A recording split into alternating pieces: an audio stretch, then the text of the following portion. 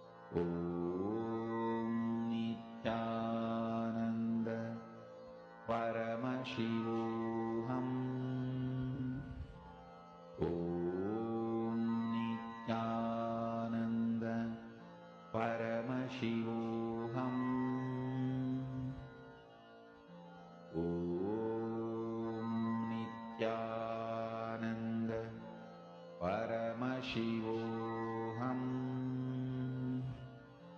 Om Nithyananda Paramashivoham.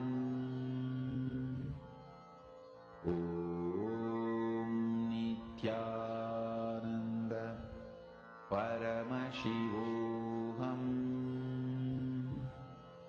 Om Nithyananda Paramashivoham.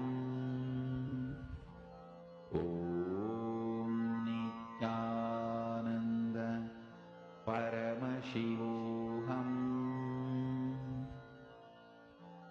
Om Nithyananda Paramashivoham. Om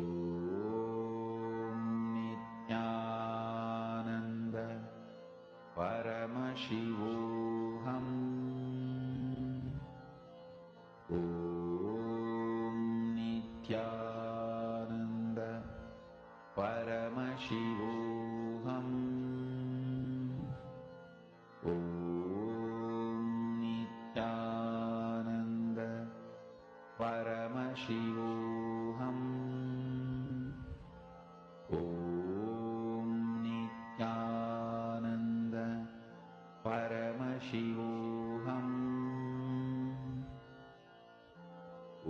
Om Nithyananda Paramashivoham. Om Nithyananda Paramashivoham. Om Nithyananda Paramashivoham. Om Nithyananda Paramashivoham. Om Nithyananda Paramashivoham.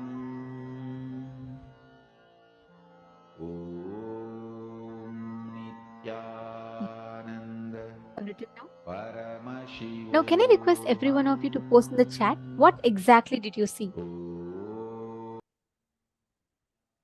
So what you're going to do now is, I request each of you to describe all the 5 things. You're going to be telling how it feels to touch it. Like you can say, is it rough? Is it very smooth?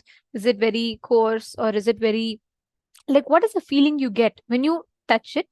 And what is the smell of it like? Is it sweet? Is it a bad smell? Is it something like a particular smell? What exactly do you smell? Right? And how do you see it? Okay, like right now you're all seeing it, but even the whole object, what it is. And then you're going to also tell the sound of it. Like if you knock on it, what sound does it come? What sound does it give? So I request each of you to describe all the 5. And of course, the taste. Is it bitter, sweet, sour, spicy? What is the taste of it? Come on, I'm curious to see. Okay, my Hedish Luck is saying lemon slice, but you should describe it. Can each of you put all the 5? Touch, taste, smell, and seeing and sound. All the 5. You all can list. So touch is like this, taste is like this, and sound is like this.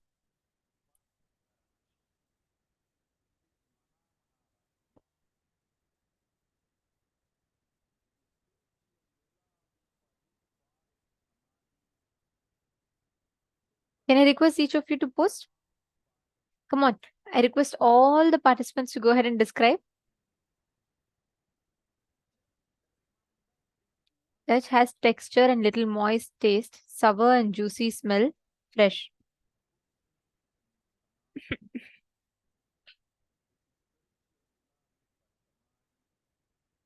Okay. Balmiist. Okay. Come on, all the others. Mahedi Shlak, Makiti Punekar. Come on.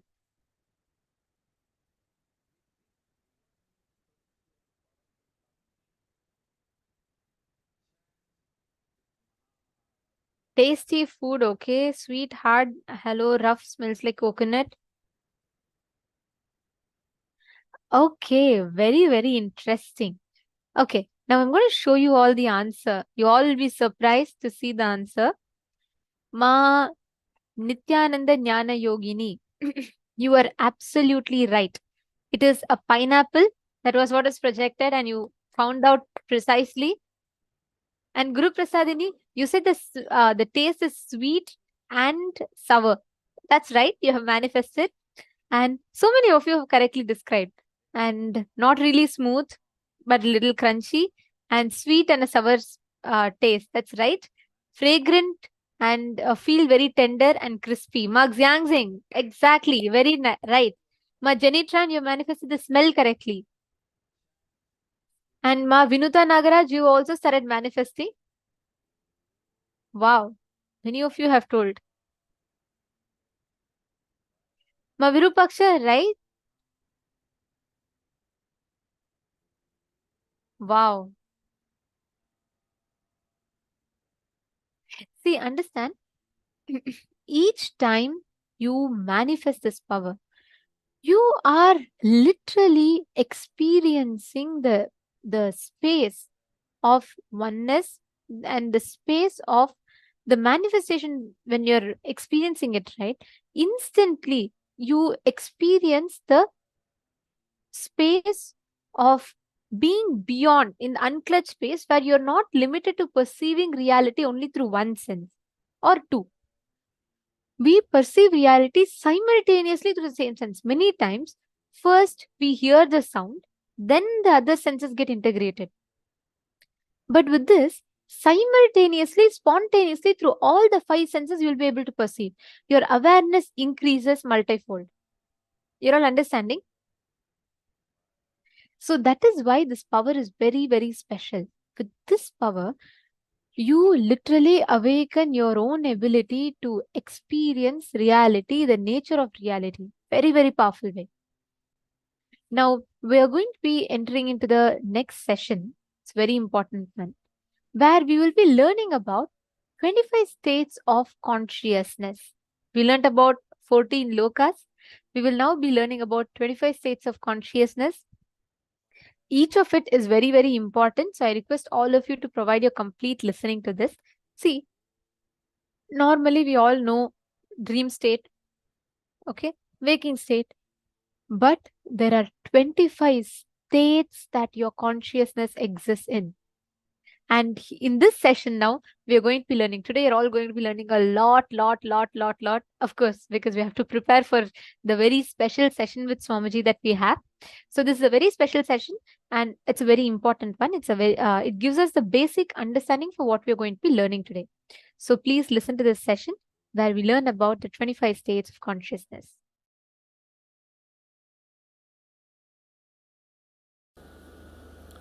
You have two levels of existing. Listen carefully. Two levels of existing. One with the thought currents, without the thought currents. With the thought currents means active inner image, constantly spitting thoughts.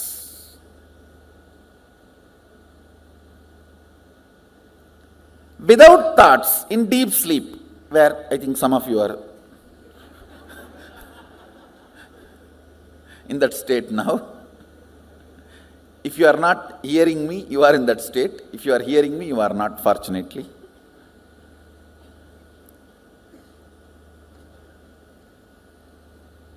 I'll repeat, listen.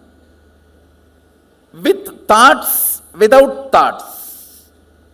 With thoughts, all of you know, constantly picking fight with everyone, everything. Actually, With thoughts is nothing but constantly picking fight with everything. When you stop picking fight with everything, there will be no thought.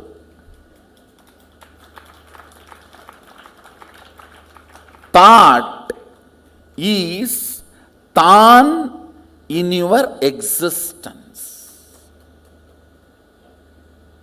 When there is uneasiness and you decide to pick fight with some part of you or the other, then comes thought.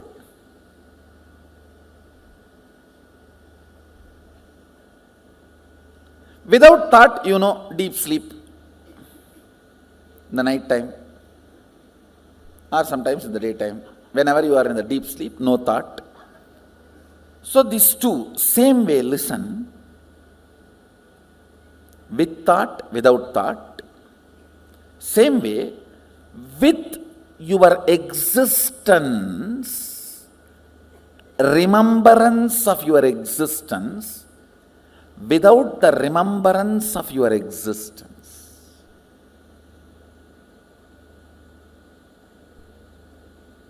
Listen. Listen. You need to listen to these words very carefully. With the idea, I exist, I consciousness. Without the idea, I exist. These two states, how many of you are able to understand? See, now, all of you have the idea, I exist. Am I right? The deep sleep, do you have that? That is why it is sleep.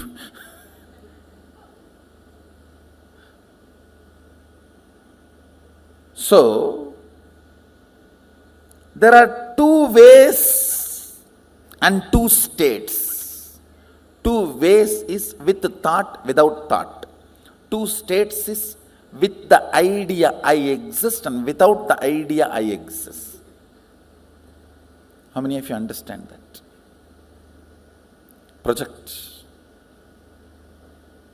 Projector. Listen.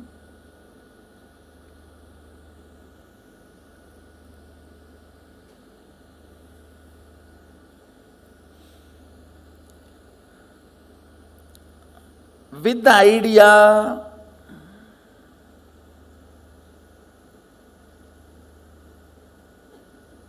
I exist, and with thoughts, listen carefully, because you need to understand this unit. This is the fundamental unit. How the states of consciousness is formed in you. Why you go through what you go through in your life. Understand, ignorance is not cute. Ignorance of traffic rules is not going to save you from the traffic ticket.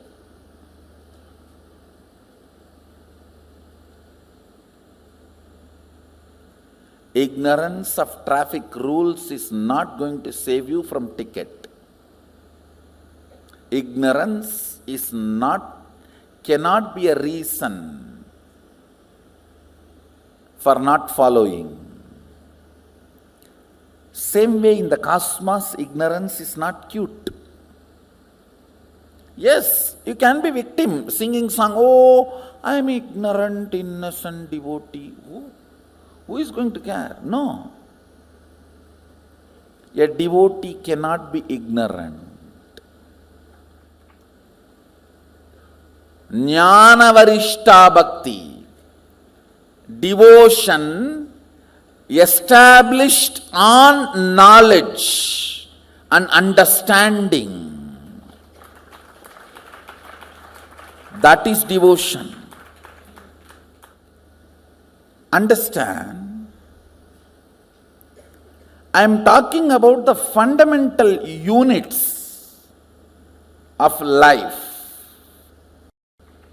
So let me go to the next word. I am introducing these 4 words. with thoughts without the idea that I exist. That's called swapna. You may say, no. In dream also I remember I exist. No, listen carefully. In the dream, you will be writing your college examination sitting with your son. How can that be? College exam you wrote much before the marriage. How many of you had this kind of a completely overlapping dream? You need to know the identity I you feel in the dream does not have independent understanding. It is just overlapping, crisscrossing of few thought currents. See, like laser beam, if 4 or 5 beams cross, that point looks like a independently shining, which is not. Same way, in the dream, few thought currents crossing, you feel as if your identity exists, but it is not. It does not have consistency.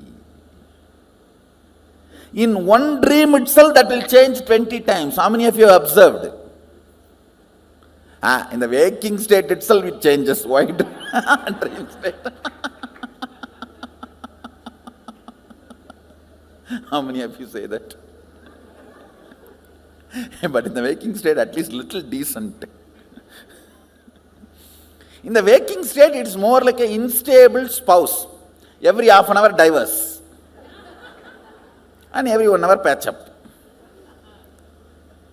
But in the dream state, it doesn't even behave like an unstable spouse. It behaves like a 10 minutes son, 10 minutes boss, 5 minutes brother, 5 minutes enemy. You just don't know how it behaves. Listen carefully.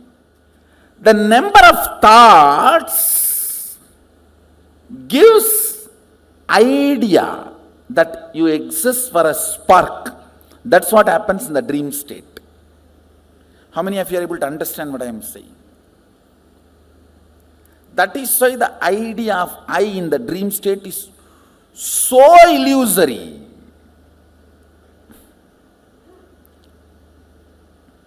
Many times you don't even remember you when you come back from dream.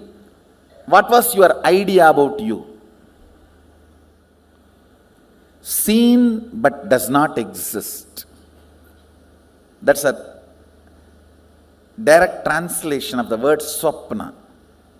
Seen but does not exist. Where the idea of I does not exist, but the thoughts exist. Means the frequency of the thoughts is much higher. The idea of I, it has no existence. That frequency is almost like a zero.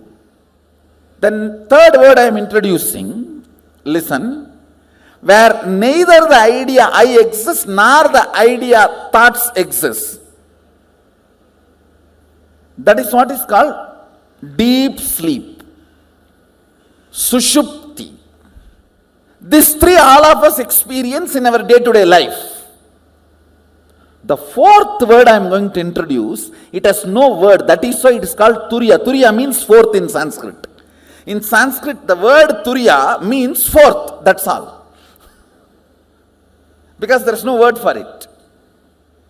Where the idea that I exist is there. I am there, but there is no thoughts. That is called the fourth state, turiya. With the idea I exist, but without thoughts, is turiya. With I plus with thoughts is waking state. Without I but thoughts is dream state. Neither I nor thoughts is deep sleep state. Only I, no thoughts is turiya. Now I want you to remember these 4 words. Let me repeat. Jakrat means waking state. Swapna means dream state. Sushupti means deep sleep state. Turiya means 4th state, awakened state. There is a 5th word Mahadeva introduces in Agama called Turyatita, means not only you are awake, you are alive, you can move anything you want. See, if you have manifested the powers of moving a matter, how many of you are successfully able to move a matter? You have seen the glimpse of Turyatita. Turyatita is the state where awakening becomes power manifestation.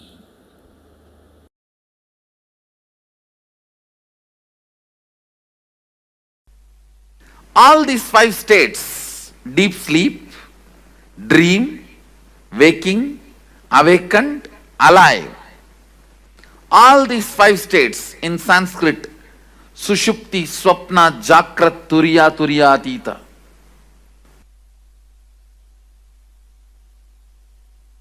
All these 5 states cross each other. You may ask, how? Because you are no more a single integrated being. All the time, one part of you is planning, strategizing about your future and possibilities. The other part of you is just interested in denying you, which is strategizing. The part which goes on strategizing about you and your future is called mind, head, intellect, logic. The part which goes on denying you does not want the direction. Not because it is right or wrong, just it does not want.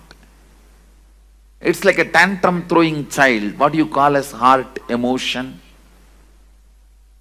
Please understand, you have been given a very wrong idea, your heart and emotion is always right. No. Both are corrupt. Understand, both are corrupt.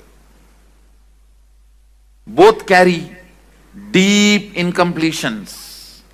Heart wants something just because it does not want that. Heart denies something just because head wants it. It's not that always heart is right. No. If you feel heart is right, no. You are wrong. Head is wrong. That does not mean heart is right. Head is wrong does not mean heart is right.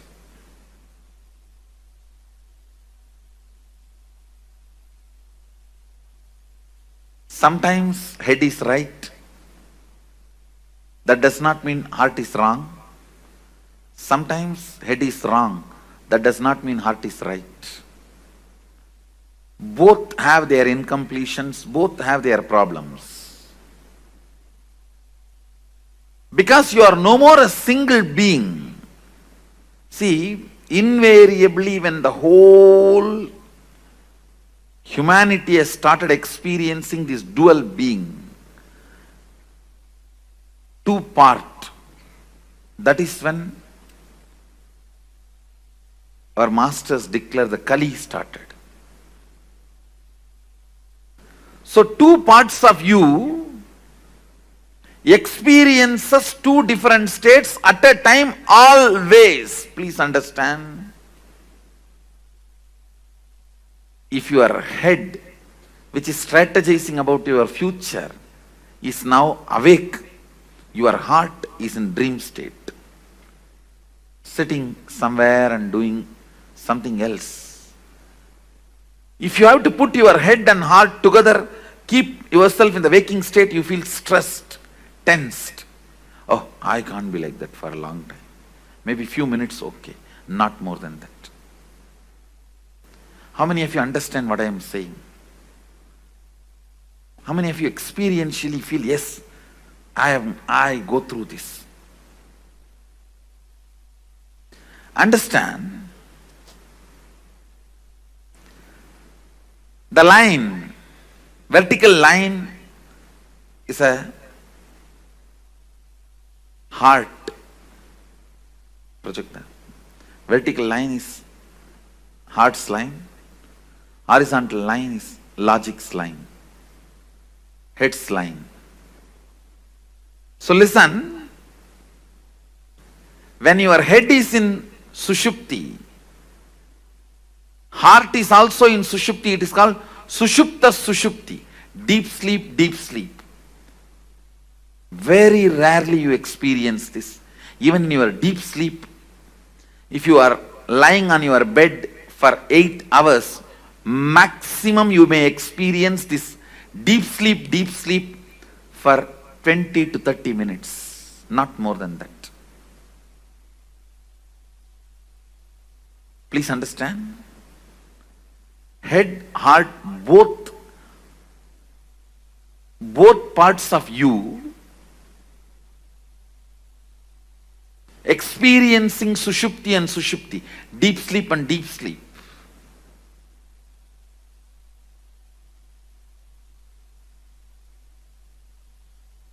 It may happen just for a few minutes. In the whole 6 hours or 8 hours, you are lying on your bed.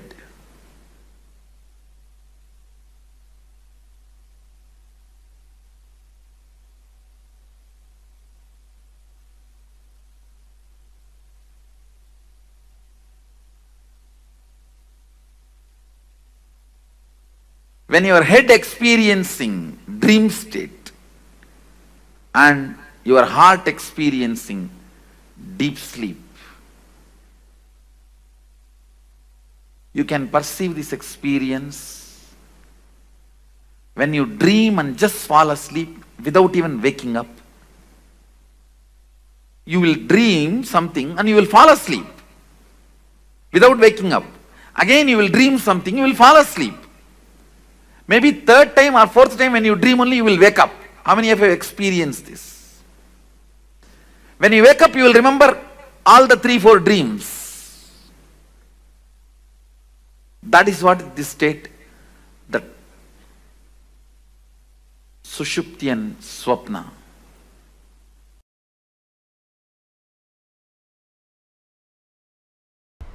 How many of you are understanding? State is not bad. Understand, all these 25 states of consciousness is 25 dimensions of you. You are 25 faces. You are 25 dimensions. In the waking state, how you are able to control larger part of you. You can control your hands, you can control your legs. Many things you can control in your waking state. When you want, you can get up and go and pick up a cup of tea. When you want, you can go and use the restroom. In the dream state, if you find a restroom, don't use, it's a trap.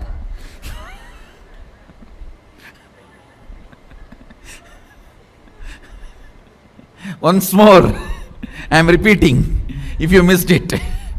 In the dream state, if you find a restroom, don't use, it is a trap.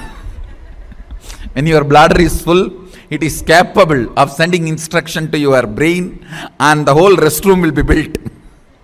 And you will be made to feel comfortable. Only things are a little wet or hot, you realize what has happened.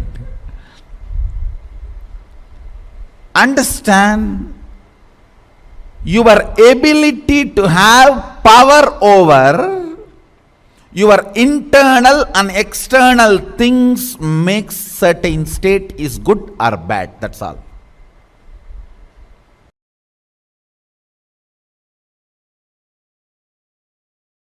if you are in delusion, don't be afraid. It is actually delusion kicks you to the next level of liberation.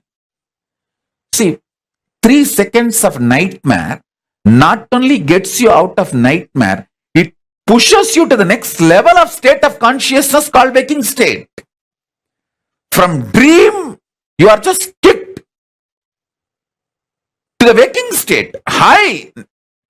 From dream, moving to waking state is like an enlightenment in dream state. So, if you had a very sweet dream, normal dream in your dream state, you would have just gone again back to dream state or deep sleep state. But if you had a nightmare, you can neither go back to dream state or deep sleep state. You have to be kicked to waking state. So, delusion in the delusion in the dream state is nightmare. But ultimately that nightmare does a great good thing that you are enlightened, pushed out of the dream state to the waking state. From waking state, if you are pushed to the Turiya, that is enlightenment. Same way, from dream, if you are pushed to waking, that is enlightenment in this level. Understand? Enlightenment means getting pushed to the next higher state of consciousness. From deep sleep, if you are pushed to the dream state, that's one level enlightenment. From dream state, if you are pushed to the waking state, that is one level of enlightenment. From waking state, if you are pushed to the Turiya, that is next level of enlightenment. From Turiya, if you are pushed to Turiyatita, that's the next level of enlightenment. So understand, the nightmare in your dream state is not as bad as you always think, because just the 3-second nightmare, and you need to know, no nightmare can be longer than 3 seconds. It's a law of life. In the dream, it may look like a long time, but actually, in chronological waking state time, it is only 3 seconds. So,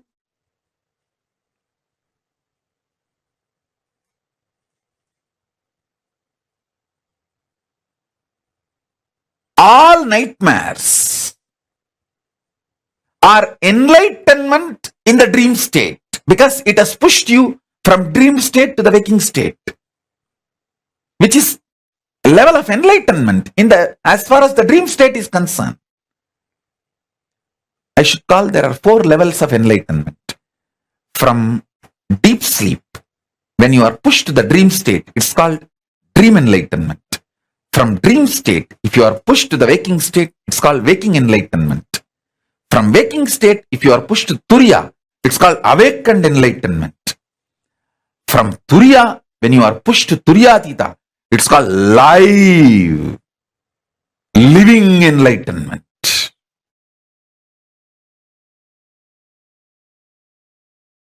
The body which is fueled only by Sushupti, Jakrat Swapna means deep sleep, dreaming and little waking state once in a while because of cup of coffee. The body which was being dragged, functioning only with these states, if even little Turiyatita is mixed, it is like a wow.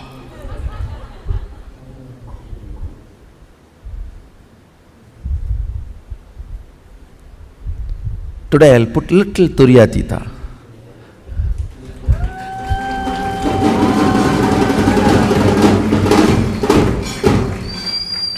You will see the kind of a alchemy change in the system.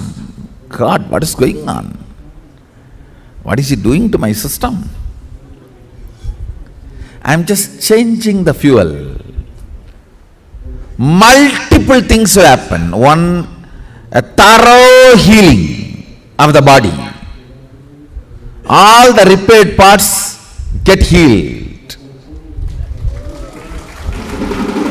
All the friction disappears. Ability of your mind to see, perceive, cognize Jiva, individual self, Jagat, universe, Ishvara, Sadashiva. Ability to cognize Jiva, Ishvara, Jagat. Ability to connect with the Jiva, Ishvara and Jagat becomes high when you are fueled with the Turyatita space and state. That is why these 25 states of consciousness, knowledge about it and experience about it is very important. There's a beautiful verse by a great saint Tirumular. பொன்னை மறைத்தது பொன்னணி பூஷணம் பொன்னில் மறைந்தது பொன்னணி பூஷணம் தன்னை மறைத்தது தன்கரணங்களே தன்னில் மறைந்தது தன்கரணங்களே. I'll give you the translation. If you see the jewel, you will not remember the gold. If you remember the gold, you will forget the jewel. Design. If your body is fueled by deep sleep, waking and dream state, Jagrat, Swapna, Sushupti, it will all be about Karana. Karana means eyes, ears, tongue,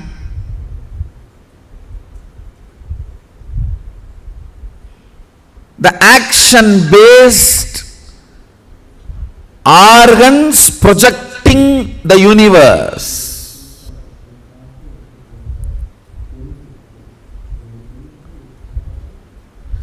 These organs projecting the universe does not let you experience your original Turyatita state. When I add this Turya and Turyatita like a juice into your being, it can be added just like a juice. Like I can pour this tea on your head, like that, I can pour that. One good thing, the tea will overflow, this will get into your system. Turya and Turyatita. When the Turya and Turyatita gets into your system, the Karana, the organ-based projection of the world dissolves into your original state. So the original state becomes reality. Then the organ-based projection universe. Listen. Organ-based projected universe, as long as you are perceiving it, you are pursuing it, it will all be love, hatred, good, bad, right, wrong, jumps in the life. But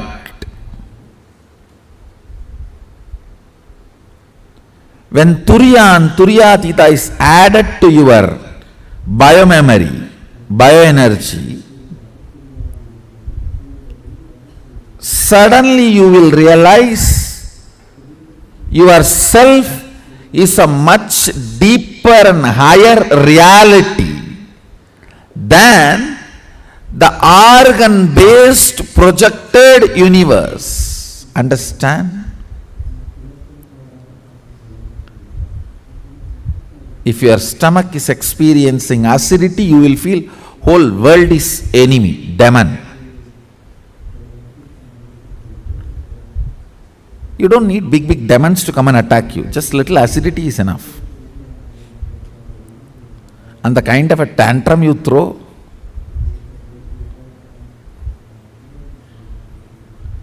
a simple hunger and food is not immediately available. How many go crazy? Raise your hand.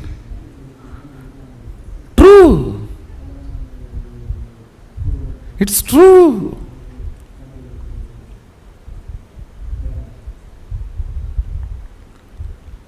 Organ-based projection, perception of the universe, that is like a crude oil run tractor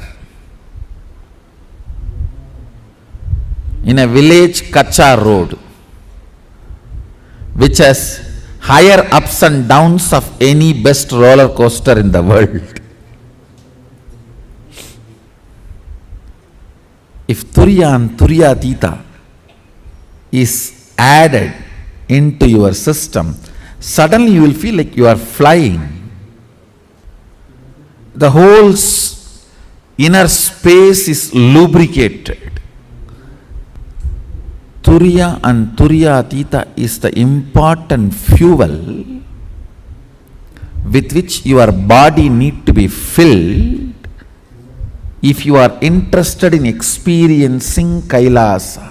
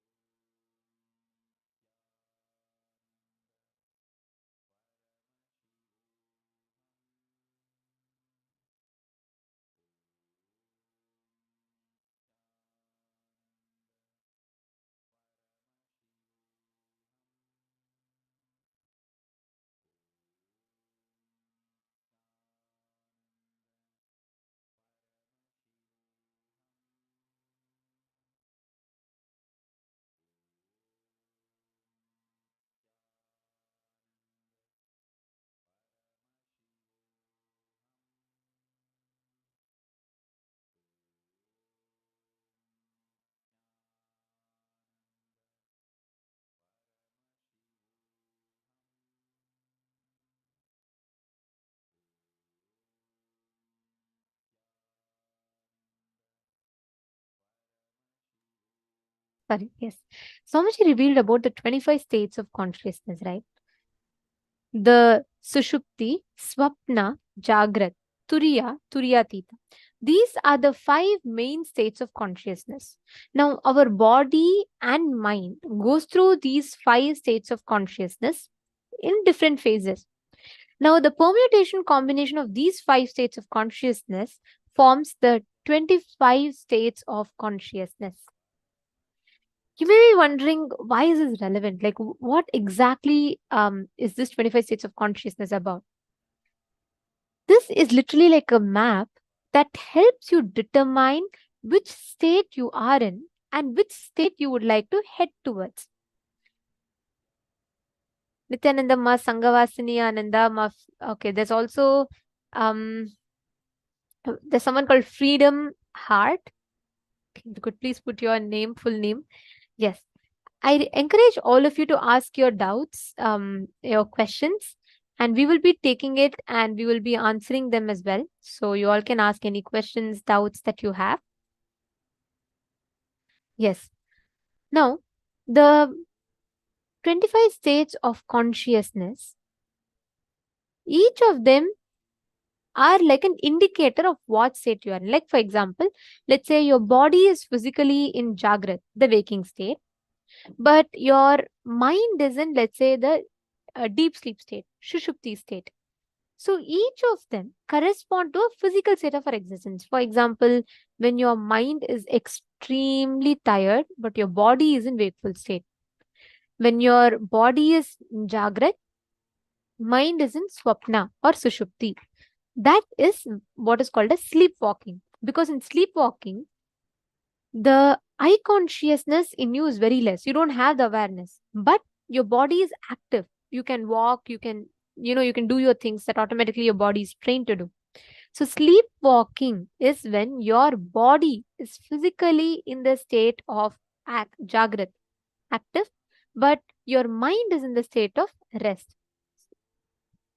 Right? Your mind is in the state of deep sleep.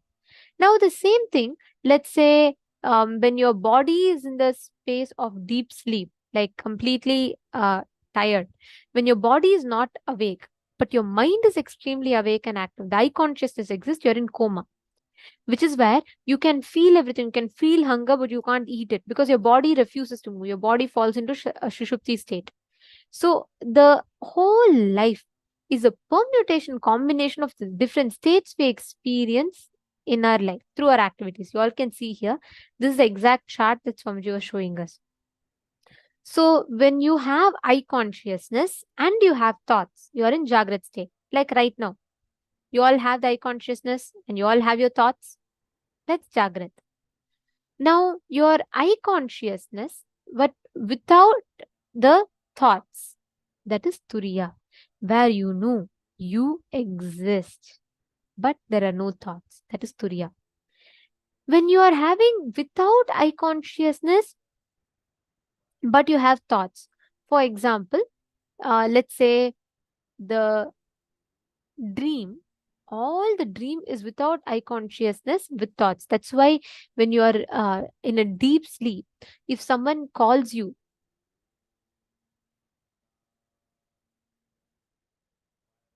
when you're in deep sleep, when someone calls you, you will not know. When you're in deep sleep, if people around you are talking to you, if they scold you, you will not know anything because you do not have the eye consciousness, but you have thoughts. The dreams happen in you. Understanding?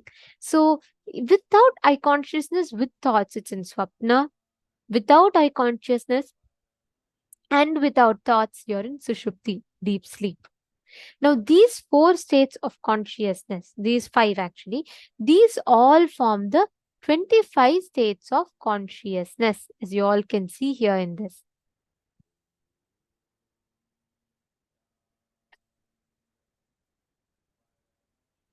So the 5 states, actually what you all see in the vertical line is the 5 states. What you all see in the horizontal line, 5 states. The vertical line is mind, the horizontal line is body. So the crisscrossing of these 5 states and of consciousness with each other forms the 25 states of consciousness. The horizontal line is a state of mind, logical. The vertical line is a state of the heart, emotional. That throws a tantrum whenever on what mind decides or desires. Now listen very carefully. Some of the most important truths that Swamiji revealed in this session. Why it is important for us to understand this is because these 25 states of consciousness is like it's like a map, it's like a chart. based on which you will know in which state you are existing on. What is the state of consciousness that you're existing on? You will know what will determine your further future course of actions. It will help a lot in understanding this. Okay. Anyways, so what Swamiji was saying is, see, what you desire by your logic mind, what you believe is the tantrum throwing child, which is the heart. You will never get what you desire. You will only get what you believe. You will never get what you desire. You will never go by the logic. Your logic desires, oh, I should venture into this, I should get $1 million. But what your heart believes is what you will get. All these 25 states of consciousness is the 25 dimensions or phases of you. You can't say just because you're in Sushupti, tiredness, you are bad. No. There is nothing right or wrong, good or bad in this. It is just the state of your existence. Your ability to have power over your internal and external things makes a certain state good or bad. If you have power over your external and internal emotions, then you are good. That is good for you. If you are powerless and you let the external situations take power over you, then it is bad. Now, Swamiji told, right, your focus needs to be on being powerful, not on changing the states. Whatever state of consciousness that you exist in, you becoming powerful about that state is what matters. That is what determines whether we are in the right state of consciousness or not.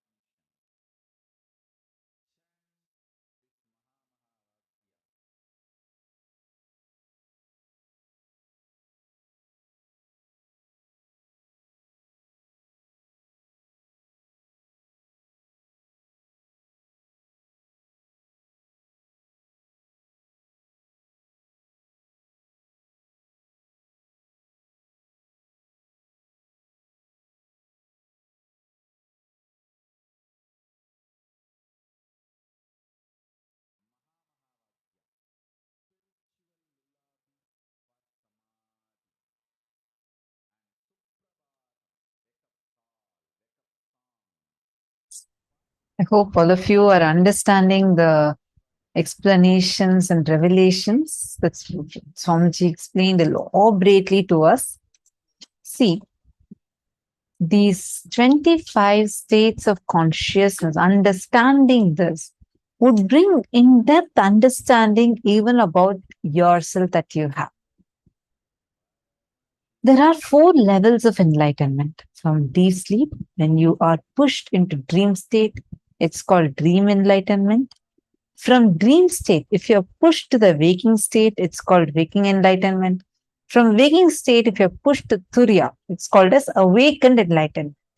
From Turiya, when you push to Turiyatita, it's called as living enlightenment. Now, we'll do a quick thing.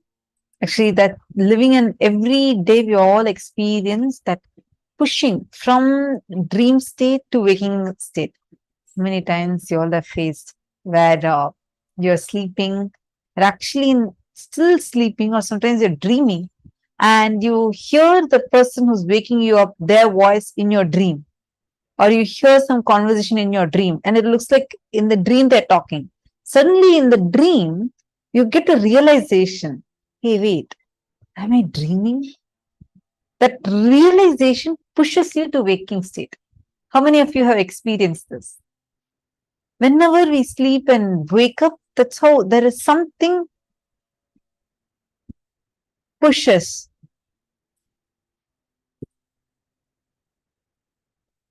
Sorry, I'm seeing in the mail Zoom. Are all of you able to hear us?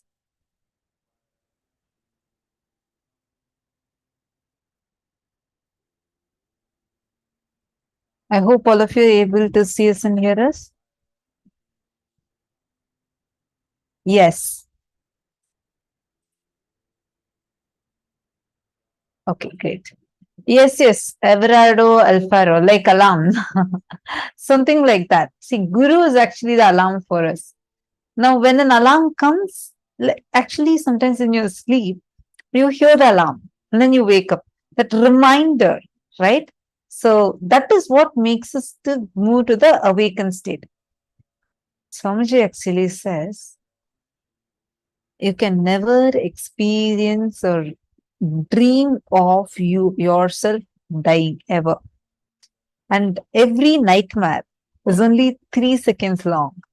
Any nightmare you have, it can maximum be there only for 3 seconds or 30 seconds, like very less, very, very short amount of time. After you wake up, you cannot be in a situation. I have actually, okay, how many of us have dreamt of things like where you're almost attacked, almost even something like a tiger is chasing you, it's almost going to kill you. But then, and at situations where like you even think that you're about to be killed, but you wake up. Because you can never dream of yourself dying at all. That pushes you to the awakened state, like to the next state. Anyways, now let's take a few minutes and write any 5 instances where you know that you are powerless in one of these states of consciousness. Take a few minutes and just any 5 instances where you know that you are powerless.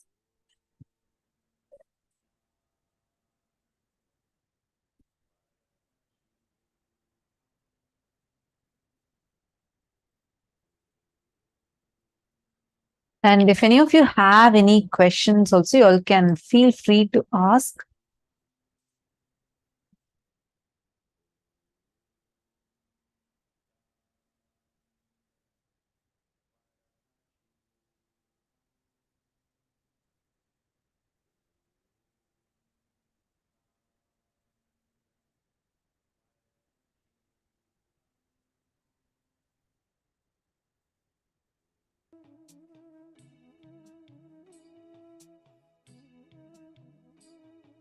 Any questions any of you have, feel free to post it now and make sure you put it as question in caps and post your question.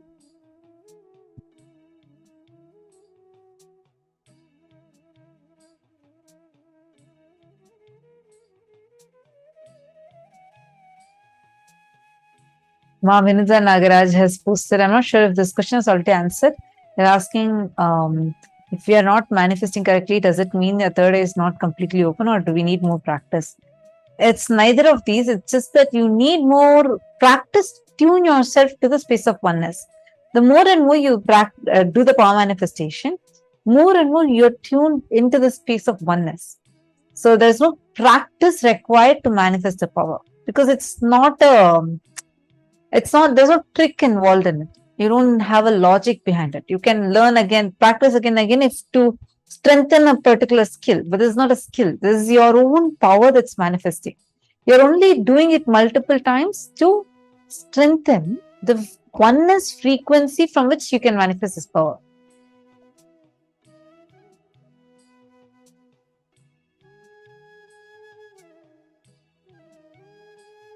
Yes.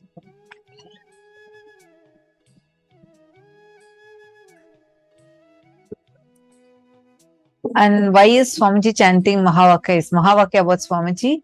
This Mahavakya is not on anything. See, Mahavakya, it's more like a password. The password for us, Swamiji has, see, enlightened beings, enlightened masters and avatars put a huge amount of energy and some cognitions, powers into a code. Whenever we hear where they say, for example, Arjuna was given the revelation, he was initiated with Pashupatastra, or he was given the knowledge of Brahmastra, any astras. These are not physical weapons. Understand, these were like a code. The moment they utter that code and visualize that code, it becomes an astra and goes and destroys the person or destroys the thing that they want to destroy. These astras were by a code. Same way, there are mantras that actually won't make any sense. Like the meaning would be, there would be meaning, but not really to what extent the mantra is powerful. Mahavakyas are like that. For example, Tattvamasi, you are that.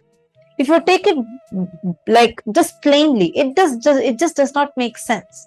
But when the Guru utters and gives that as a Mahavakya for you, you can use that for your enlightenment itself. That's how Shvetaketu became enlightenment. The Guru uttered Tattvamasi, Shvetaketu, Tattvamasi, and he became enlightened. He realized who he is. You are that, you are that. Understand, you using Mahavakya, you can experience immense oneness and manifest all these powers. Swamiji has literally created like a software, and the password for the software is the Mahavakya. The Mahavakya itself does not have any clear meaning. The Mahavakya, the sounds are designed in such a way where you, just by chanting that continuously, the higher frequency initiations will also start manifesting through you. And why is Swamiji chanting? So that Swamiji can initiate all of us through that. Do these instances in the exercises only have to be when we felt powerless in the dream state or any time? Any time, ma? Basically, just to identify in what all ways, in which states of consciousness, like for example, you were you had slept for a long time, but again in the morning, you were extremely tired and sleepy and you were very powerless about that. Like this, any 5 instances, just identify. I'm just going to project the slide.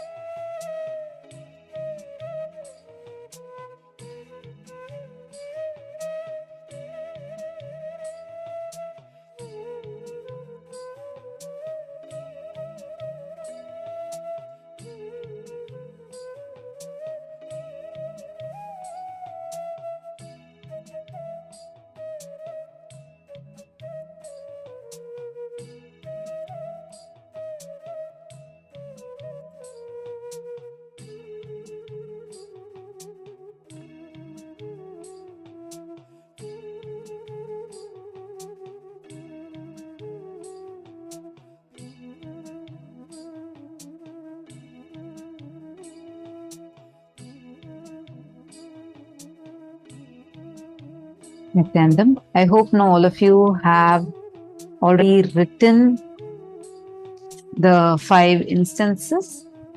Now, let's all enter into the next session. So, we all understood about the 25 states of consciousness. We learned about 14 lokas. Then we now learned about the 25 states of consciousness. Next, we're going to learn about 11 dimensions of the universe, like how you say length, breadth, depth. And then that's what we are experiencing, and we know very little about time and little about space. What are these 11 dimensions of the universe? Recently, scientists have also discovered, saying that our brain can see up to 11 dimensions. So what exactly are they? Let's listen now to the revelation from Swami.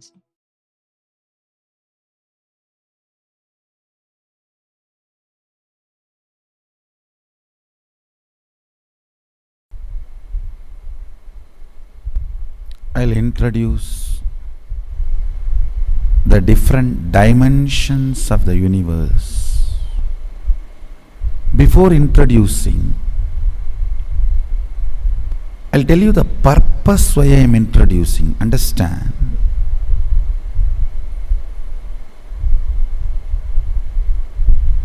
You need to logically, rationally, intellectually know all the possibilities available for you. If you know all the possibilities available for you, your life will not be silly. Listen. If you know $1 billion is in your bank balance, will you be fighting with your neighbor for the $1 coin or 2 cent? Oh, I think it is mine. No, my kid dropped, it is mine. Come on, let's fight, and pick up the gun. You will not go for that if you know your possibilities. Understand, life is all about getting matured. Taste getting matured, your greed getting matured, fears getting matured, needs getting matured. It is all about you getting matured. Please understand. At the age of 7, you want to play with a car toy. At the age of 17, you want a car.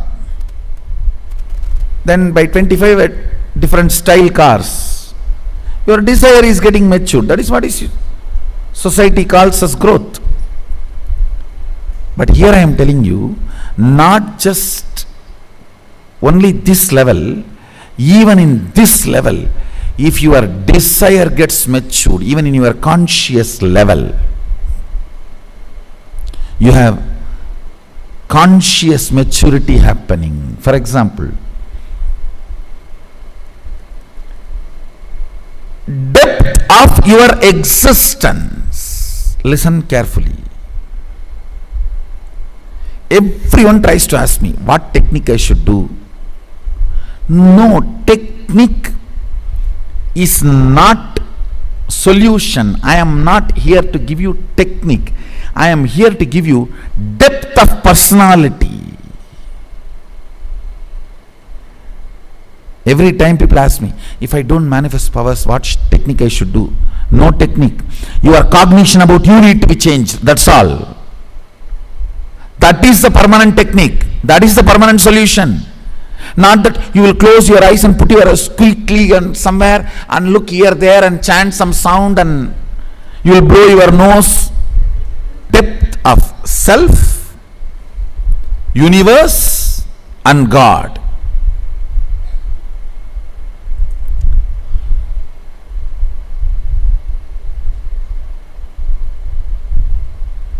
Your identity you are carrying is too silly. It may be, oh, I'm a successful businessman. How can Swamiji say I'm silly? I'm a successful social leader. I'm a successful political leader. I'm a successful educationist.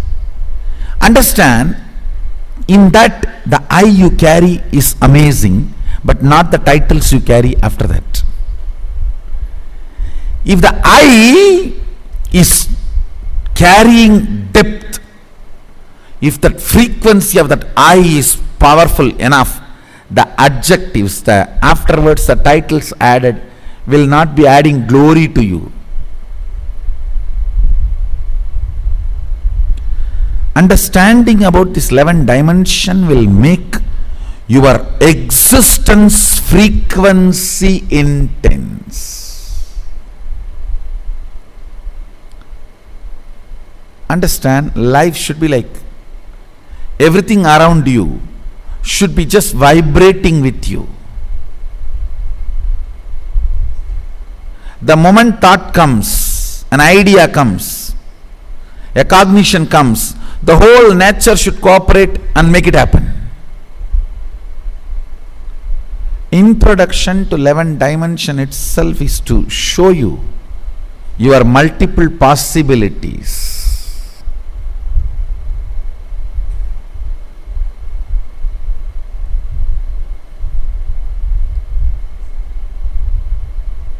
Actually, I am interested in you, not your identities. That is why when people try to come and tell me, Swamiji, I am this, what can I do for your mission? I tell them, first, your consciousness, let you make it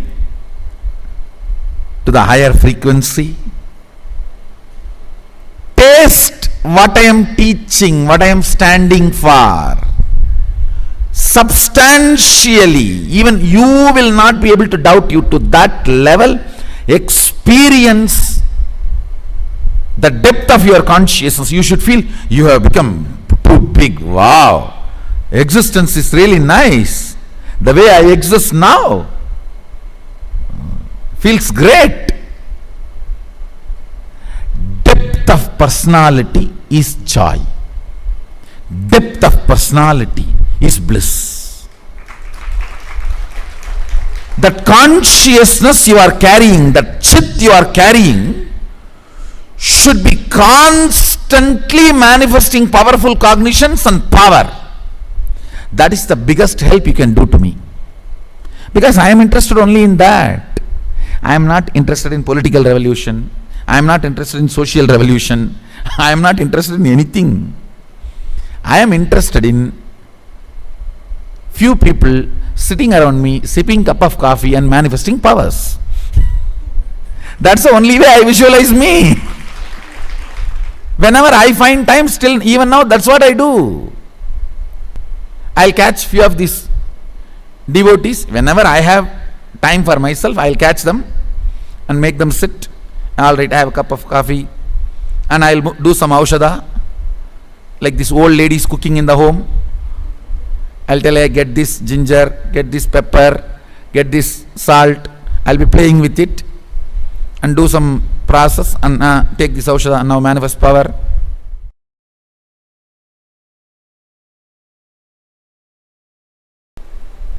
When he decided to become many, to celebrate himself, all the dimensions of this universe opened.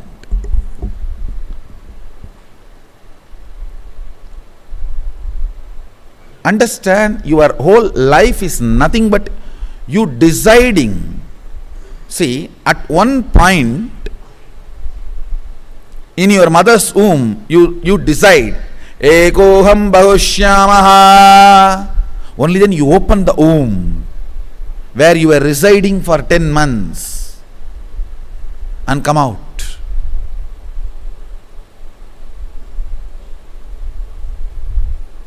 But after that, everything is mess. That is different. Listen,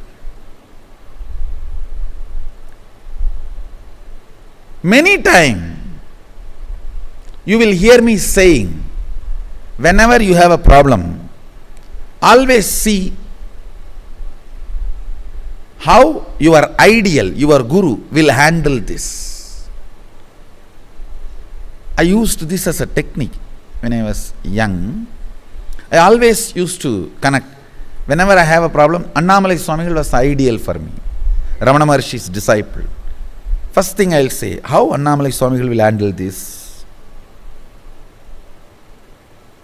Of course, after Arunagiri Yogeshwara happened, he became the ideal. Then I will always look how Arunagiri Yogeshwara would have handled this. Have this one understanding how Sadashiva will handle this. The moment the one became many, all the problems you have, he also started having. Don't think he does not have a problem. Yes, all the organizational problems you have, relationship problems you have, everything you have, yes. He solved it. You have not. That's all.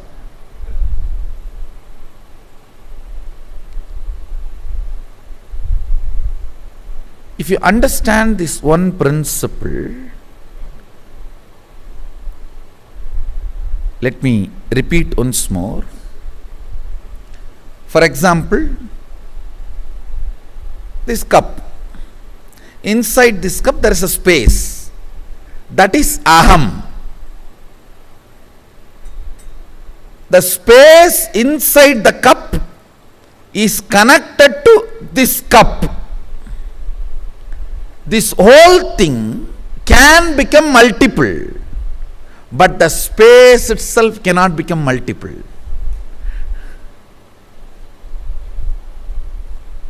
Anything which has become multiple, as the source of oneness inside them. Listen carefully. Anything which has become multiple, as a source of oneness in them, oneness has not become many, only one became many. Aham associated with oneness, one associated with oneness has become many, but continue to be filled by the oneness.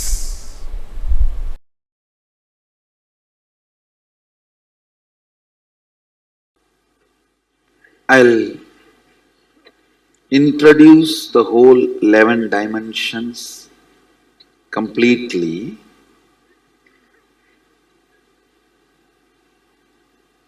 and answer all the questions you have.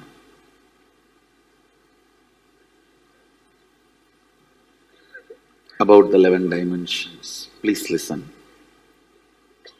Normally what you perceive in your day-to-day life, the length, breadth, depth, that is one dimension.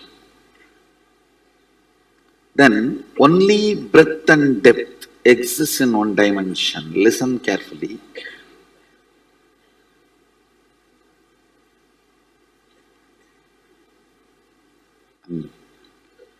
Only breadth and depth exists in certain dimension.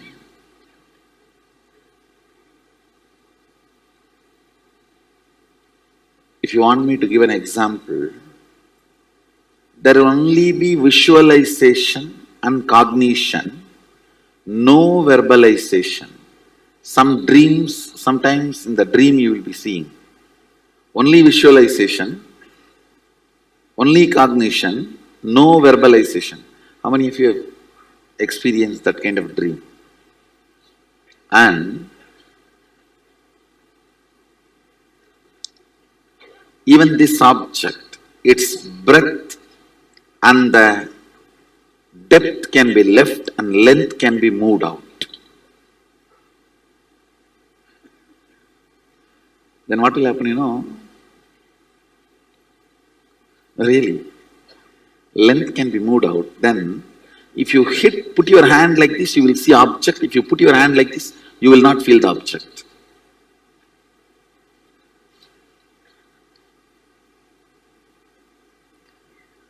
I'll explain further.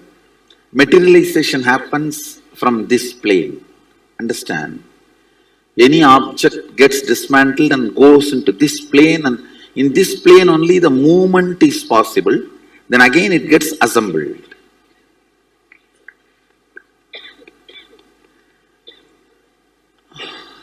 I think this will give you a much better example. If this length is taken out of this object, to any length this can be shifted.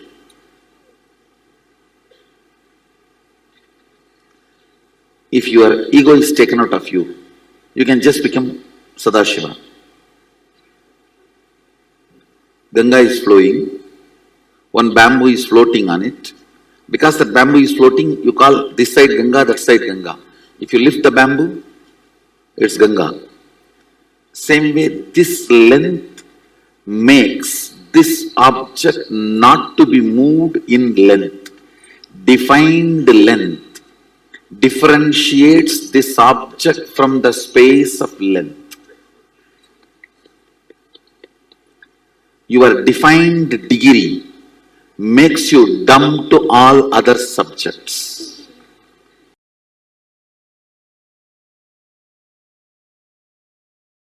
Listen, one end of the rope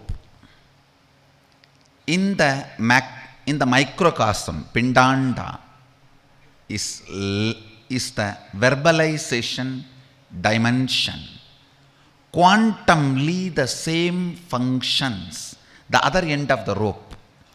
In the Brahmanda, macrocosm, as length dimension. Same way, what functions in the microcosm as visualization in the Brahmanda, in the macrocosm, that is only is breath. Listen, now third statement is very important. What functions in you as cognition, how you cognize yourself, individual inner image in Pindanda, microcosm. How you feel about you, that same only, that cognition, inner image, vibrates as the dimension of depth in the macrocosm. That is why your inner image matters for your life. What you attract, what you manifest, how you live matters, I tell you. Never allow lower inner image in you. There is nobody has a right to judge you. Even your guru has only right to help you, not judge you. Listen. Even your guru only has a right to help you, not to judge you. Even guru does not have a right to judge you, then who else?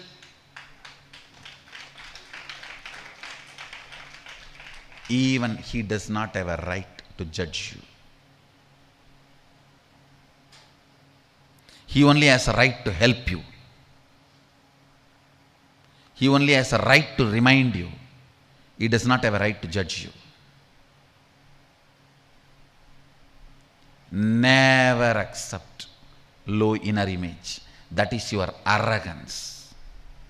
Do not fall into the arrogance of accepting inner image. You always think, no. Inner image is very humble. No. Weak inner image is arrogance. Don't call it as humbleness or meekness or goodness. No. don't ever give any good word for it. Having lower inner image is abusive arrogance. Ignorance coupled with arrogance. Understand? Alcohol coupled with sleep tablets. Alcohol coupled with antidepressants. After that, you will never get depressed. Because you are depressed. You will be inside the earth. How will you get depressed?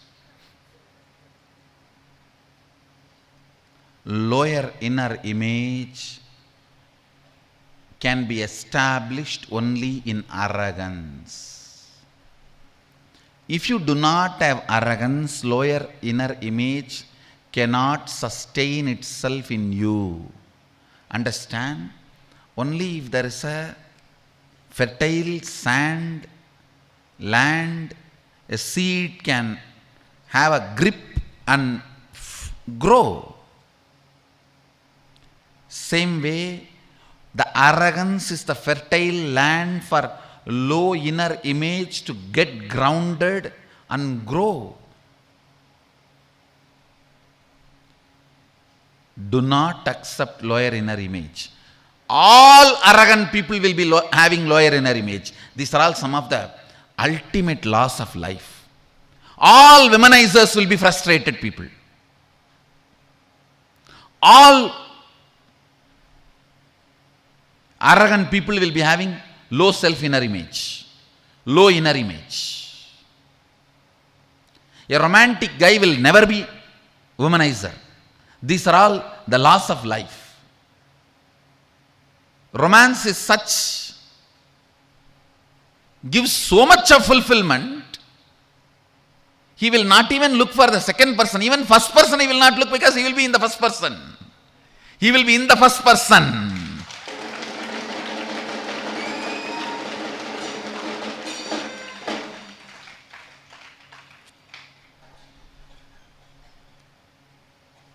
A womanizer will be most frustrated fellow.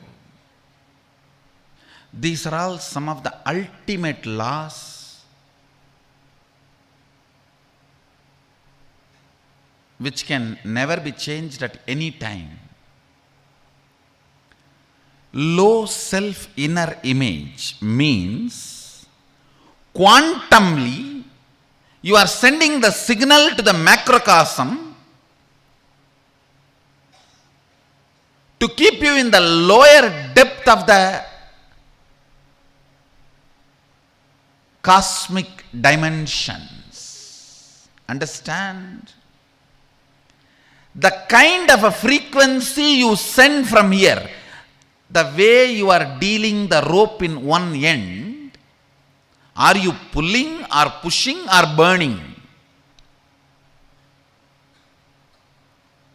One end of the rope is in your hand, the other end of the rope is with the cosmos. Listen, one end of the rope is in your hand, the other end of the rope is in the cosmos. The macrocosm quantumly operates into microcosm. Your verbalization directly affects the length dimension of the cosmos. Your visualization directly affects the breadth dimension of the cosmos. Your cognition about you directly affects the depth dimension of the cosmos. You quantumly function with the macrocosm. You quantumly function with the macrocosm. Whether you want to function, you don't want to function. Whether you want to drive or don't want to take control of the vehicle you are sitting in. Car is already moving in 120 kilometer speed. Listen, you do not have a choice now. No, I'll wake up after 2 years. I think I will attend to all this and then wake up. No, no choice. By the time you wake up, you may not be able to make up. By the time you wake up, you may not be able to make up.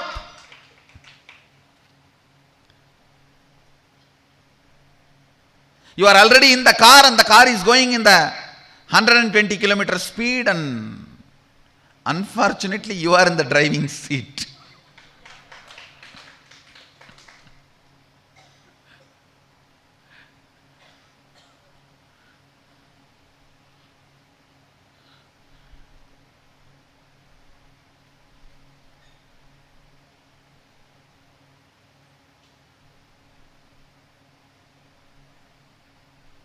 It's like one person is saying, my grandfather died peacefully, but people around him only died a horrible death. He asked why? Because he was on the wheel and sleeping.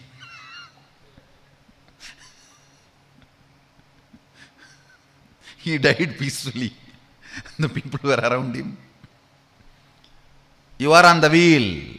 You are behind the wheel. You are in the driver's seat.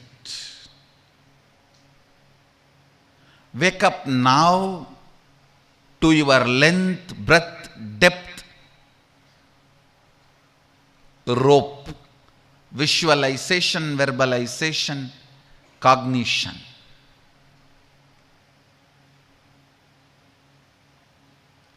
Even if you don't wake up, the earlier signals you sent is doing its job automatically. Understand? If you don't wake up now, don't think the car is going to stop. The earlier automated gear system in which you have put, it's going to be running in that. How long? Sometime till the fuel is over. It runs like that and stops. That is what I call unconscious death and birth. You take another one, Janma, without waking up. Appa.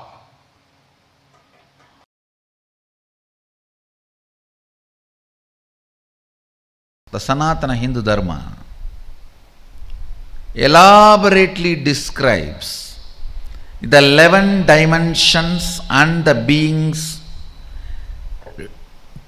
exist in the 11 dimensions: length, breadth, depth, time and space. These are the 5 unit dimensions. And the permutation combination of that 5, length, breadth with the time space, breadth, depth with the time space, length, depth with the time space, the various permutation combinations of these 5 basic dimensions forms 11 dimensions of the universe. Listen. Knowledge and understanding, even if it is intellectual, knowledge and understanding of this 11 dimension makes many of the suffering caused by others and the sufferings you cause to others redundant. Only a person who understands 11 dimensions of the universe can be non-violent, can be really non-violent. The ahimsa.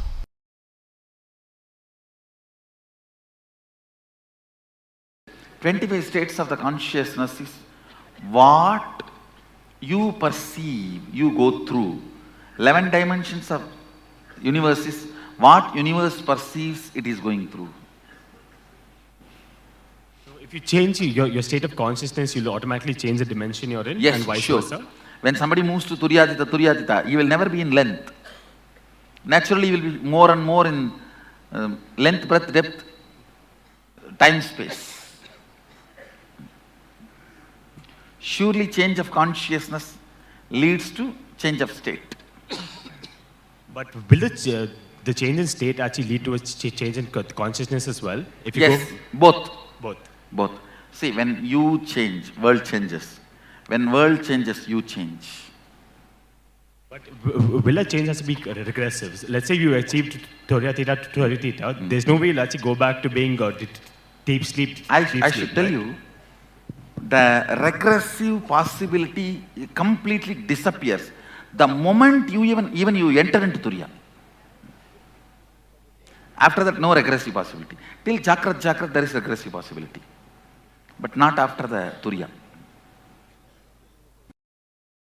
When I'm in a relationship or I'm having a meaningful conversation with somebody, is it just the state in which I am there that will define the quality of relationship or conversation I'm having? Or is it that in that state, what is the extent of length, breadth and depth I have? That will decide. No. Actually, the state in which you exist, that decides. Length, breadth, depth is always liquid. It just gets altered the moment you shift that state. Just a simple remembrance of the Guru. The intimate touch, that experience, remembrance, your whole energy will be shifted. The length, breadth, depth will be different. That is why we have in Sanskrit, Smaranat Mukti, just by remembrance liberation. So, you don't have to bother about length, breadth, depth of that dimension, that space. The space you are in matters. So, the 5 components of these 11 dimensions, are they anyway related to the Panchabhutas? Because they seem No. 5 elements are, all 5 elements are within the, see, that space is different, this space is different. The space in Panchabhuta is Vyoma. The space in this 11 dimensions is Akasha. Okay. Vyoma is different, Akasha is different.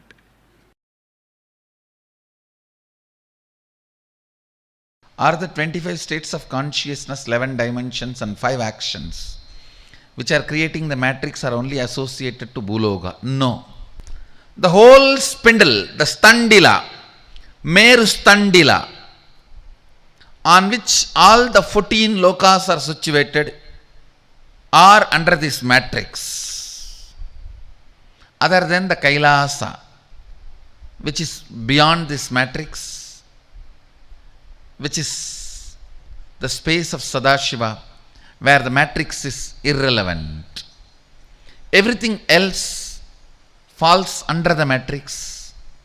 It is already inside these 25 states of consciousness and 11 dimensions and 5 actions. And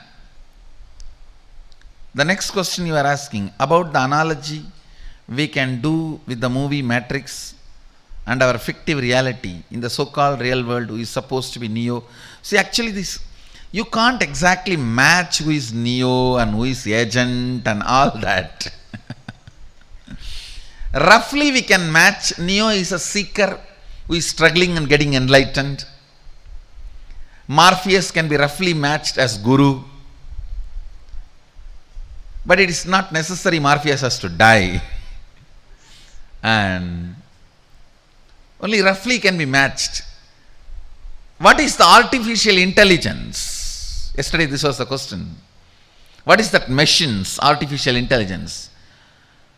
The common understandings which are not real but accepted as a system by all of us, like a concept of currency. It's not real. It's a paper. But all of us agree to work with that. The realities made by us, but not existentially real. Currency, passport, citizenship, ownership, paper. All these are the artificial intelligence. All these are the machines which are sucking us. Understand, You are nothing more than 120-volt battery for this matrix. And don't think matrix is going to start. It is already started. The moment created reality is playing 51% of your life than the existential reality, you are under matrix. See your life, the decisions you take, the actions you perform, the life you live is 51% is based on the existential reality or based on these comparative realities. Non-existential but created realities which are almost made to believe by us as existential reality. Please understand, a disease is an existential reality. Medicine for it is an existential reality, but currency is not existential reality. Grain is existential reality. Hunger is existential reality. Currency is not existential reality. Separate these two. Land is existential reality. The passport you need to live there is a created reality.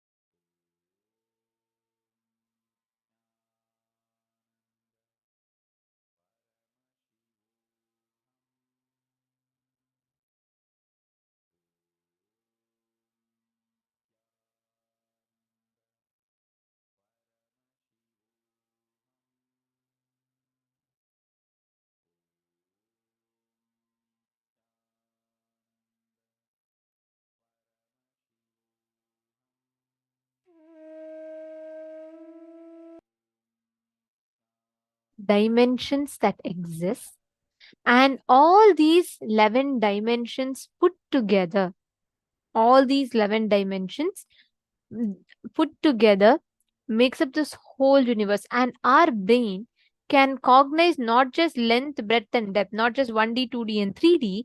We can cognize up to 11Ds. We can cognize up to 11 dimensions.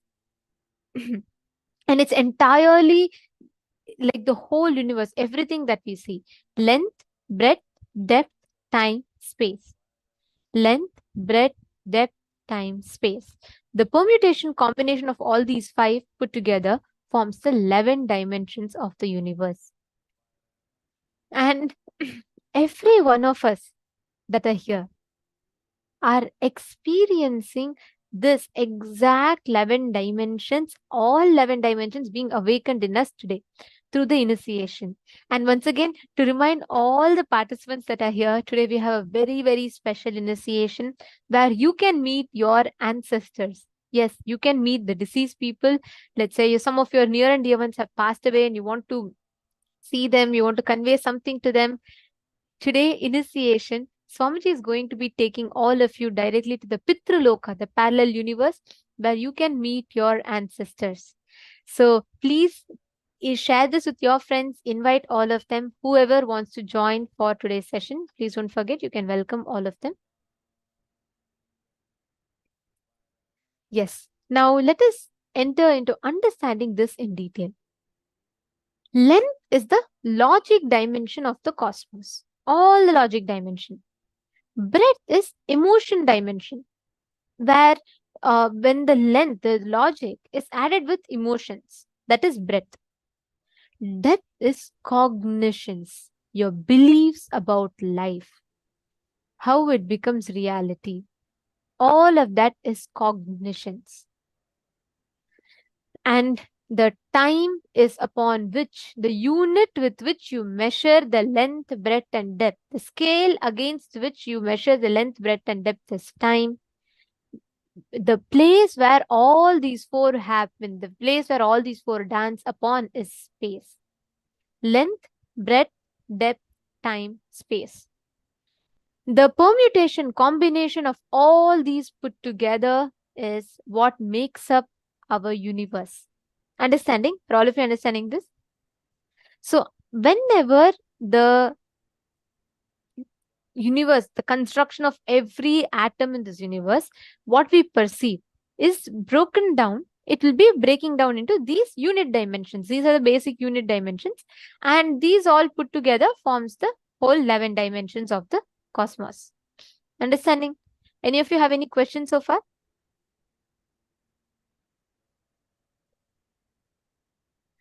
Yes, if you all have any questions, please feel free to ask.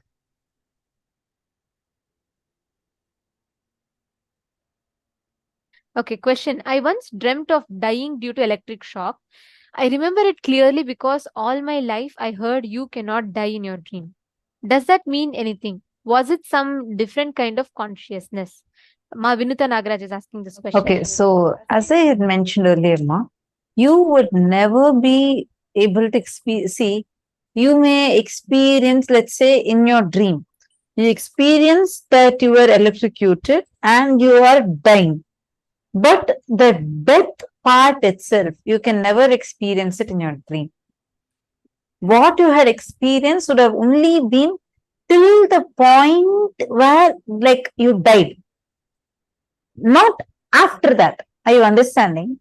The point till where you died. That's all. That much you can experience in your dream.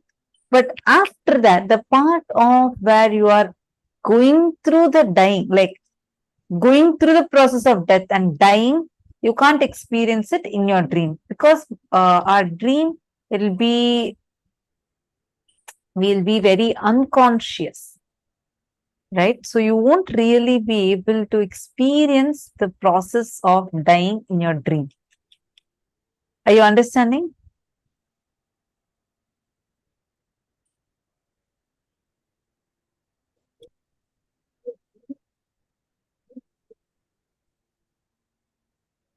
Okay. Any other questions any of you have?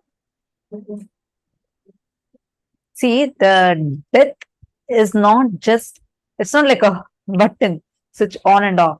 Actually, whenever anyone goes through death, it is not a second, like how they show in movies. Oh, a person is dying, they go to the hospital, they're admitted, and then, like, in one instant, just they're dead. No, you actually go through death in a, it's like there is a period of time, because slowly, part by part, your body goes through the death. That's why we did the death process, remember? Where the step by step, the process of dying happens, and then you face all the best experiences you've had in this body.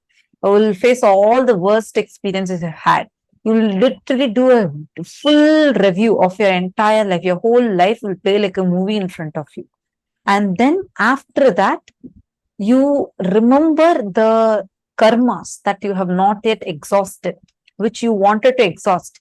But you would remember the karmas that you wanted to exhaust, but you were not able to exhaust, and go through deep pain. And that's how layer by layer, Swamiji has actually elaborately described this, how there are panchakoshas, the 5 layers in your body, how, like, step by step, the death happens. So that's why you can never die. What you can remember in your dream is only the process of the death, like you're about to die. That much only you can do. And after that, you won't be able to cognize. And actually, the moment all the nightmares, the worst nightmares, Swamiji says, can only be 3 seconds. No nightmare can be more than 3 seconds. Every nightmare can only be 3 seconds, because beyond that, you cannot process. Your brain can't process death. So you will wake up. Always you will wake up with the nightmare. Like whenever there's a nightmare. Okay, Mark Xianging Zhao is asking, is there a written version of the 5 dimensions, 25 forms, 25 states of consciousness, 11 dimensions of the consciousness? I heard from the teacher that I couldn't organize it all at once. There is a text version that you can read and understand slowly. Actually, Ma, I suggest there is a like a table, but I suggest that as opposed to the table, you listen to it from Swamiji. There are a lot of videos on YouTube where Swamiji speaks on this 25 states of consciousness elaborately. If you could please listen to that, Ma, that will really give you an in-depth understanding. Actually, Ma Vimala, you're asking this question, Ma, when we die, do we die in all the worlds? As our breath is same everywhere. Actually, honestly, I'm curious of this. This one question even I'm also having, because Swamiji says breath is the same across all the 14 lokas. So this one part even I also have as a question. You can ask Swamiji today during the darshan. You can post this on Twitter and on YouTube, so that when Swamiji is revealing, and you can get an answer directly from Swamiji. And also there's one more question.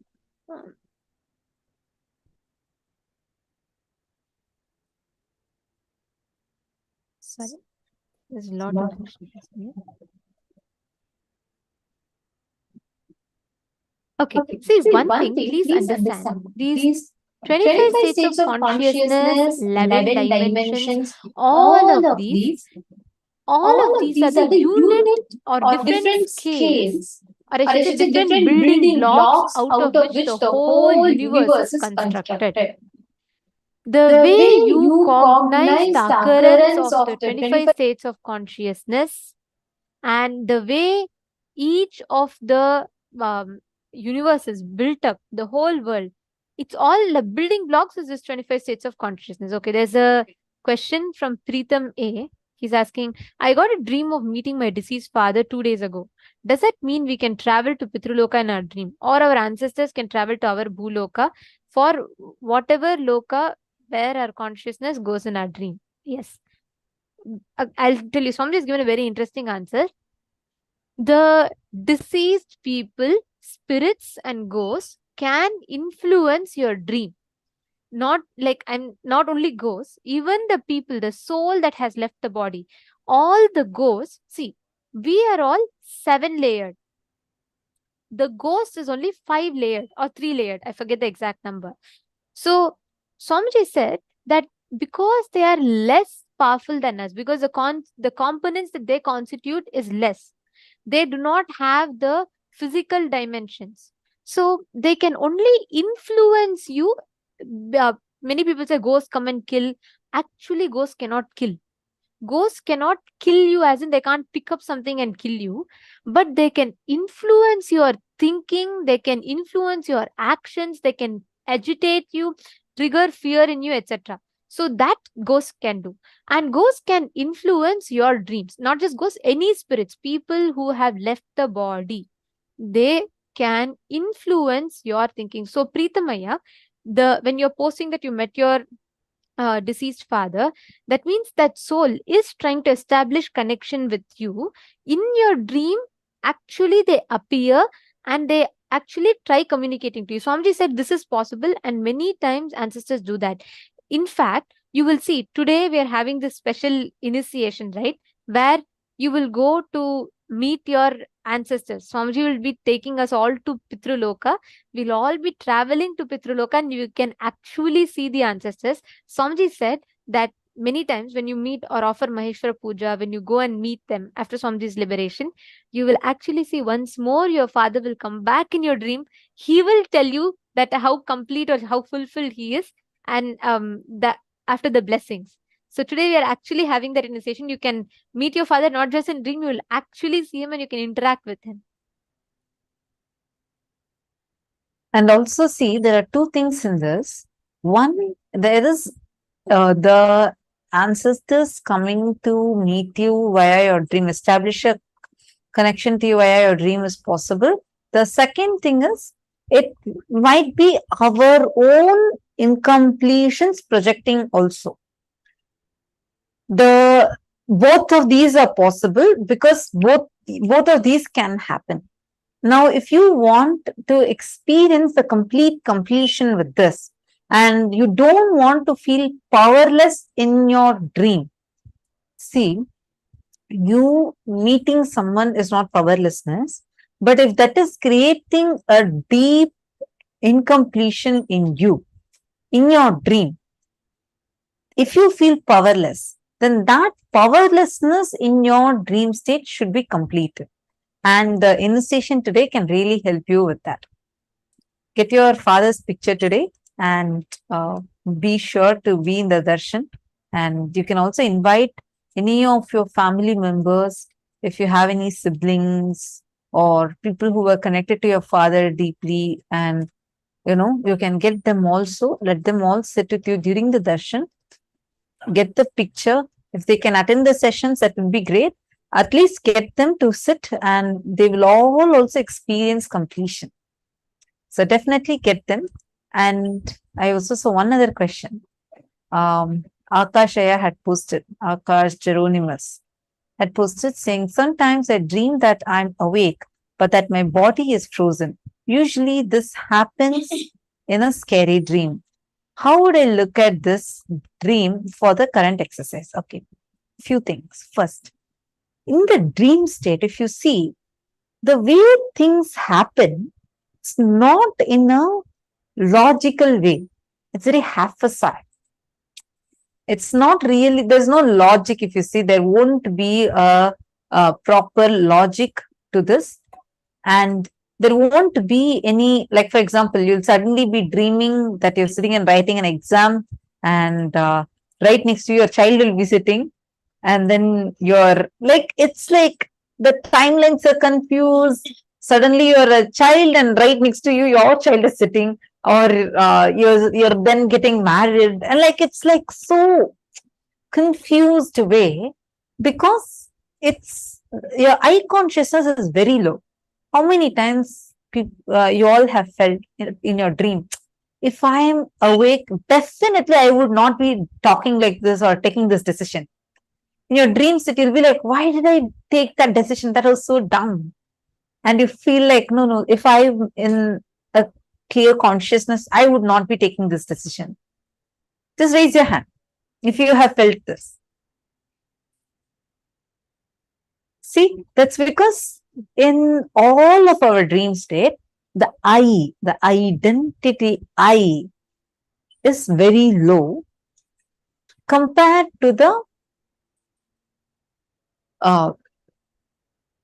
thoughtless state. See, whatever is happening, the I consciousness gets extremely low. And that is what you are, that is why you experience that space to be so haphazard. Don't try to make meanings out of that. Instead, focus on if it is creating certain, see why we react like that in the dream. It's many people go through this. Wherever it's like a scary dream, you just won't like, you'll feel like, oh, no voice is coming out. I just feel like I can't even move. I can't even shout, or I can't even, like even run from that. You'll feel completely frozen. Don't try to like look at why that is getting created. Instead, you question why dream at all and go to the source of the incompletions that are causing the dream. Swamiji says, if you are in complete completion, there will not be any dreams. Dreams will not even happen. I hope I answered your question. All right. How to differentiate between incompletion and real connection in the dream? Preetham A. If a dream is a vision, it will be in color. I know immediately all of us will be like, all my dreams are in color. Actually, we dream only in black and white. We add color to our dream later. Have you seen these videos in color theory, how based on the background, if an object is gray, you actually add your brain directly adds some color to it based on the lines on top of it and the background color. How many of you have seen such videos where sometimes like a particular object appears white in a different background and pink in a different background, or green in a different background and blue in a different background? They call this as color theory. You add that color, you're not seeing the way things are as it is. Why so much? Even scientifically, we see images in a reversed manner. Your brain after that inverts it again. Like right now, I'm thinking that I'm seeing this camera straight. But when the light enters and goes inside, it actually casts a reverse image because of the lens that's there inside our eyes. So we only see a reversed image, but it's our brain that inverts it and sees it. We learn this in science. Why I'm saying about this is because you will see the things that we are seeing are what it's appearing to be, but not what it is. You need to, more and more you are establishing yourself in completion, the real things would start being more, the reality will be more and more clearer to you. Right now, the way you can differentiate is in your dream. If your dream is in color, you're having a vision, it will be very clear. The colors will be so vibrantly clear. The dreams, normal dreams, don't have color in them. It's always in black and white. It's so fun to see so many questions. Like, I really enjoy. Yeah. Even morning, many of you had some questions that you wanted to ask. Please feel free to post. Go ahead and please post your questions if any of you had any questions that you wanted to ask. Please go ahead and feel free to ask your questions.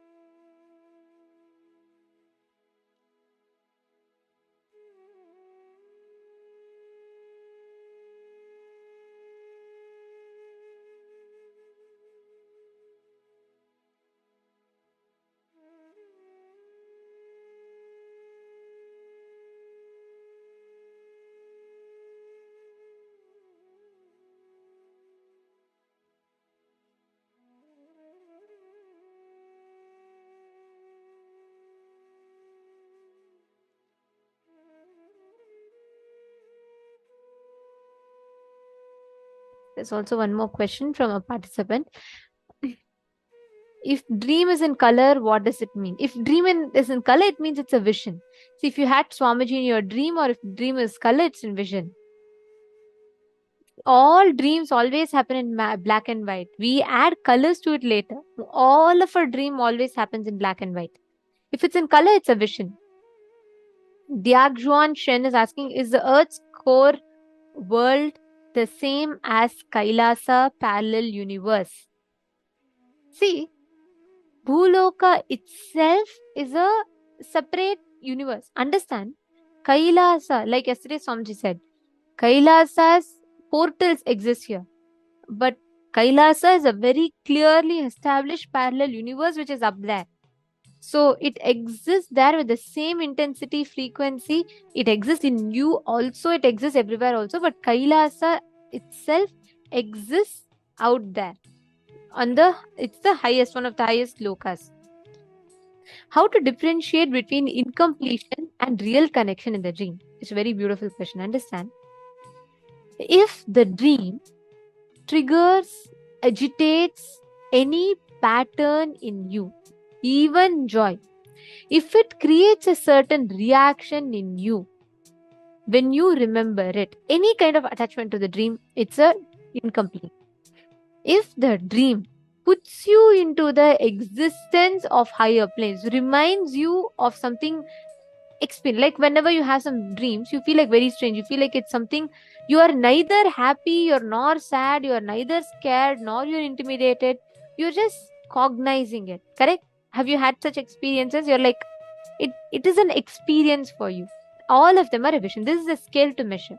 If your dream is triggering, agitating either joy or sadness, any kind of attachment to that incident, that means it's an incompletion. Like you may dream as if you're eating nice rasgulla and gulab jamun, and it creates a lot of this thing in you. Understand, that means it's still a dream because it's coming, your pattern is getting agitated. Suvit Surendra Nair saying, Swamiji saw Swamiji in vivid color in dream and stopped having nightmares. Beautiful, Aya. That means it's a vision. See, if Swamiji comes in your dream, it's a vision. Especially if you see it in color. And understand, Swamiji tells, all your nightmares, you cannot experience any nightmare for longer than 3 seconds. So understand, even your worst nightmares that you say is less than 3 seconds. Yes, any other questions? That's all.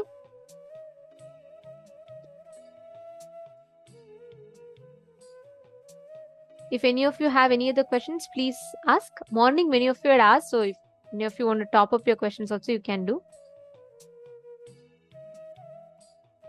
Oh, sorry, in the female side, there's quite a bit of questions.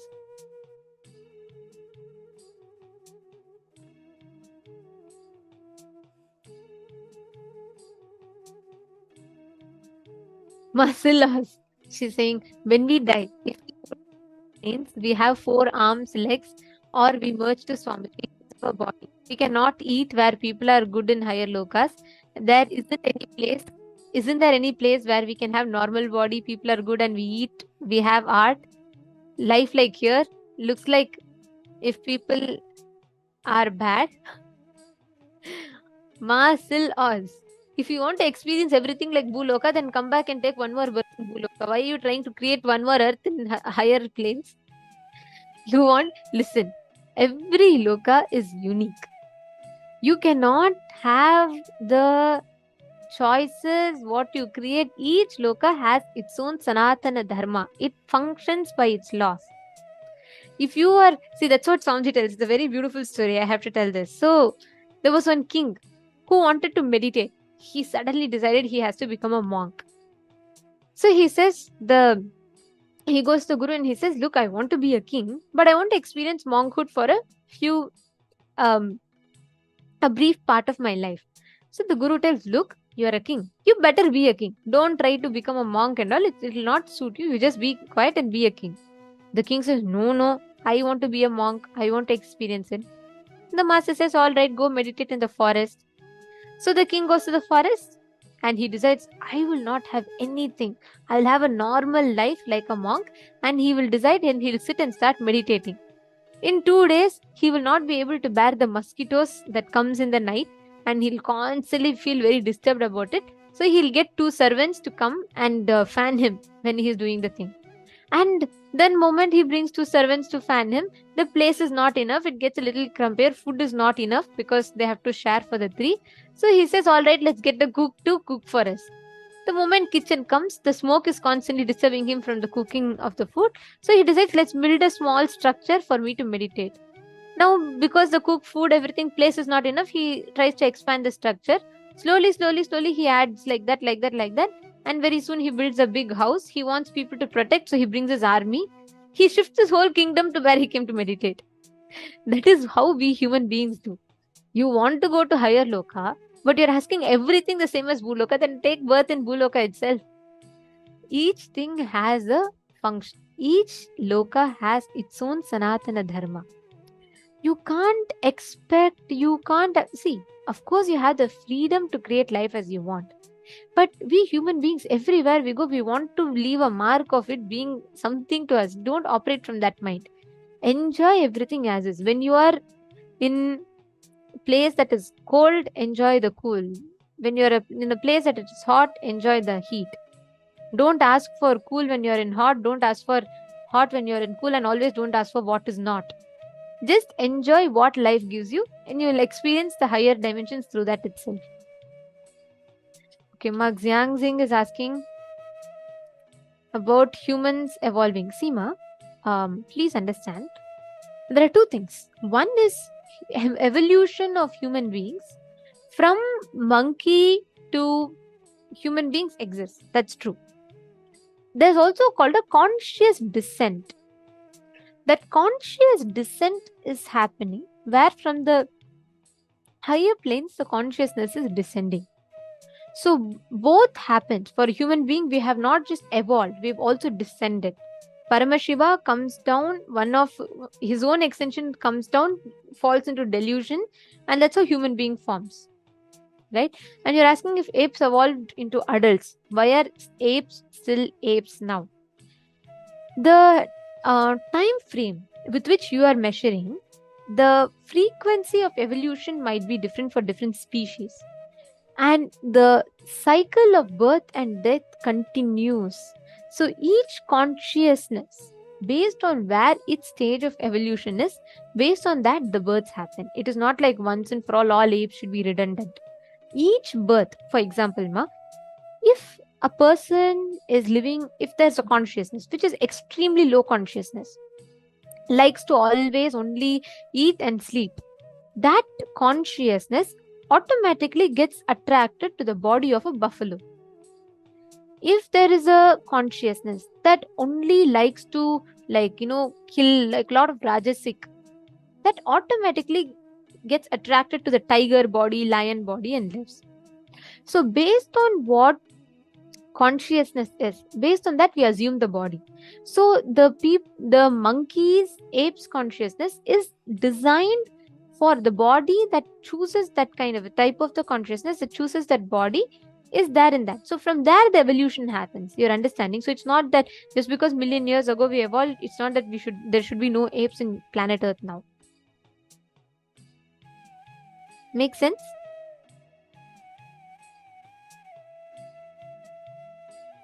Ma Vimala is asking, Ma, sometimes when I am awake for a split second, I go into micro sleep. I see myself somewhere among others. When I realize that, I am back to myself wide awake. Can one fall asleep and dream so fast? Yes, it happens. That means the incompletions triggered in your inner space is in that higher frequency. Ma Vimala, if you notice, even the number of thoughts that comes in your inner space constantly interferes will be very high. What you're saying is not a spiritual experience. Actually, it is there is non-engagement or this thing with life. So I'm just giving you an honest answer, Ma. See, that experience happens when you are continuously not participatory in life. That puts you back into the space of dream. You understanding, Ma Vimla? So understand this one truth. Whenever you are having this experience where you're saying, okay, I'm just falling asleep constantly, look in. At some point in that situation, you're resisting life. Either tiredness or boredom is manifesting through you. It is not a spiritual experience. If you're falling asleep, Swamiji says dream is an incompletion. If you are having dream, that means you're still entertaining, cherishing patterns. So every night before you fall asleep, do 42 minutes of completion. You will see that the inner chatter, something goes in as kacha, kacha, kacha, kacha, it keeps happening inside our inner space. You just need to bring that down consciously. Make sense? Understanding?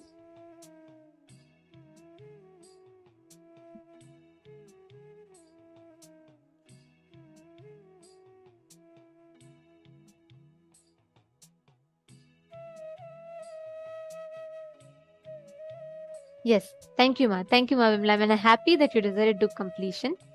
Ma Kirti Puneka, the same answer applies. See, it is not always, see, you don't try to find out meanings for your dreams. Because dreams are itself, see, when you know it is a dustbin, you don't need to analyze what's in the dustbin. It's just garbage. You need to throw it out. So there's no point, because I'll tell you why. When you try to analyze dreams, you're only trying to understand or analyze your incompletions. It is not of any value add to you. Instead, focus on when you're living the life, how best you can live it. You're understanding, ma? Dream states do happen, but it is the different incidents. Your desire, what you want to fulfill, versus unfulfilled desires, right?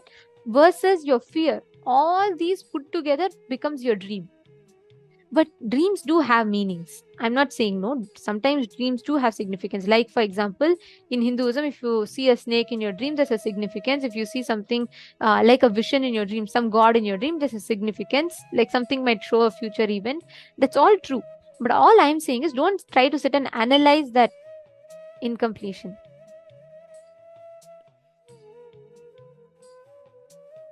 Yes, Ma Virupaksha, I'll speak slow. Alright, now let's all enter into the exercise. We will now be understanding further of what Swamiji revealed.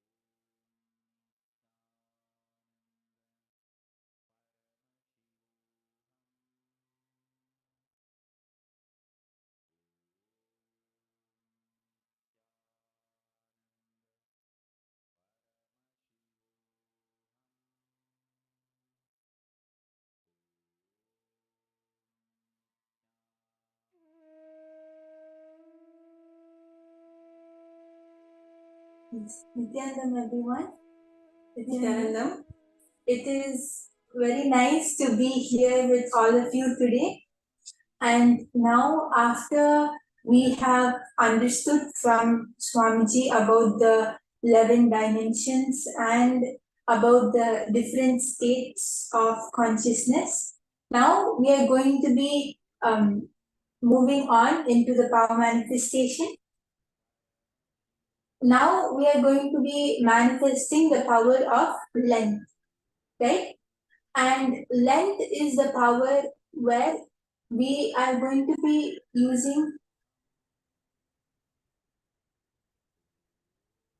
Yes. So in this session, we are going to be manifesting the power of length, and here we are going to be scanning the height of different buildings. So here, this is basically the power where we connect to Swamiji, and using the space we carry, we are going to be using the energy which comes from that space, right? Swamiji very beautifully explained how our beyond the length, beyond the breadth, and beyond the depth is the space which we carry. So we are going to be connecting to that space inside of us, and through that space, through the Paramashiva, the space inside of us, we are going to be commanding our length. We are going to be declaring and being able to bend the whole physics of length. So we'll be able to, now we are manifesting the power of scanning the height of buildings, but there is actually much more to this power of length. Length is anything in the logic dimension. Means it is the first layer. It is like, it can be a math question, it can be any science equation, it can be any random question in the world, or it can even be understanding and making new concepts. It's anything related to the mind and anything related to logic. Anything which the brain can understand in the logic dimension. So this is the dimension of length. Yes. So this is going to be really interesting. And beyond our logic, we will be manifesting this length power. And as all of you just hold on to this powerful cognition, it is my space, right? And this space comes from these very powerful cognitions and initiations which Swamiji gave us in the last satsang, like how we exist in the 11 dimensions. So these initiations, please understand, when Swamiji is delivering these powerful truths, it is not just words. Swamiji's words are energy. They are very powerful initiations happening to each one of us wherever we are. Swamiji is beyond time and space, right? So cognize that, hold that space that all of us have been initiated into very powerful truths, cosmic truths, and whatever are your clicks, hold on to that, the powerful cognitions which clicked with you. Hold on to that, hold on to those clicks, this space inside you, and we will enter into this power manifestation.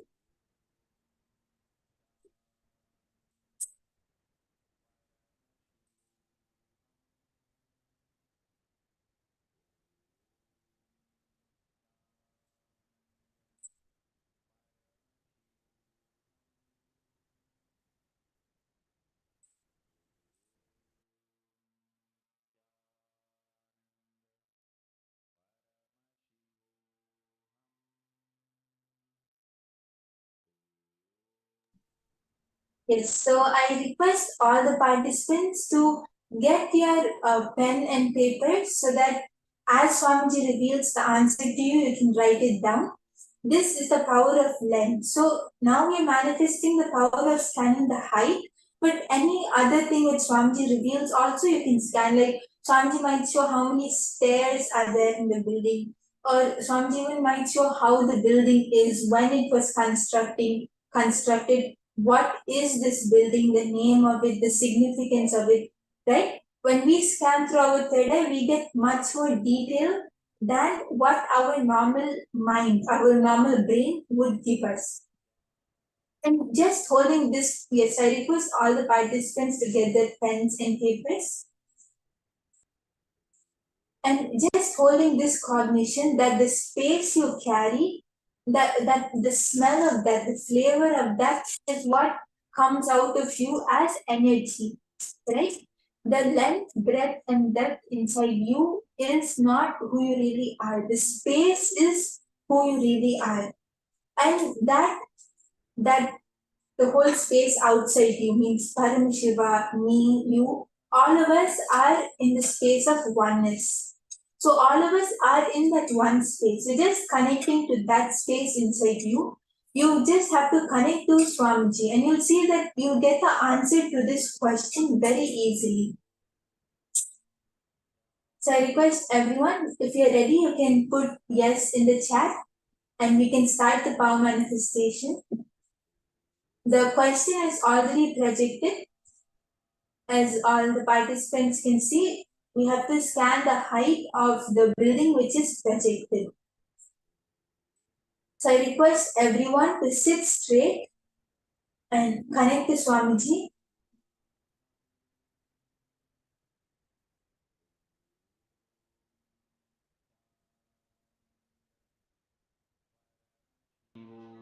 Just hold that space inside of you. Chant the Mahavakya. Paramashivoham Om Nithyananda Paramashivoham Om Nithyananda Paramashivoham Om Nithyananda Paramashivoham Om Nithyananda Paramashivoham Om Nithyananda Paramashivoham Om Nithyananda Paramashivoham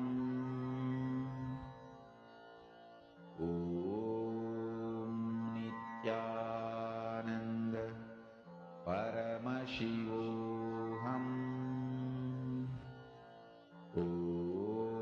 Om Nithyananda Paramashivoham Om Nithyananda Paramashivoham Om Nithyananda Paramashivoham Om Nithyananda Paramashivoham Om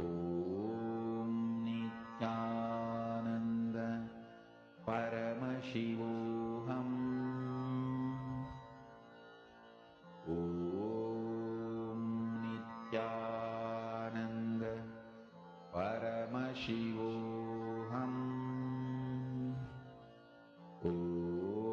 Om Nithyananda Paramashivoham Om Nithyananda Paramashivoham Om Nithyananda Paramashivoham Om Nithyananda Paramashivoham Om Nithyananda Paramashivoham Om Nithyananda Paramashivoham Om Nithyananda Paramashivoham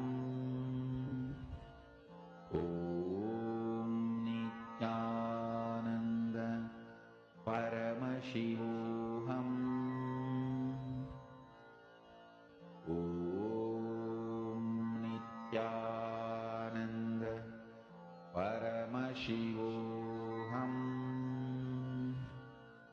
Om Nithyananda Paramashivoham. Om Nithyananda Paramashivoham. Om Nithyananda Paramashivoham. As Swamiji is showing the answer, all of you can start telling it down. You might see numbers or you might even see pictures. Whatever Swamiji shows, you can start writing it down. And I also request all the participants not to miss a single detail which Swamiji shows, because everything which comes through your third eye is the answer. And whatever you're able to see first, just write that down. The moment you are seeing an answer, the moment you see the number or the color picture, whatever Swamiji shows, write that down, because that is what is the answer from your third eye. Because after that, that is when your logic will start coming in, that is when your mind will start coming in. So the first answer which comes in your third eye, in your inner space, is only the correct answer. So as Swamiji is showing the answer to you, you can even start putting it in the chat. Nithyananda Paramashivoham. Om Nithyananda Paramashivoham. Om Nithyananda Paramashivoham. Om Nithyananda Paramashivoham. Om Nithyananda Paramashivoham. Om Nithyananda Paramashivoham. Om Nithyananda Paramashivoham. Om Nithyananda Paramashivoham. Om Nithyananda Paramashivoham. Om Nithyananda Paramashivoham. Om Nithyananda Paramashivoham. Om Nithyananda Paramashivoham. Om Nithyananda Paramashivoham. Om Nithyananda Paramashivoham. Om Nithyananda Paramashivoham.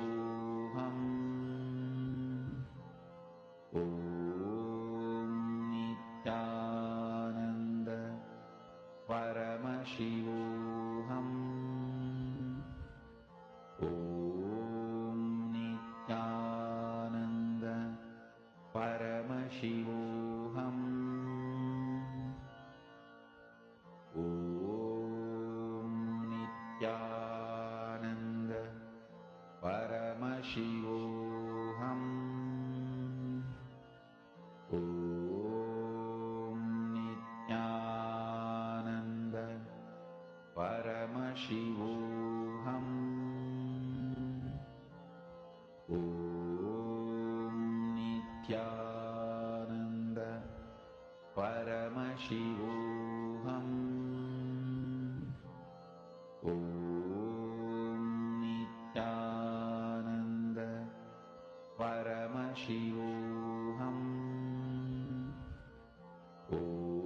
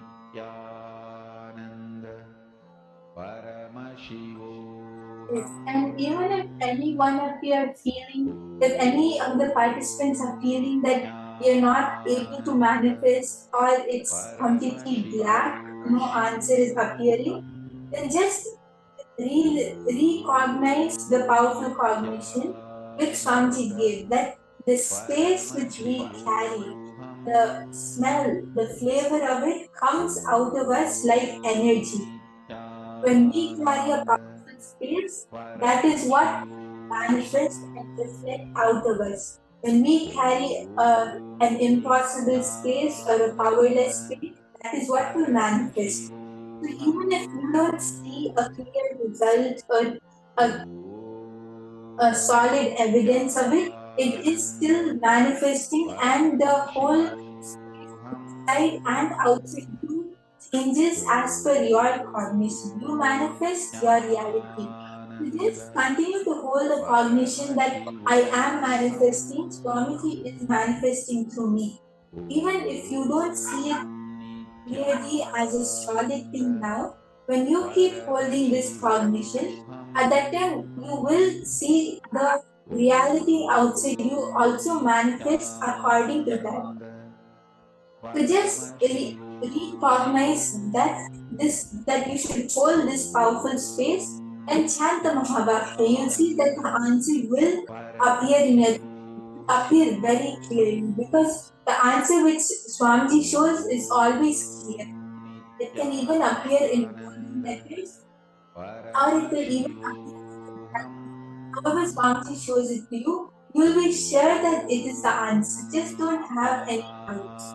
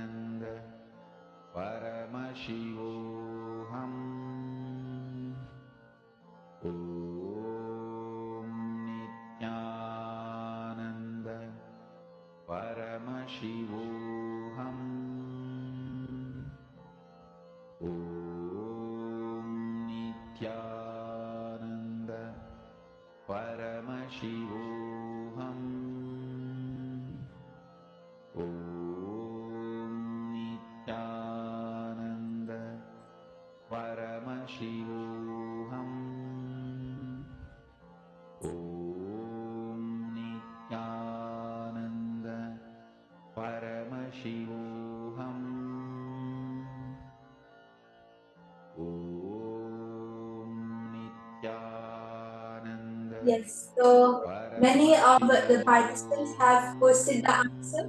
So the answer for this power, this round, is this is the Rube Jet Noodle Lighthouse in Denmark, and the height is 23 meters, 75 feet long. Yes, so this is the answer for this round. If any of you got 23 meters or 75 feet or a grey color building, anything which is related to this, if you saw it was in Denmark or if you saw it was a lighthouse, all of these answers are correct. Yes, so that was a really nice manifestation. The great round of applause for all the participants, all of you who were able to manifest. If you got gray color tower or whichever part of it, whichever aspect of it you got correct, that's great. And even if anyone feels that you were not able to manifest yet, then we are going to be doing one more round now. So just hold this cognition that yes, I am Paramashiva, I can manifest, and intensely sit and decide to manifest. You will be able to manifest in this round.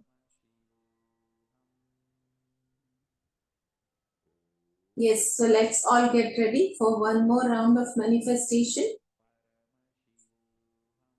So I request everyone to chant the Mahavakya, connect to Swamiji, and please scan the height of this building.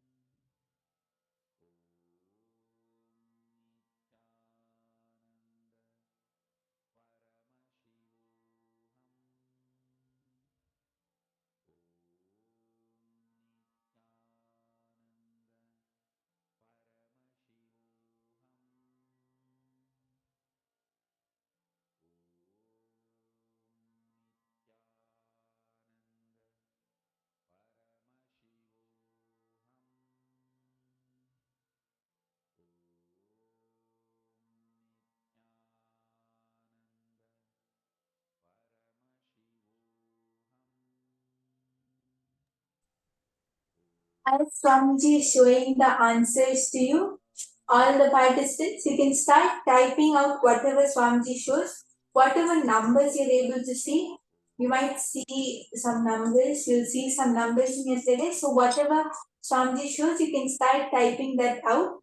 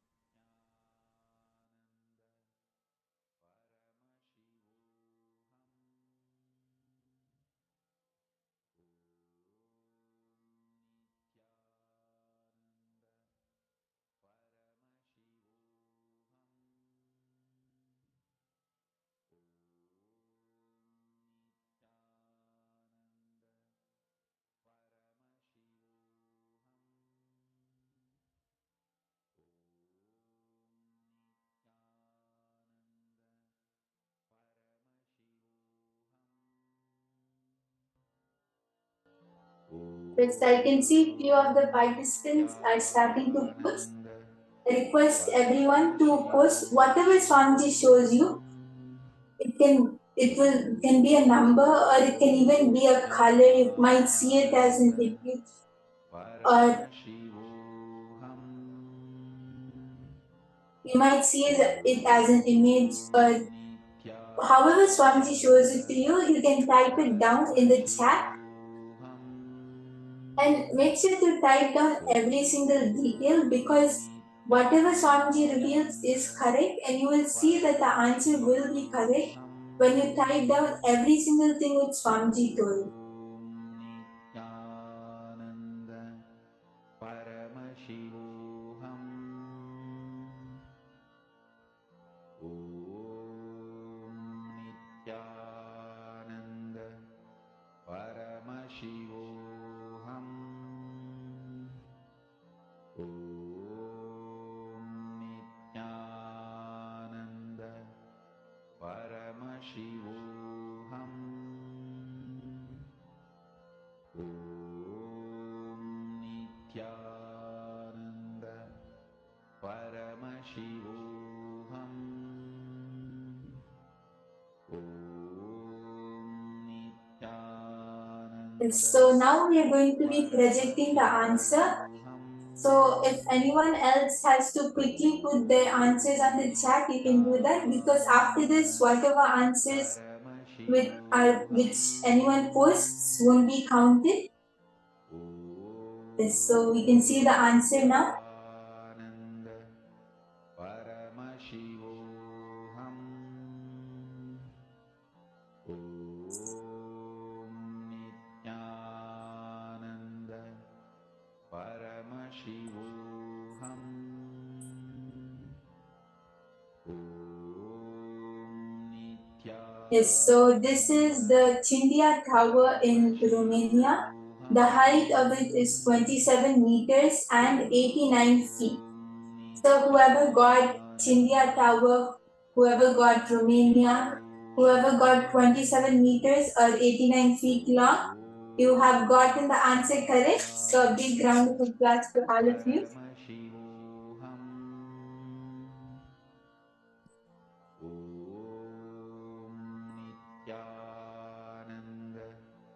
Paramashivoham Om Nithyananda Paramashivoham Om Nithyananda Paramashivoham. Yes, so now we will be learning from Swamiji about the number universe. What is it all about? Paramashivoham Om Nithyananda Paramashivoham Om Nithyananda Paramashivoham. Yes, so it was a great round of applause for all of you who manifested and who has gotten either of these rounds correct. That's great. And if anyone still feels that you haven't evidently manifested yet, don't worry. We will continue to be having more and more power manifestation sessions. And it is really fun to manifest power. So don't feel that, oh, I can't manifest. Every single one of us can manifest. Swamiji says, anyone who has a head has a thread. And now we are going to be learning from Swamiji about what exactly is the number universe. What is the number universe all about?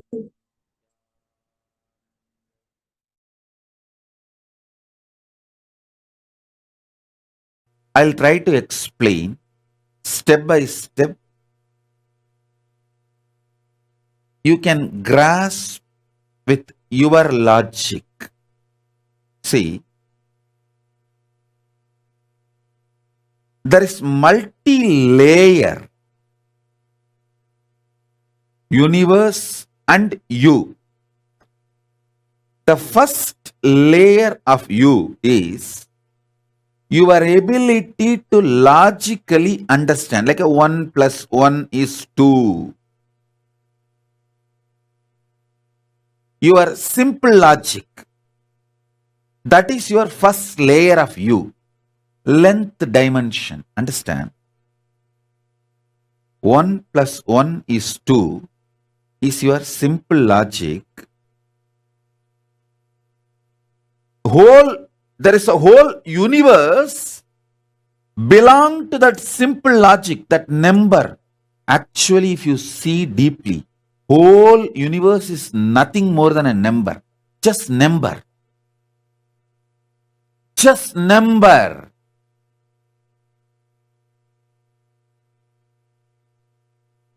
See, everything around you can be reduced to a number.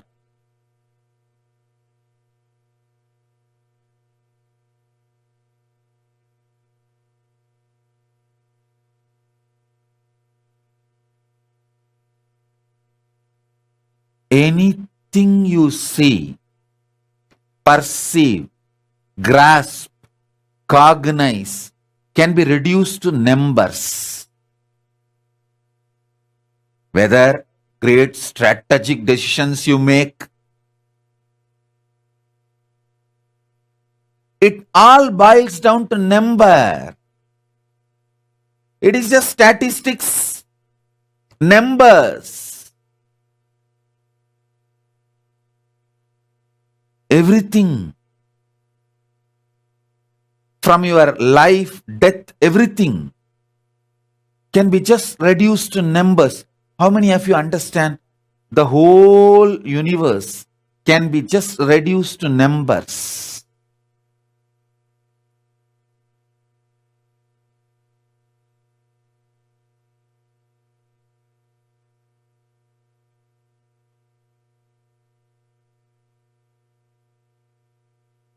If you understand, this whole universe can be just reduced to numbers, raise your hand. Otherwise, I will explain more with more logic and more examples.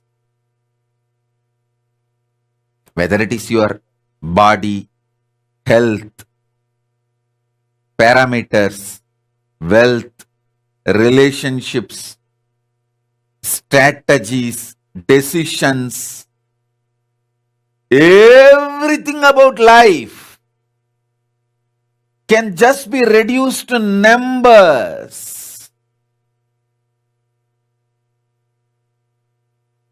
Your basic logic, number, can be expanded to the whole universe level. Just like your basic logic is one dimension of you, one aspect of you, whole universe as number as one part of itself. Your logic, numbers, and there is a one parallel universe called number universe.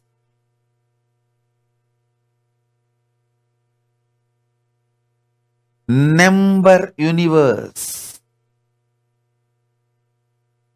Number based identity of you.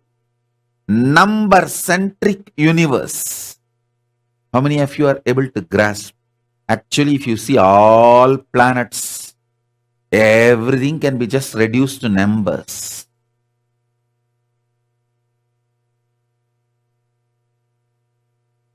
If you see the olden day mandalas and yantras in Agama, it will all be only number. About for Surya, there will be one number. For Chandra, there is one number. For Buddha, there is one number. For each planet, there is only one number.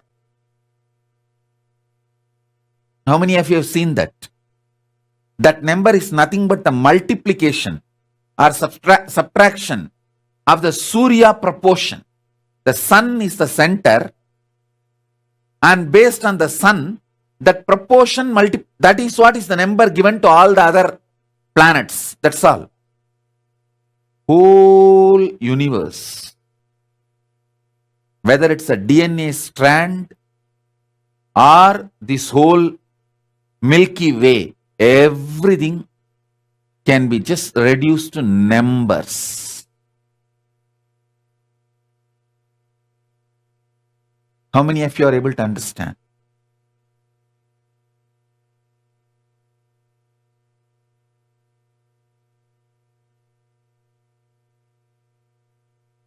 If you are able to understand what I am saying about this number universe, raise your hand. People who understand everything is number become wealthy just like that. Wealth is nothing but understanding number. That's all. Hey, that's all. I am telling you. If your brain is able to be friendly with the number, I challenge you will become wealthy. People who have incompletion or anger with the number does not want to keep number in the memory, remain poor and die in poverty. Just understand number.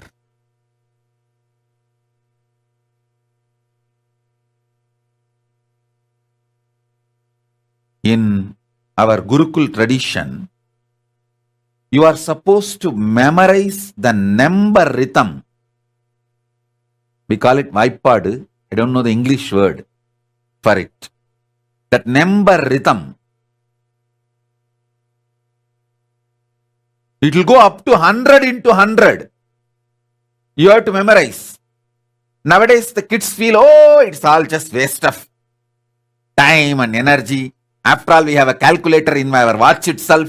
Our cell phone has a calculator. Your cell phone being comfortable with the number will make the cell phone company fellow rich, not you. It's like one fellow was going on the horse, going around the Arunachala hill. The horse got mukti, not he. Only if you walk around the Arunachala hill, you will get the mukti. If you are going on a horse will get the mukti, not you. If you are using your cell phone for mastering the number, for handling the number, the cell phone company fellow will become rich, not you. Your brain getting comfortable with the number is one of the basic lesson in Gurukuls we teach.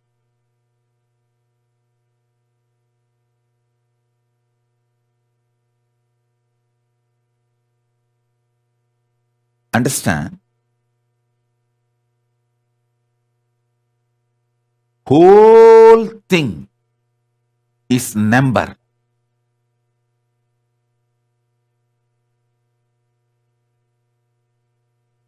Brain, which can quickly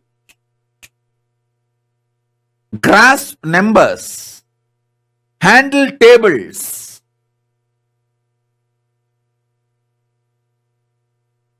will always lead to wealth.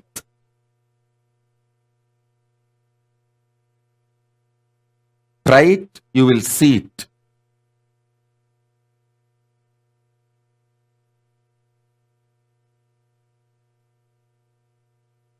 The whole universe of numbers, whether DNA strand or the Milky Way, both have their numbers.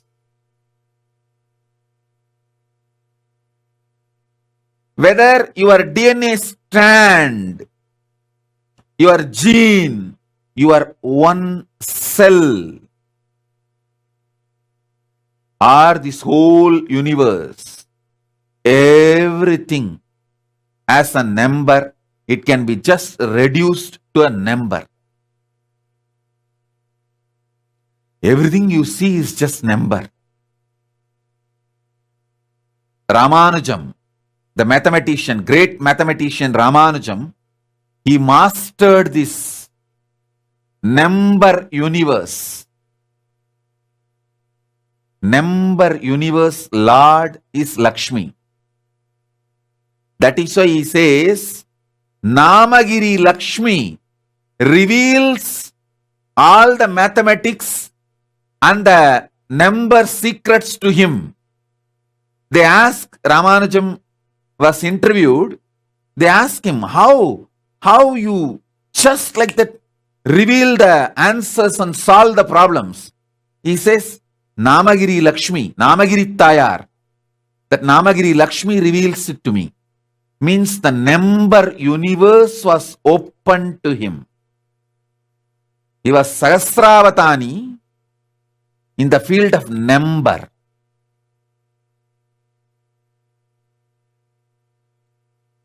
Your aspect of number, understand, it's actually your own aspect.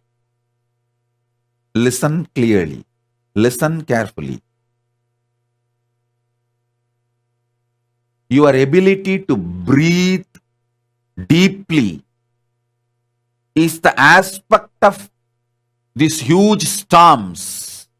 If you can breathe deeply, you can create a storm in the universe.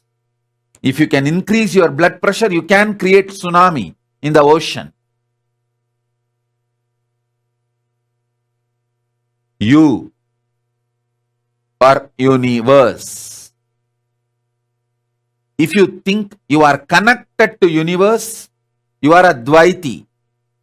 If you think you can become one with the universe, you are Visishtadvaiti. If you know you are one with universe, you are Advaiti. If you know universe is one with you, you are Paramadvaiti. I finished the whole philosophy, the philosophical problems of Hinduism in this one statement. If you think you can connect with universe, you are Advaiti. If you think you can manifest as universe, you are Visishtadvaiti. If you think you are one with universe, you are Advaiti. If you know universe is one with you, you are Paramadvaiti. That's all. This four is the whole philosophical problems of Hinduism.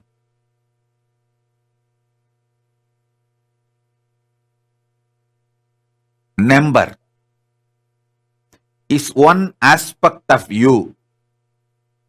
Number universe is one parallel universe.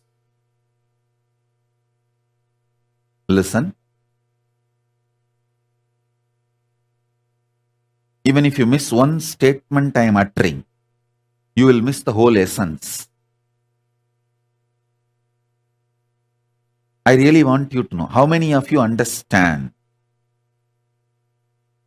the number is one aspect of you and the whole universe can be reduced to numbers? These two statements. Raise your hand.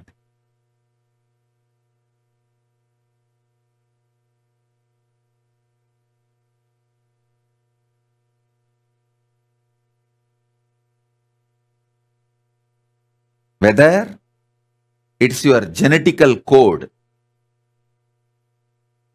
or DNA code. Actually, Paramashiva has put a barcode on you. That is what is your genetical code and DNA code numbers. He has put a barcode. Just like how you guys put the barcode on all products. Go to mall and see, even the fruits have barcode. Same way, Paramashiva has put a barcode on all of us. That is what is our DNA code. That is what is our genetical code.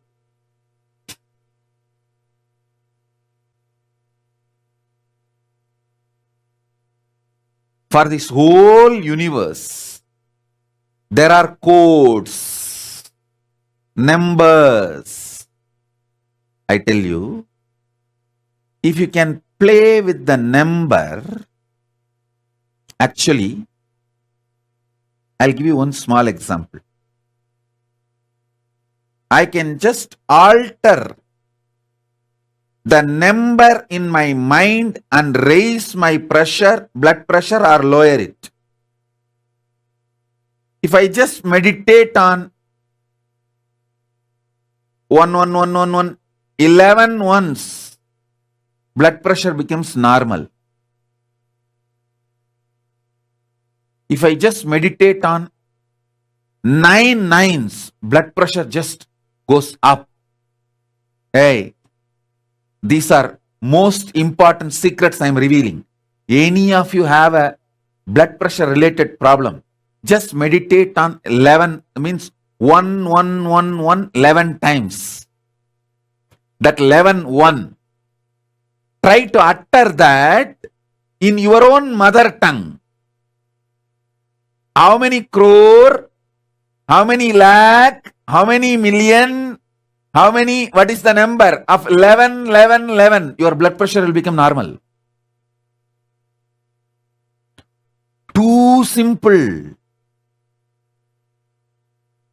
Just decide the 11, 11 be my brain code for now.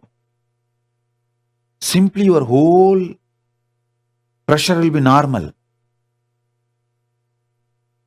When you want to handle something very stressful, like you need high adrenaline, you are going to handle a very stressful meeting where you are going to face many cunning people, strategic people who are there out just to cheat you. You are going to handle that kind of a difficult people. Just meditate on 999. 9 nines. You will be fresh with a high adrenaline for a high adrenaline meeting. Listen. Number is a life.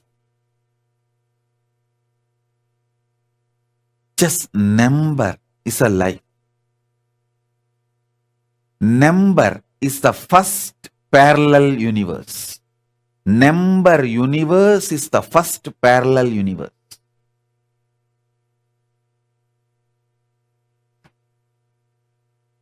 Only Vedic mathematics has the longest numbers defined linguistically. Not just through digitally, linguistically defined. The Vedic mathematics has the linguistically defined names for 201. 200 times if you put 1, Koti Antara Koti is the number. 200 times you can put 1. There's a linguistic description for that in Vedic mathematics.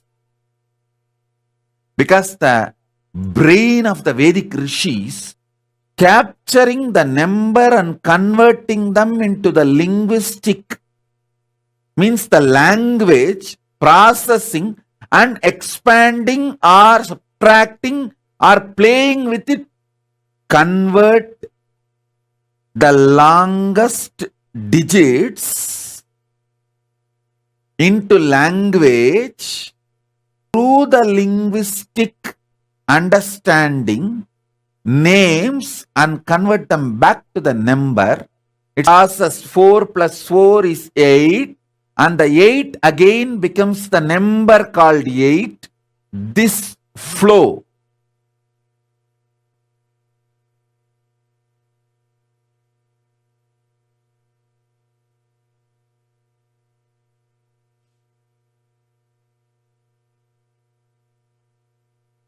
be wealthy, nothing can be done.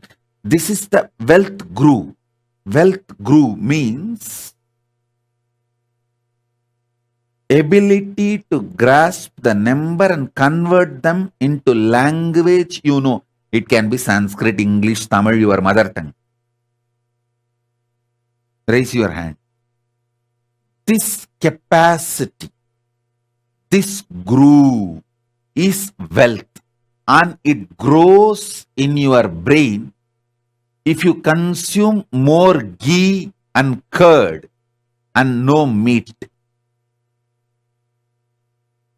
Listen, person who can play with long numbers digitally and linguistically will not fall sick, because the ability of brain handling number and language simultaneously increases the brain's capacity to automate all the automatic actions needed to happen in your body to keep your body and mind healthy.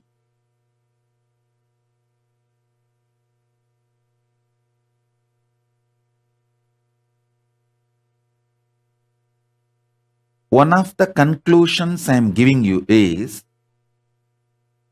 our grandparents who knows the table by heart, 100 into 100, they will tell simply in 1 second, live long, healthy, because your brain, when it develops the capacity to convert the number to language and process it in language, and result gets converted again back to number, this capacity, the brain simultaneously develops the capacity to give command to your liver, kidney, intestine, everything to work synergetically. Synergy of your brain to work with the number, work with the internal organ is one and the same. Your health and your ability to process the number is directly connected.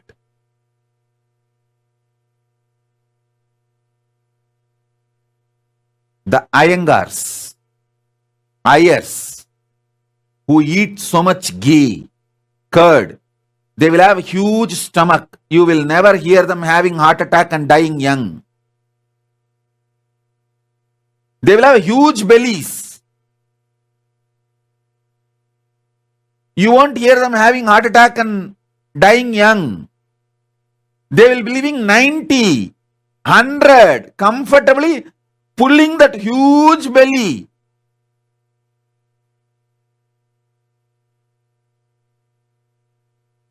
They will defy all your medical science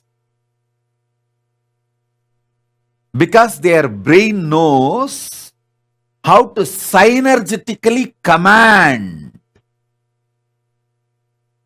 all organs. Hey, listen.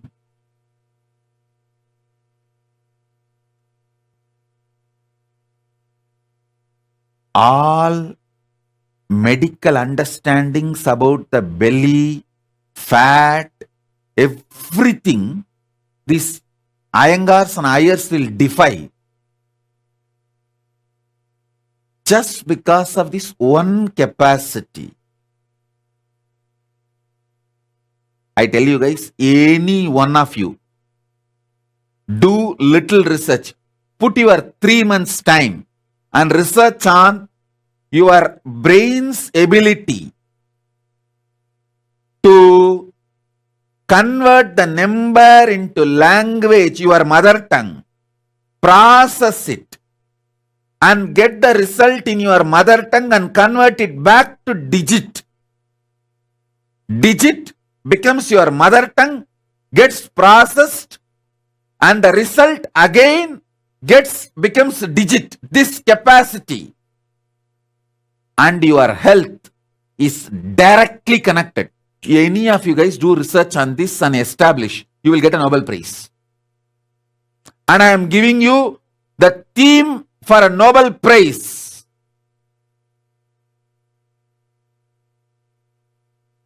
Nobody ever looked into this. Listen.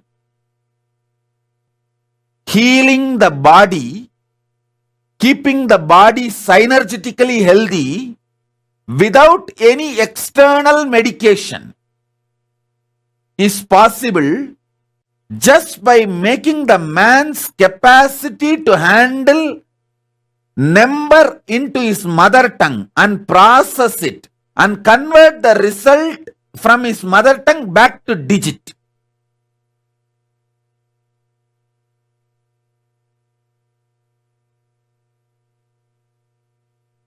Understand? your brain's capacity to convert the digit into mother tongue, process the digit in mother tongue, and the result of that process, converting that result again back to digit. This capacity and synergetically keeping your internal organs healthy. These two capacities are directly interconnected and one raises the other. One works on the other. Lots of health secrets can be revealed, discovered.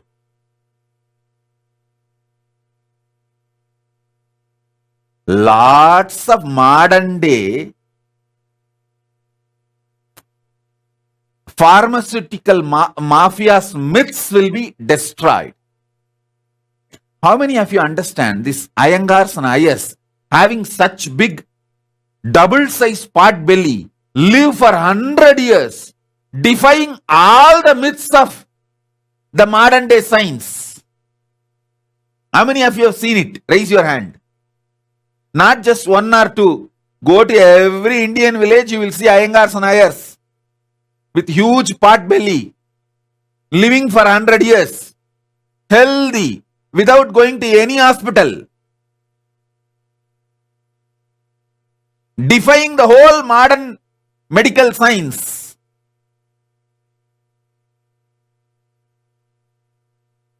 Listen, what I am saying is one revelation from parallel universe.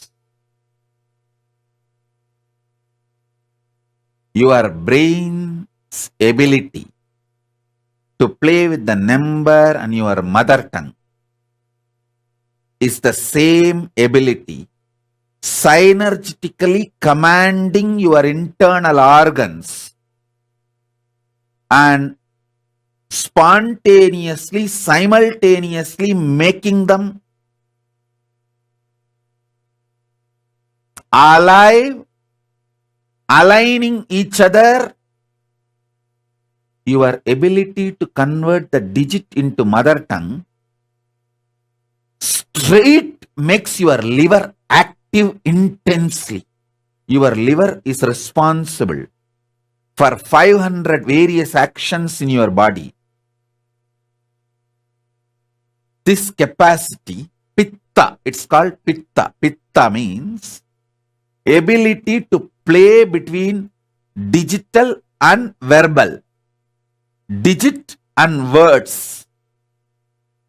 This capacity to play is called pitta. In Sanskrit, you will be surprised. The liver fluid is called pitta neer. In Ayurveda, see, in Veda, there are 6 Ubaveda. Jyotisha, which is number, and Ayurveda, health. These two are from same unit. Because our guys know number and health, ability to play with the number and ability to be healthy is one and the same. Both are from same root.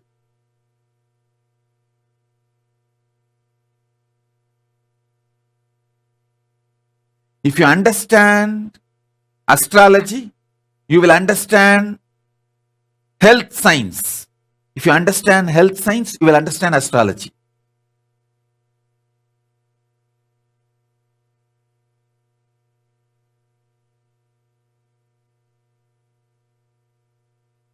Whole thing is just number. Number is the first parallel universe.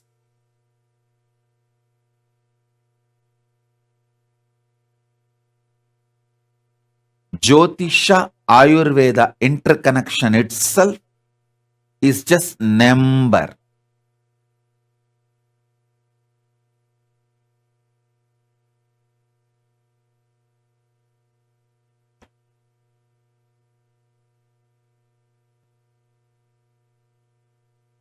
Listen. Just meditate on 1,000 crore. You will become fresh now. 1,000 crore. Don't try to skip. Don't try to escape from the number of zeros. For 1 crore, how many zero? Then naturally you have to calculate for 1,000, 3 zero. For 10,000, 4 zero. For 1 lakh, 5 zero. For 100 lakh, 7 zero. And then 1,000 crore means 7 plus 3, 10 zero. 1, that 10. Without skipping, without brushing it aside, just sit and meditate on 1,000 crore, you will become fresh. Because the number, digit, becoming mother tongue, thinking through in your mother tongue, again becoming digit, makes your liver fresh. Liver, L-I-V-E-R, your liver, is responsible for simultaneous, spontaneous, synergetic trigger of all the internal organs and keeping you fresh and alive.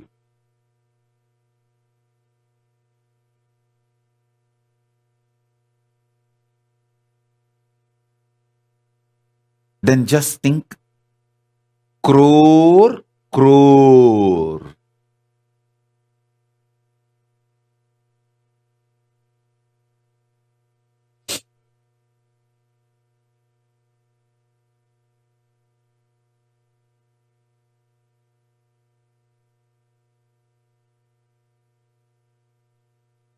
Don't try to skip. Don't think, what am I going to do? Thinking of crore and crore. Whenever I need to calculate, I will pick up calculator or a cell phone or Apple Watch I have. If you are thinking your Apple Watch is enough for you to calculate numbers, the Apple Watch company fellow will become rich. If you depend on your brain, not only you will become rich, I tell you, listen. If you can handle larger numbers in your head, you will be beautiful. Because the symmetry of the body and ability to handle the number is one and the same. Hey, listen. Beauty is not related to shape of the body. It is related to symmetry of the body. Symmetry means how it flows in the eyes of the other. How it flows in the eyes of the other. That is the symmetry.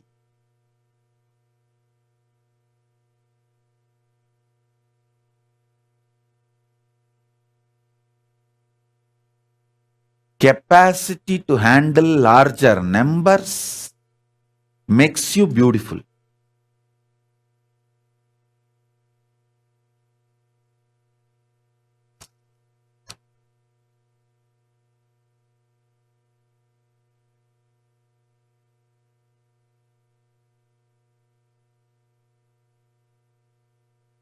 There is so much in the number. I tell you, number universe is the first parallel universe. The statements I am making, all of them are absolutely logical and truthful.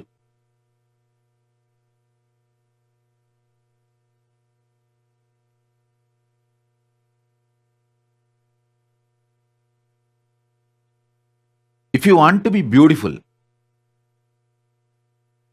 trust your ability to handle, process numbers than beauty parlors. Beauty parlors may make some small changes in you, but the game of playing with numbers internally will make your internal organs alive, fresh. I tell you, if you can play with the numbers inside your brain, it is equivalent to doing 1 hour yoga. 10 minutes without getting tired, without skipping, playing with the numbers in your brain is equivalent to 1 hour yoga. You will trigger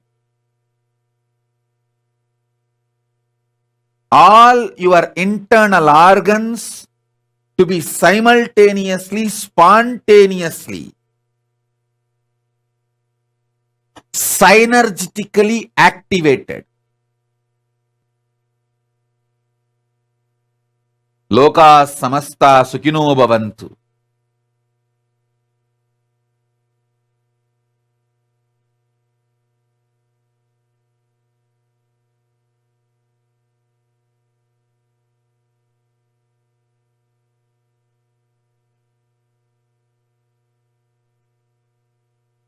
If you trigger your brain, listen, brain is number, throat is mother tongue.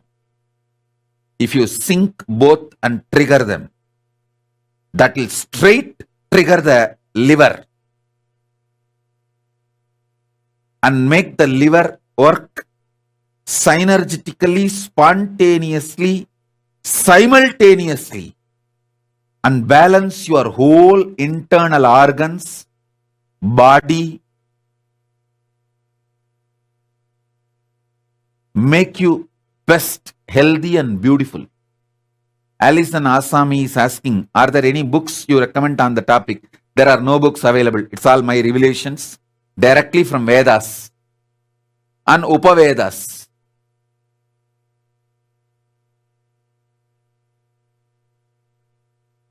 There are no books available to give you this precise essence. It's like I have understood and grounded. It's like a 10-ton sugar can. I crushed, took the essence, made it into sugar and just feeding into you. I grasped the whole Vedas and Upanishads and Upavedas. Took the essence I am sharing with you. The foundation, fundamental principle I am trying to establish now is the first parallel universe called number universe.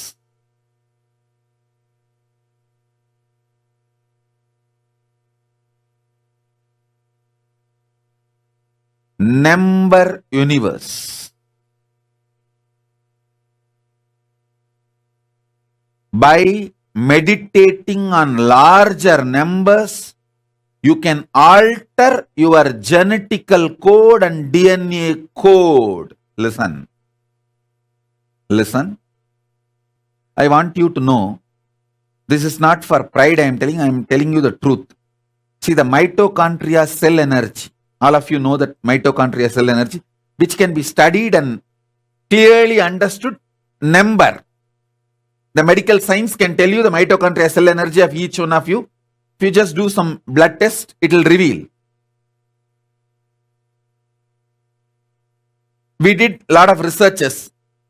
People had 600 times their mitochondria cell energy go up after my initiation during the inner awakening. We have studied and we have the papers, double-blind study. We can share it with you all. And that same doctor did mitochondria cell energy number of mine, which was 40,000 times more than any normal human being recorded till now. The human beings Mitochondria cell energy, largest number recorded as on now. Mine was 40,000 times more, not 40,000 percentage, 40,000 times more. It is just if you meditate on larger number, your mitochondria cell energy just shoots up. And mitochondria cell energy shooting up makes your body healthy, energetic, alive, fresh, and heals it completely.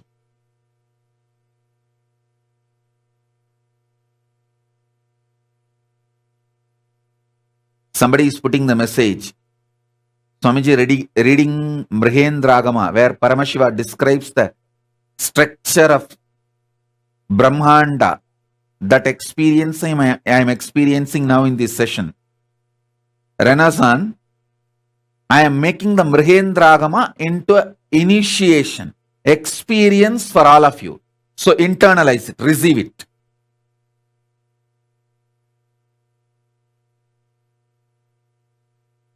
You may think, how? If my brain thinks about number, my mitochondria cell energy will go up. It will. It will. And next, listen to this next. Not only if you think about larger numbers and internalize them, your mitochondria cell energy will go up. Even if you are touched by somebody who thinks large numbers in his brain, his mitochondria cell energy will be transmitted to you and your energy will go up.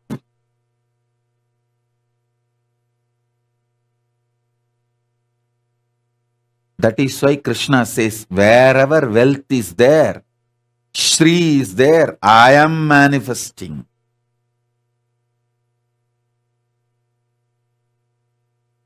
Wherever wealth is there, I am manifesting.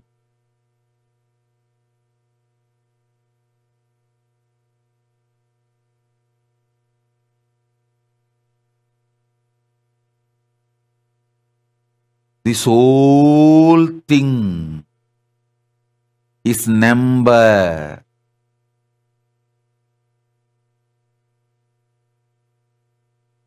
Brain grasping the digit, converting it into your mother tongue, a natural flow. Mother tongue is natural flow. In Ayurveda, thyroid gland and mother tongue have a same word. If you know Sanskrit, a little bit of Ayurveda, you will understand. Thyroid gland and mother tongue, for both in Ayurveda we have a same word. Your brain able to convert the digit into your mother tongue, process it in your mother tongue, and convert that result from your mother tongue back to digit. That capacity, when it is expanded, it triggers your health. Spontaneously, simultaneously, synergistically. I am giving you simple revelations. You can process high complicated numbers and send that energy to somebody, that person will become healthy. You can process some crooked, complicated numbers in your brain. Just straight throw that arrow on somebody, that fellow will immediately die. This is the science of astras in Hindu tradition. Listen. When Arjuna, Karna, all these warriors go to war, they don't carry all the weapons like a physically. They carry the codes, barcodes of each of the weapon. So they will just utter that barcode, process that, release it, and straight it goes and kills the enemy. How many of you are able to understand what I am saying? They carry the barcode number of the weapons. When Brahma appears and gives Brahmastra to Vishwamitra, he reveals the barcode, password of Brahmastra to Vishwamitra and goes. It is all just barcode sharing, password sharing. When Drona teaches Brahmastra to his son,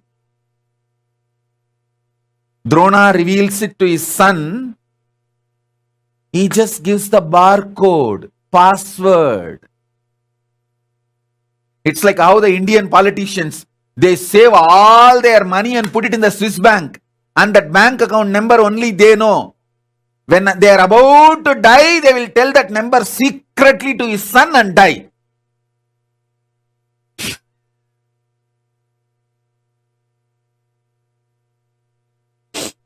Or they will tell, hey, in the puja room, my grandfather's photo is there.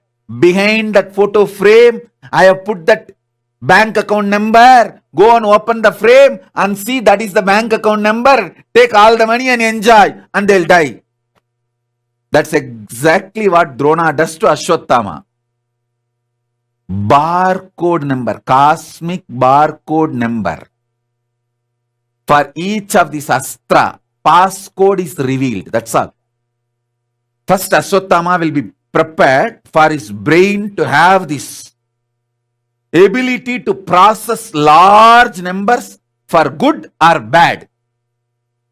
The capacity will be built in Gurukul. Once the capacity is built, he will be given the number. That's all. To process the barcode.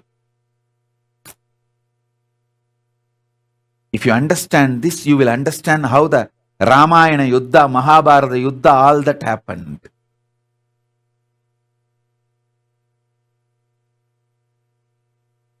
I can just process a number in my system and send it to you and make you healthy. Manifest enlightenment. Raise your consciousness to the higher level.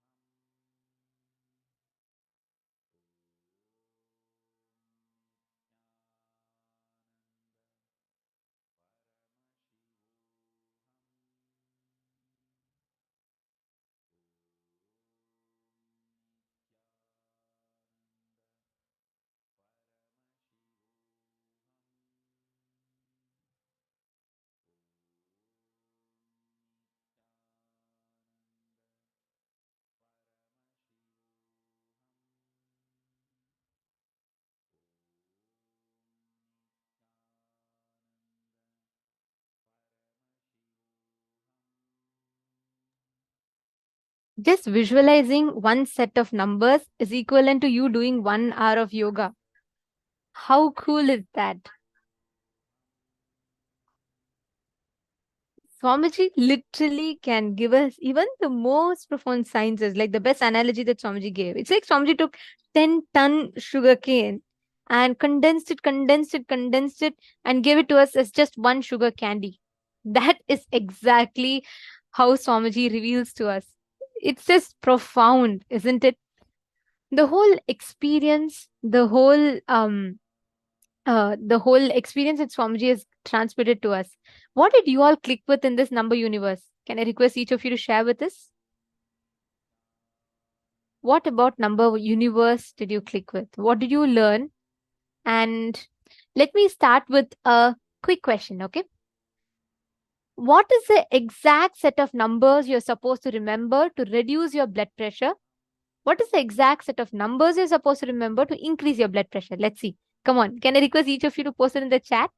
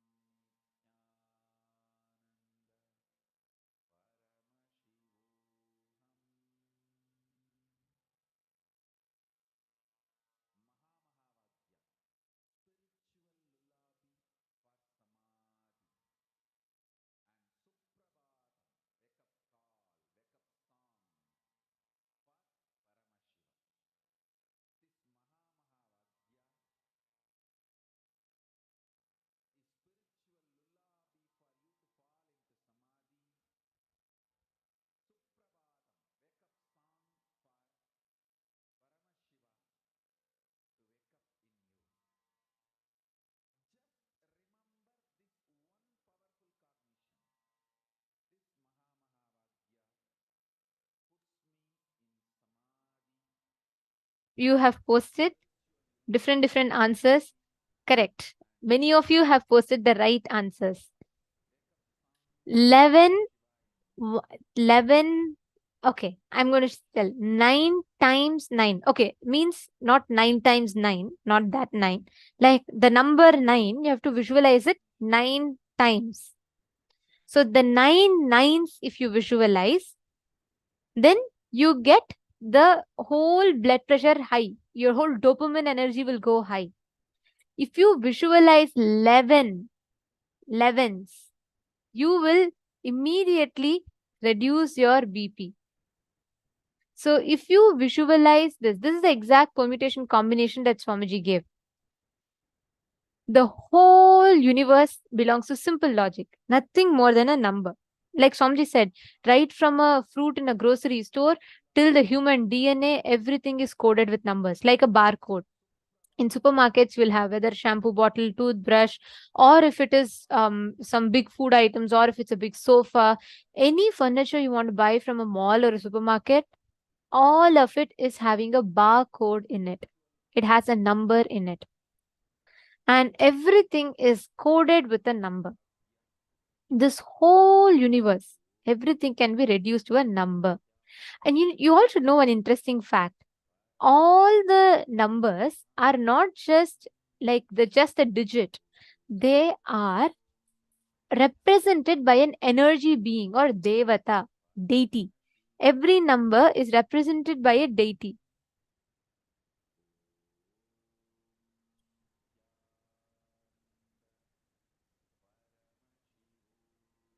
Can I request each of you to type out what you have understood from this session? I'll surely take the questions. I request each of you to type out what you understood first.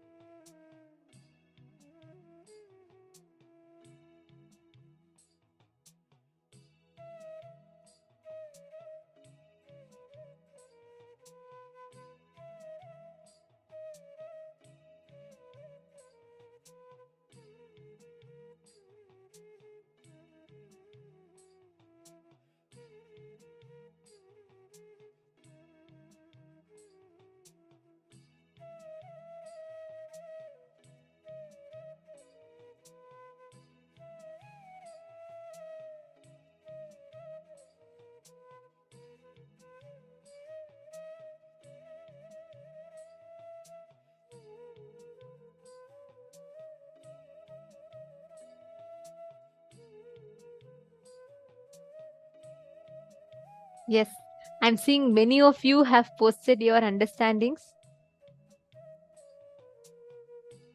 Beautiful. And there are a lot of questions pertaining to number universe. Don't worry, we'll be taking all of those questions. Everything in universe can be reduced to numbers. Okay, great. I see many of you have posted the understandings. Okay. And Ma Guru Prasadini. All right. I see many of you have posted. I have a request. All the participants, as much as possible, be actively participative in this. Understand, the more and more you share in the 100% of the learning or experience that happens in us, 25% of your learning happens through listening. The next 25% of the learning happens through internalizing it. The next 25% of the learning happens by you sharing, you doing the nididhyasana, you enriching others, you sharing this truth with others. And the last 25% of the learning happens by you living those truths. So you talking, you posting in the chat is part of your internalization. It will make you internalize and analyze the truths that Swamiji has revealed. So each of these truths directly are from the Vedas and Agamas and has a huge impact inside your inner space. Okay, I have some questions pertaining to numbers and I'm just going to take that. Ma Nithyananda Jnana Yogini is asking, Ma, could you explain by example how we can visualize numbers? Okay, it's a very beautiful one. I'll tell you all an example, okay? Right now, the moment we say, okay, if I say one apple, can you all visualize one apple? If yes, you all can put yes in the chat. You're all able to visualize. Okay. What if I say 2 apples? You can visualize? Try visualizing 2 apples. You can? Okay. Now, what if I ask you all to visualize 5 apples? You're still able to? Okay. Now, try visualizing 25 apples. You will only always, beyond 5, you start trying to visualize only as groups. You can't really cognize. The moment I said 25, you are automatically trying to group, okay, first 5 apples, then 5 apples, 5 apples, 5 apples, or 3 apples, 2 apples, 3 apples, 2 apples, and some permutation combination, you try to get the 25. At once, your inner space can't visualize the whole 25. Are you catching it? How many of you noticed it? Beyond 5, correct. The moment I said anything beyond 5, you automatically try. Even if I said 10, leave 25. Even if I said 10, what do? 2 times 5 you will put. Only then you will visualize 10. You don't directly visualize 10 in your inner space. Beyond 5, as long as I said 5, all of you were able to catch, all of you were able to grasp it. You said, okay, yes, I can visualize this, I can visualize that. The moment I said beyond 5, even 10, let alone 25, even 10, the moment I said something beyond 5, automatically your mind tries to hold a coordinate for it to compare, for it to calculate. Exactly. Ma Vinita is saying I did 5 rows of 5. Exactly. See? That is why we all, Swamiji tells, even when Swamiji says 25 heads of Paramashiva, we all don't cognize and visualize 25 heads of Paramashiva. Because one thing I just want to add in this, it's not possible for us to visualize all these numbers together. Swamiji says, in only now, we can only visualize up to 8. More than 8, we won't be able to, our mind cannot visualize. The visualization of numbers is literally you going number like a digit by digit by digit without getting tired of it. If you want to visualize, see, you can't, when Swamiji says 1 crore or 100,000, you can't visualize 100,000 visually as a whole.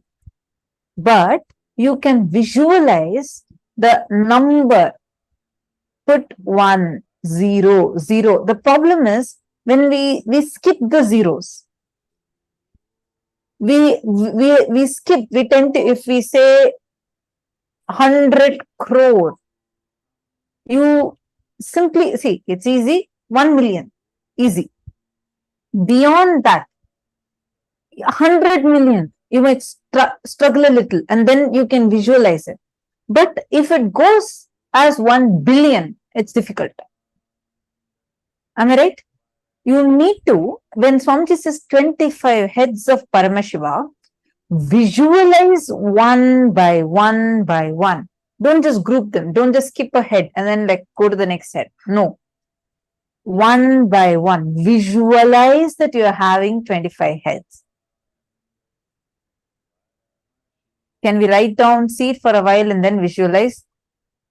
It's not about visualizing just the digits and visualizing that digits as an image. See, we all are good with visualizing images.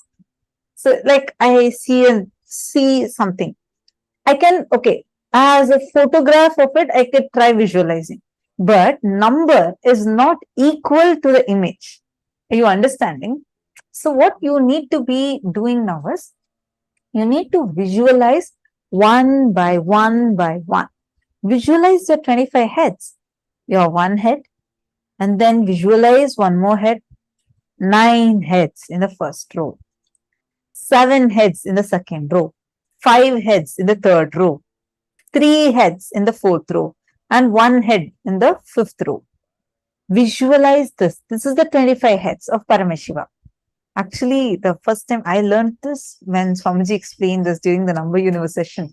Like in a flow of conversation, like Swamiji is revealing, in that flow, like so coolly Swamiji is saying 9 heads, 7 heads. I was like, oh my God, Swamiji calculates like that. He just calculates it so fast, visually. Swamiji is so good with numbers. We all take time to count things, right? Swamiji will just remember, like he will remember it visually in a photographic level. And I should share this incident that happened. So one group of sannyasis and program participants were blessed to travel with Swamiji, and they all go to a temple. So it's like a new temple. They all are going. They land, the temple has, I think, about 10 or 12 entrances, where, like 10 or 12 parking lots. They didn't know this at the beginning. So they got a tourist guide and then they have planned. So see, where any time Swamiji goes to temple, that's it, like the whole crowd will rush to Swamiji, right?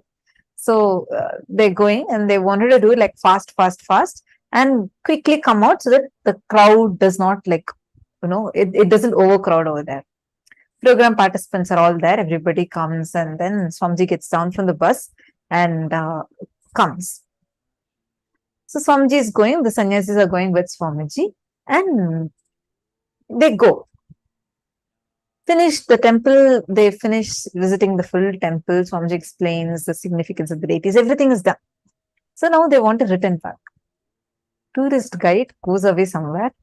They lose track of him. And now they're stranded in the temple. None of the sannyasis know which is that parking lot. They thought there's one parking lot. They go and ask, where is the parking lot? The people in the temple are asking, which parking lot are you asking about? There are like 12 to 13 parking lots. Everybody freaked out. Swamiji is there. It's getting crowded. People are all rushing to take blessings from Swamiji. And it's getting crowded and crowded. Now they need to go, leave from there. They're trying, the time is ticking. They're trying, they're going here, going there. Nothing seems to work. They didn't know what to do.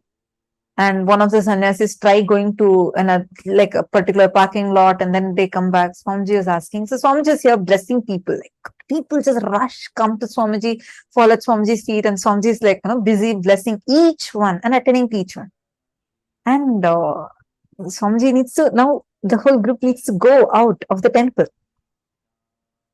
Swamiji sees this thing going on, some restlessness going on, and Swamiji calls the coordinator and asks, what happened? They're freaking out.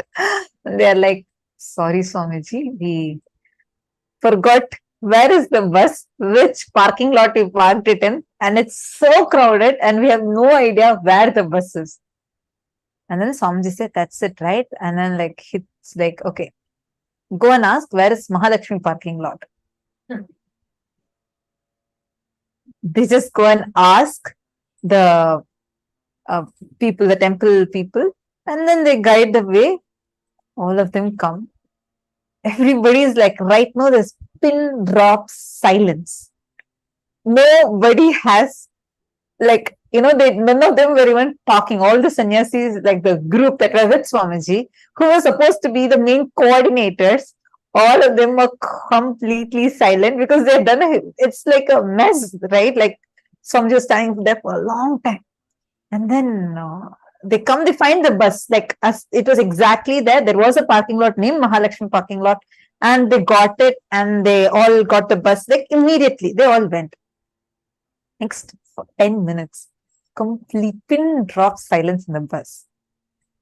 Swamiji is also just sitting. Usually, whenever Swamiji goes to temple and comes, Swamiji will be in extreme samadhi, like high samadhi. You can literally see it. Then Swamiji was sitting, gazing through the window. One of them mustered up some courage and went to Swamiji and was like, Swamiji, we are sorry for what mess we did, but how did you just Swamiji was in a rush, because everywhere it's crowd. And as soon as Swamiji got down from the bus, nobody told which parking spot this is, nothing. And directly Swamiji went to the temple. The coordinators were there in the temple much more before Swamiji landed there, and after also, so the entire time they were there. So they are very curious.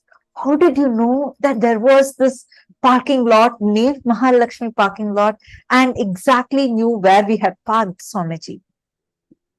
And then Swamiji just smiled and said, I just traveled back in time and then saw, I just remembered, went back in time and looked around for the details. And I just saw that there was a board named Mahalakshmi parking lot. So I told you guys that it's Mahalakshmi parking lot. Everybody were laughing and smiling because for Swamiji, it was like, oh, I just went back, turned the time back, went to that, looked at the board and came back here and told that. And his visualization, it was like a photograph. Every moment, it's we see in anything, we see only less than 10% of the 100% information. But Swamiji sees the entire 100% of information. Usually we only see 2% to 3% information. That's why in a room you're sitting and let's say you're having a conversation, very a nice conversation you're having with your close friend. Let's say you're in a restaurant and you're meeting your best friend after a very long time. You're so involved in the conversation. You would not even hear the music that's playing in the restaurant, nor would you have heard the kid that is just crying right next to you in the other table, nor would you have heard, or nor would you remember the smell of other dishes that's there and it's coming inside you. All this information are continuously available to you, but you perceive only 2 to 3% of that information. Swamiji receives all the 100. Swamiji will just go anything you ask. In one program, Swamiji actually did this, where participants are sitting and Swamiji was saying that I'll remember someone was asking, Swamiji, I have only attended one program. Will you remember me? And Swamiji smiled and said, not just I'll remember you, who has attended one full 21 days program, I remember every devotee that has come and taken darshan. I remember every single one of them. Even one darshan, if you have gone and received from Swamiji, Swamiji will remember every single one, and Swamiji will remember where each one was sitting. Actually, Swamiji did this where participants are all sitting, and Swamiji said that now you guys reshuffle and sit. I'll tell each one of you where exactly you guys are sitting earlier, and actually play it like a game with all the participants.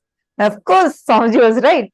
See, understand the way the photographic memory that Swamiji has. It's not just photograph, it's like 100% information is available. And why? Swamiji can grasp large amount of numbers at the same time. Like, let's say if we have 10 sacks in front of us, we can count. But if we have 100 sacks in front of us, we need to count it. Like, just by seeing, we can't tell, right? We need to say, okay, 1, 2, 3, 4. We'll just say 5, or we'll maximum do 10, 20, 30, like that. Correct? Swamiji, just by looking at something, he will be able to say exactly 100 are there. That large inner space that can grasp the information, that can store the information, is like abundant in Swamiji.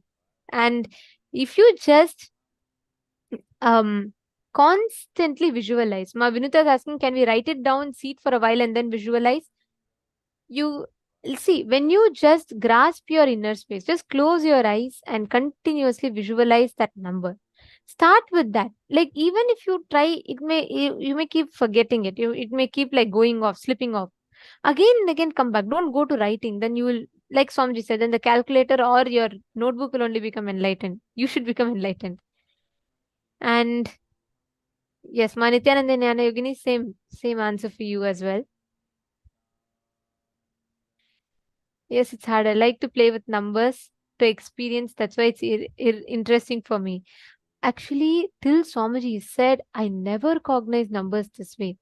This was a phenomenon. Like, Swamiji gave the whole Nobel Peace Prize thesis. Swamiji said, if anyone finds the ability to translate numbers in their mother tongue and to be able to convert it to another language, and their brain, the way they see numbers will open up a new page in the history of maths.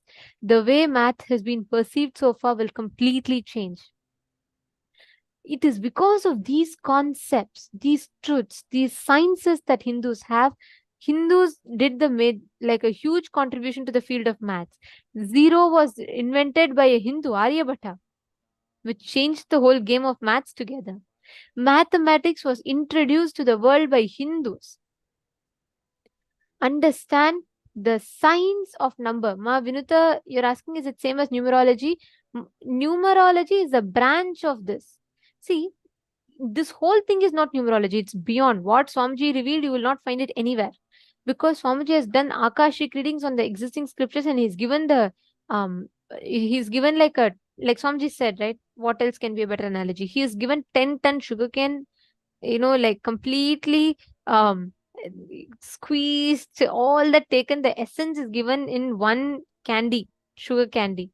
So it is, numerology is a part of it. Swamiji took astrology, numerology, all numbers and agamas, Vedas, everything, and juiced it nicely, squeezed it, took the essence and gave it to us as one piece of, candy.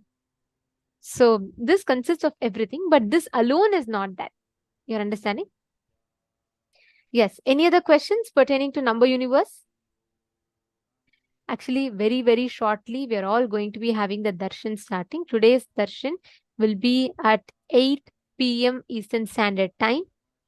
We request all of you for this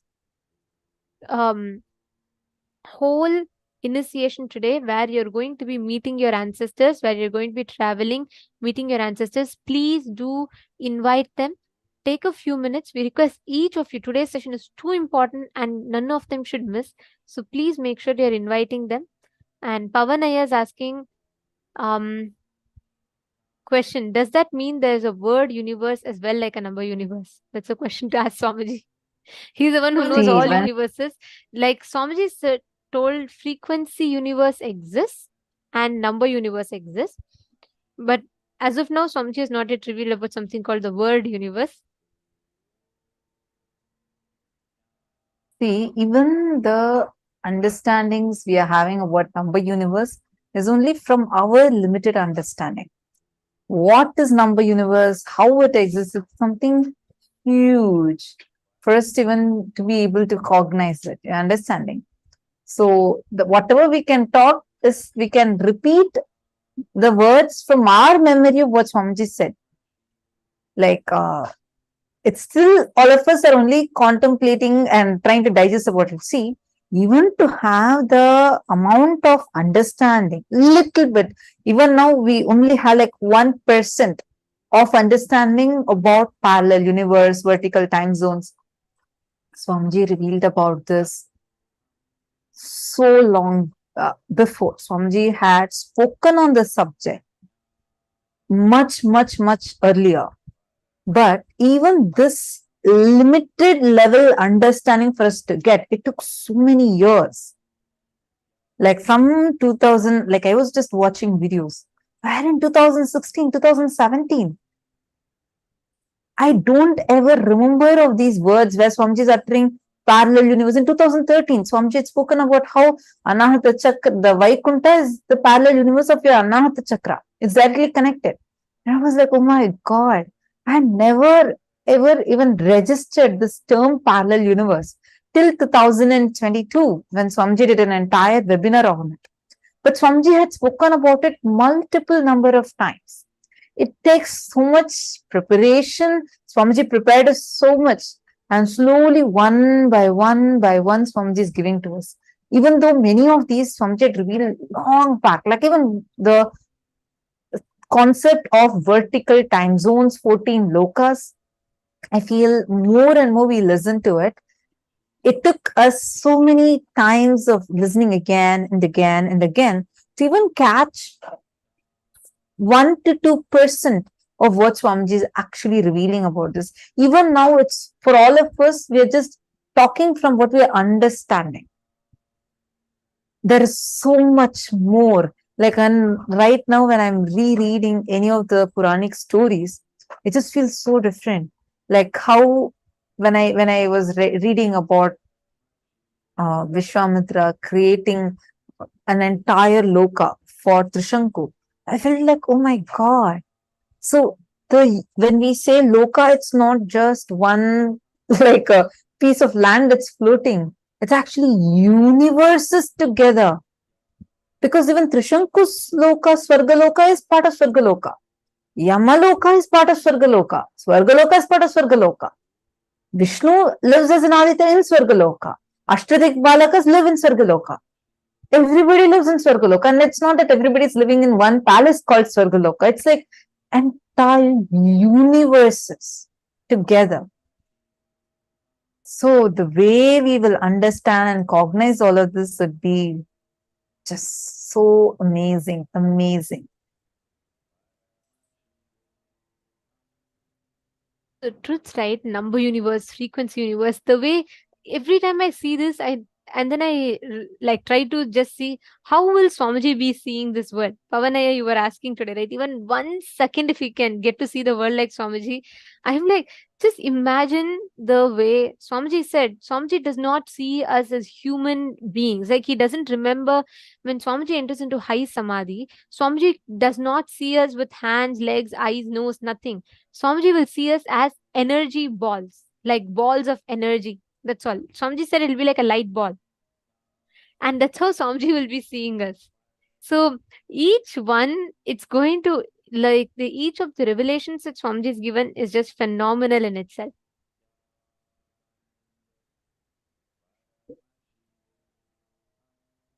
Swamiji has, okay, Fabio Bruno here.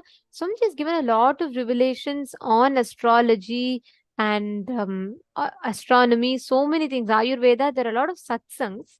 So, and these courses are available in Nithyananda Hindu University as well. So you can sign up to be part of Nithyananda Hindu University and you can access these courses.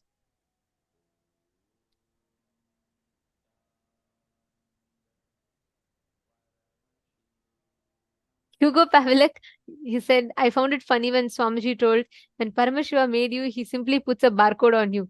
It's true. The genetic, like Swamiji said, is a barcode on us. And the way you see, the way you understand, see, even the words of the units of numbers, like we have 10, 100, 1,000, 10,000, 100,000, million, 10 million, we have trillion, and then we have 100 million, etc., etc., and then we have billion, all these kind of numbers. In Hinduism, we have numbers for up to 10 billion, billion. We have different numbers, akshoni, like each one ashtoni, like that. We have different numbers, which is a unit to measure a certain numbers, which we can't even fathom.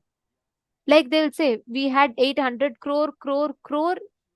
Till that, they have a proper number. They don't say 800 crore. They actually have a proper number for that. The way we cognize is completely different. So humanity is still a lot to catch up with that. Okay. Now, we're all going to be we're all going to be learning about a very beautiful truth now. We all learned about number universe. In the next session now, we are going to be learning about how the 25 states of consciousness are mapped to the 14 lokas, the 14 parallel universes. How does this mapping work and what can we learn from it? So we are going to be seeing that in this session. Let us enjoy the revelations.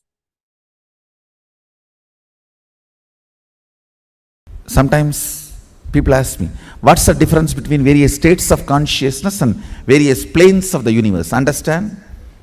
If you go to dream state and come back, what you see in the dream state, what others see in their dream state will not be same.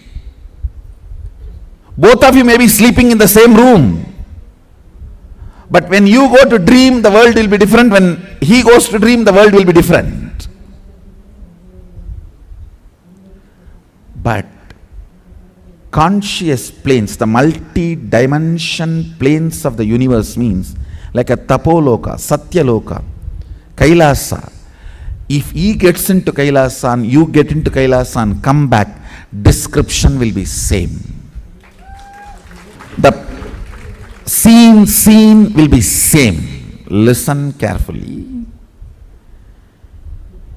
The various states of consciousness is more like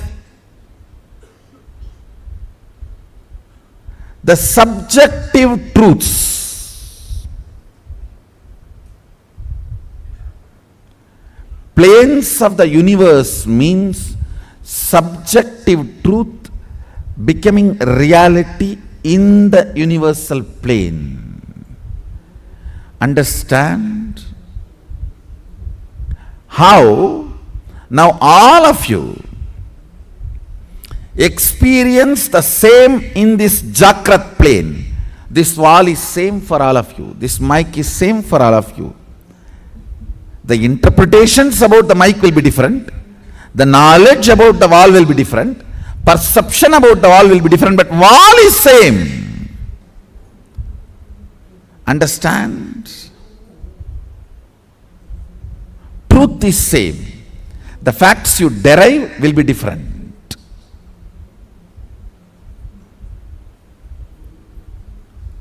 So this is the plane of Bhu. If you enter into the planes of Swa, Tapa, Satya, exploring those planes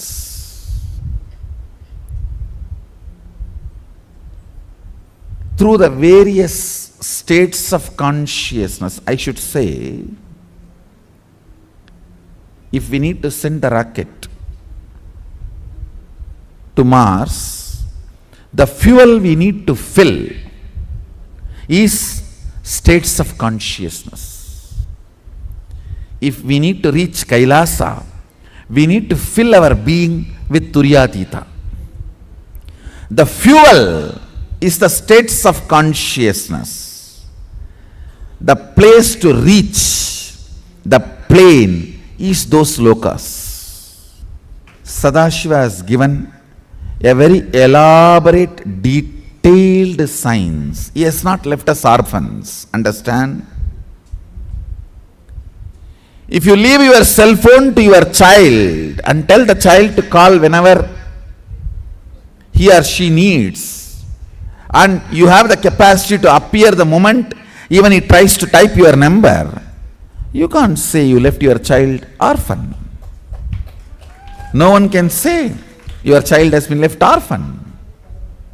He has left us his cell phone number, and he appears even if you start typing the number. Understand? He left the signs to us. He has not denied it to the humanity. He has not denied it for the human beings. When the science is available, it's our responsibility to explore it. Of course, it's my responsibility to make it user-friendly for all of you.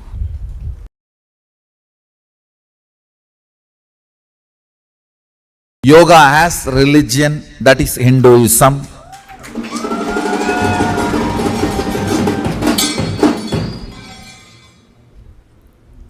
It is from the Hindu culture, Hindu tradition. Yoga has evolved. Hindu thought current. Yoga has evolved. It's a gift we gave it to the world from the Hindu thought current. The original Vedic and Agamic description, definition of yoga, 3 levels: the science of exploring various powers, science of exploring various states of consciousness, science of exploring various dimensions of the universe. Understand? Some of the planets, the base material of the planet is diamond. You should know some of the planets are 80% diamond material.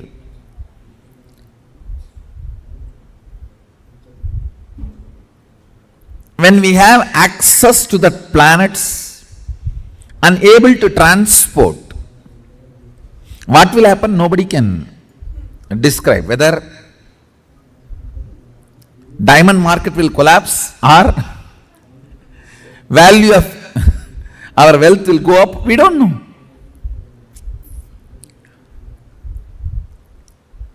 Access, possibility,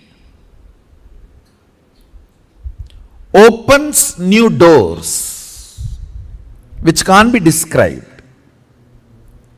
You do not know the result and end result. You do not know what all other doors can open through this. Same way, access to the multi-dimensions of the universe, you do not know how many new possibilities and doors open. And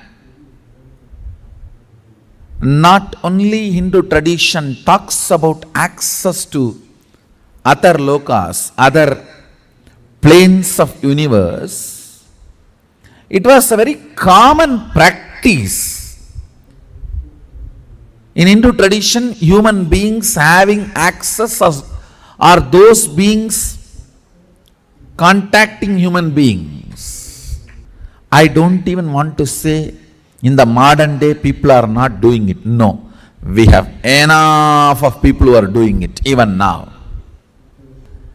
The body which is fueled only by Sushupti, Jakrat Swapna means deep sleep dreaming and little waking state once in a while because of cup of coffee.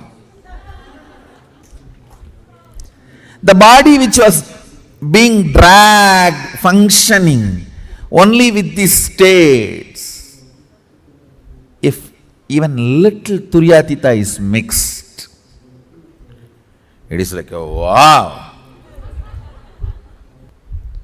Today I'll put little turyatita. You will see the kind of a alchemy change in the system. God, what is going on? What is he doing to my system? I'm just changing the fuel.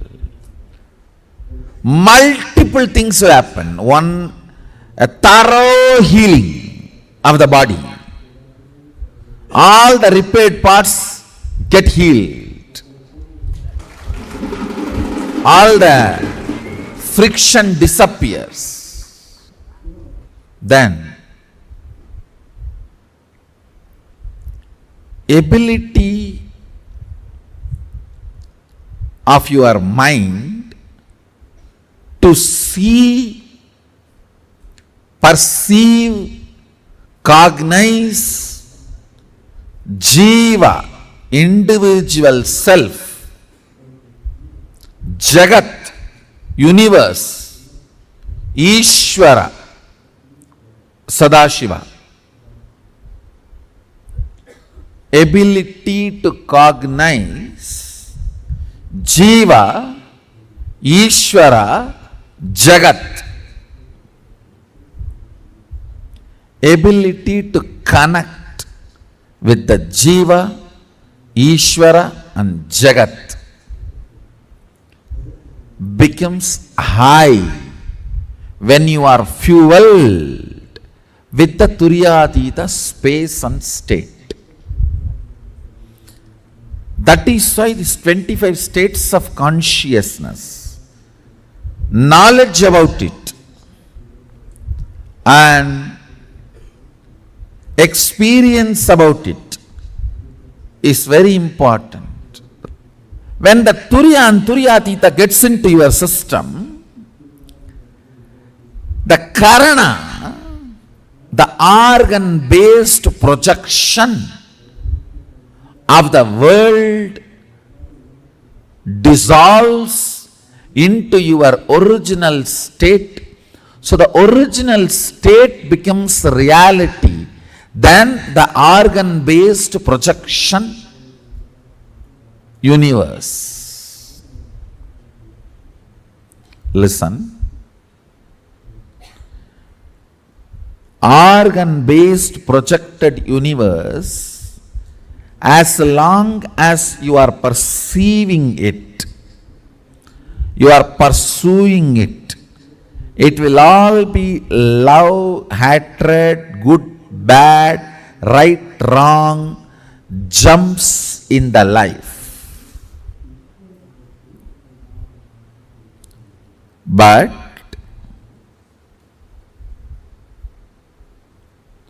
when Turya and Turyatita is added to your biomemory, bioenergy, suddenly you will realize yourself is a much deeper and higher reality than the organ-based projected universe.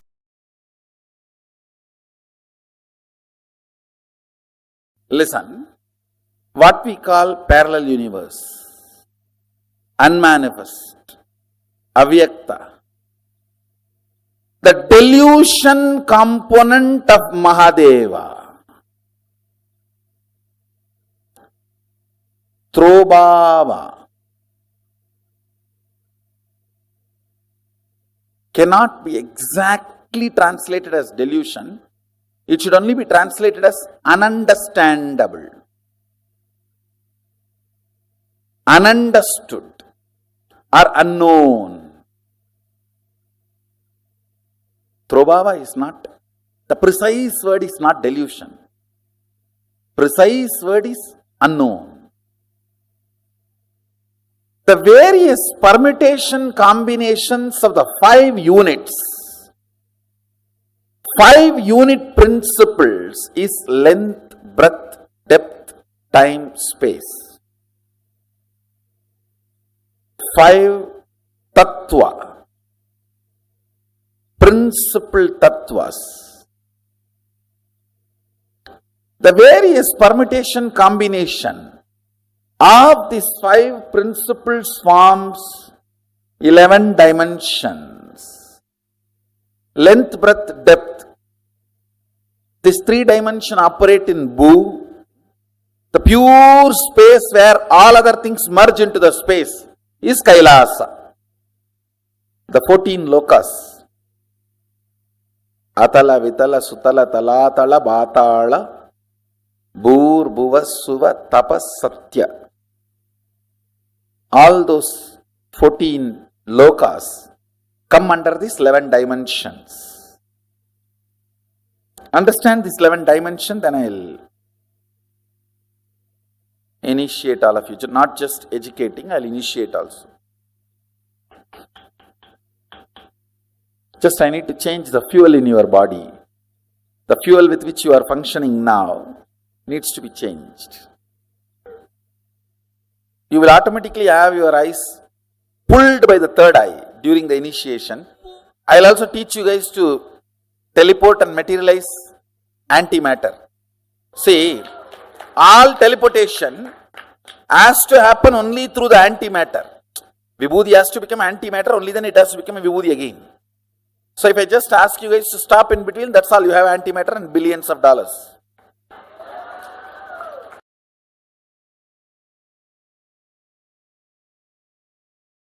Cosmos cannot just brush you aside, push you aside, saying, okay, you throw tantrum, I'll do my job. No. Understand, if you read the Vedic literature, so many references will be there. A rishi is sitting in one forest, corner of the forest, under a tree and meditating. Indra's throne burns. Mahadeva's Kailasa shakes. Vishnu wakes up from his Vaikuntha snake bed, rushes to attend. Have you not read these stories? What it means? Your tantrum cannot be neglected. Be a strong seeker, intense seeker. Never allow the worship of ignorance. Never allow worship of ignorance. I tell you, whatever you lost, wealth, time, energy, youth, I am telling you, everything is useless. Gain 10 times, 100 times more. Anything you lost, just if you acquire one thing, seeking. If you stop worshipping ignorance, losing the spiritual seeking is the biggest curse. If you have not lost the spiritual seeking, don't worry, nothing is lost. It means you know how to throw tantrum and make the cosmic mother open the treasury. Go down for us. Seeking is nothing but your ability to throw tantrum and get the attention of the cosmic mother.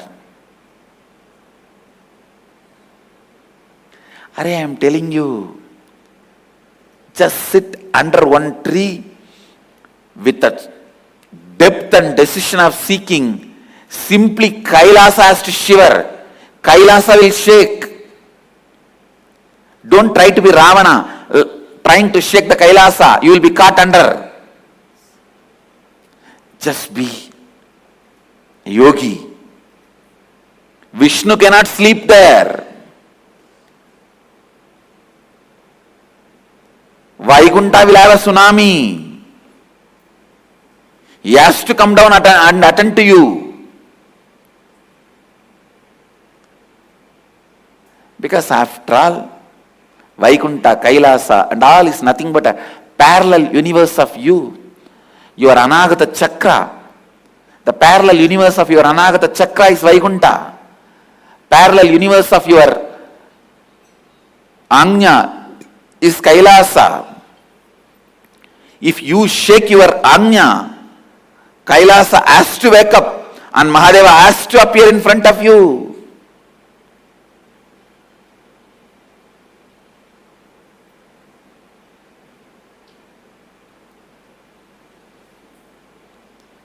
Don't be arrogant out of your seeking. Actually, when you are seeking, arrogance will not even happen. Now when I am explaining, don't see this as arrogance. Very pure, clear, confident and the straight, right guidance I am giving you. It's not arrogance. When I say, if you sit and open your third eye, the parallel universe of the third eye, Kailasa has to shake and Mahadeva has to appear. I am not arrogant. I am just revealing some of the very deep, sacred secret to you. If you sit and open your Anahata Chakra with the depth of seeking, simply the Narayana has to wake up from his Yoga Nidra and appear in front of you.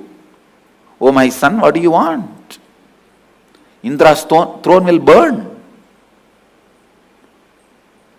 Have you not heard these stories? These are not stories, they are truths. They are truths.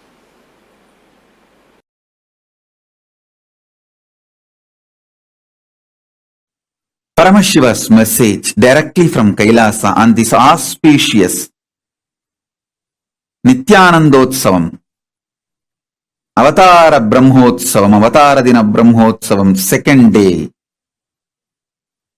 Listen. Listen. Surrender is the parallel universe synergy trigger. Let me repeat. Surrender is the parallel universe synergy trigger. Means, I'll try to expand. Please listen intensely. Even you listening about surrender,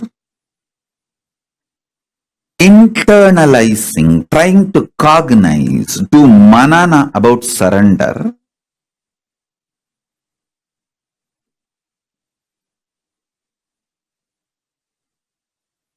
even thinking of doing surrender or planning, strategizing to do surrender, everything is parallel universe synergy trigger. Means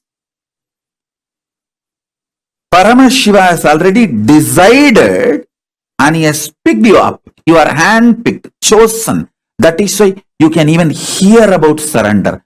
Shravana about Saranagati happens only if Paramashiva has decided you are his.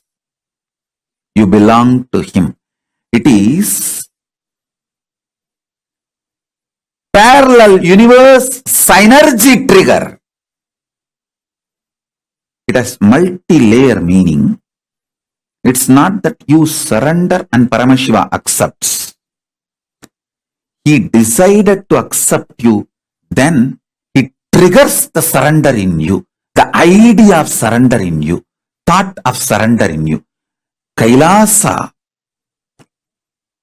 decided to accept your surrender. Only then the surrender idea gets triggered in you. Bhakti, Saranagati, feeling connection, love. All of this towards the divine. Paramashivan Guru is parallel universe synergy trigger.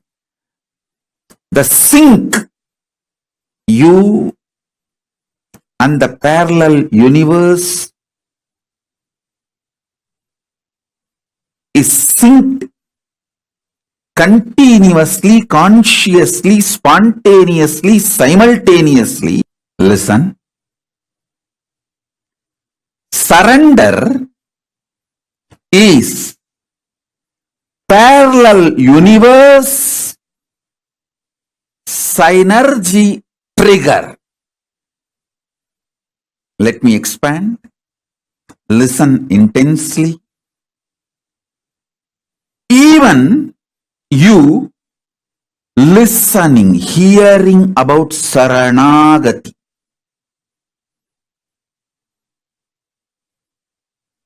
Saranagati to Paramashiva or Guru, the ultimate. Even you are listening or manana, thinking, or nitidhyasana, manifesting. See, whether you try to listen and cognize or contemplate and strategize to manifest or manifest.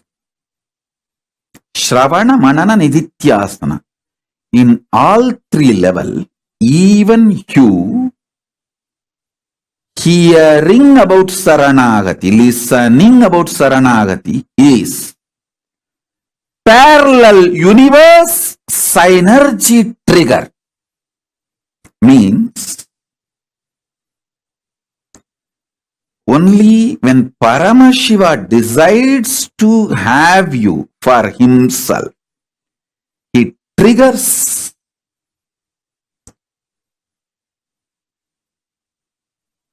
the idea of Saranagati in you.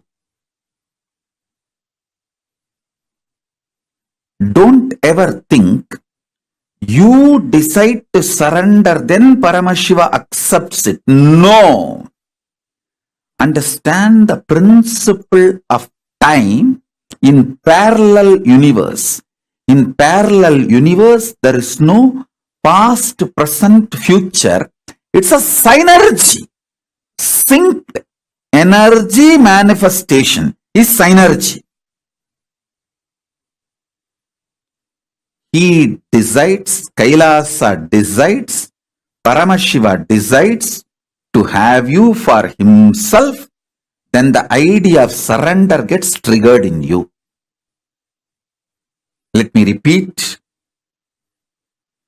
It is not that you decide to do Saranagati and then he accepts. No.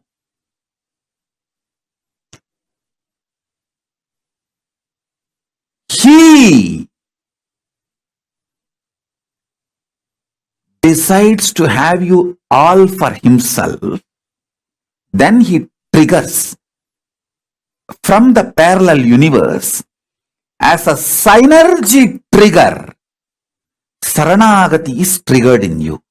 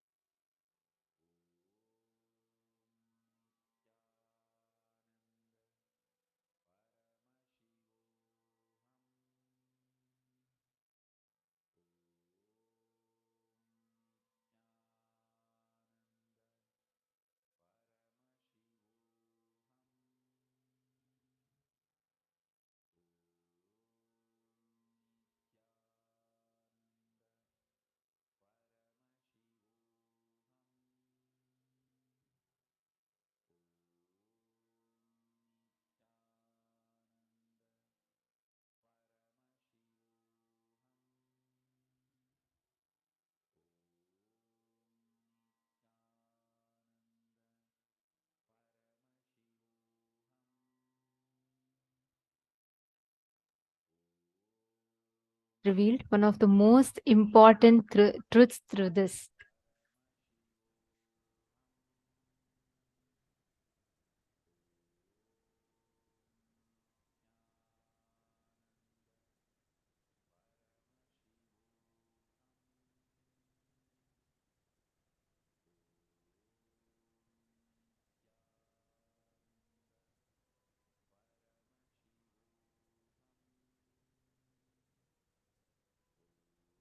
Understanding about the parallel universes and how they are mapped to the 25 states of consciousness. How exactly do we map the existence of the parallel universes? This is a very, very important session in order for the preparation for today's darshan. So we request all of you to please provide your complete listening to this.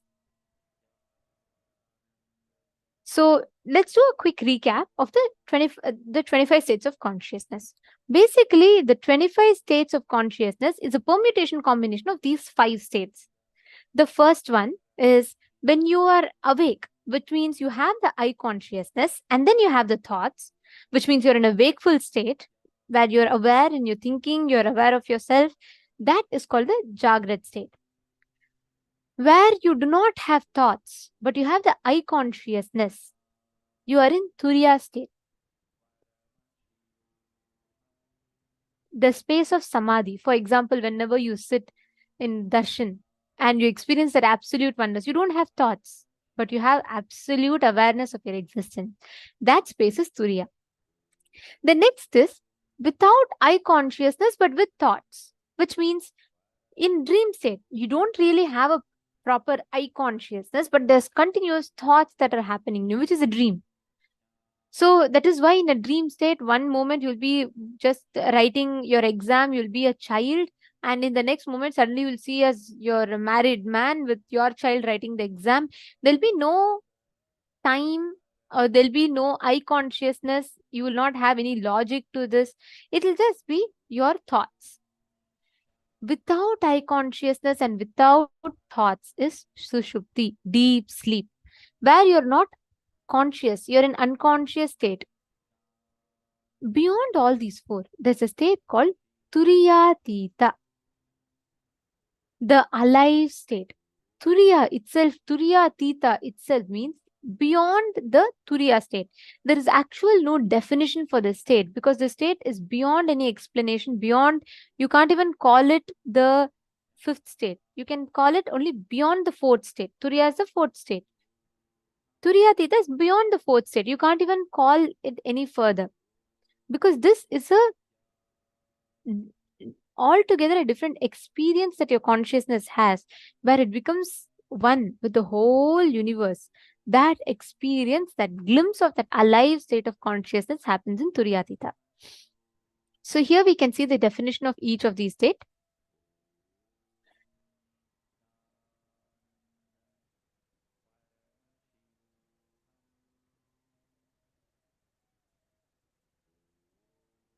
So the most important thing is understanding about the 25 states of consciousness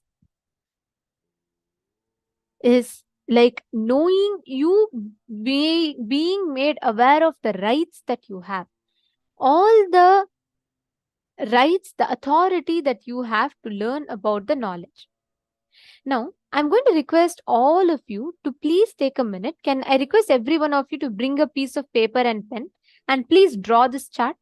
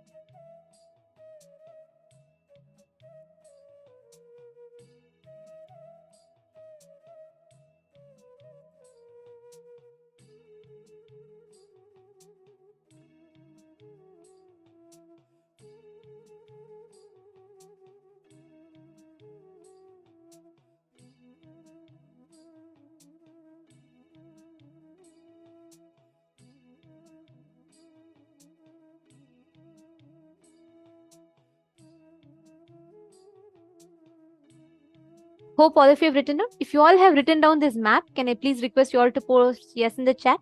How many of you have drawn this?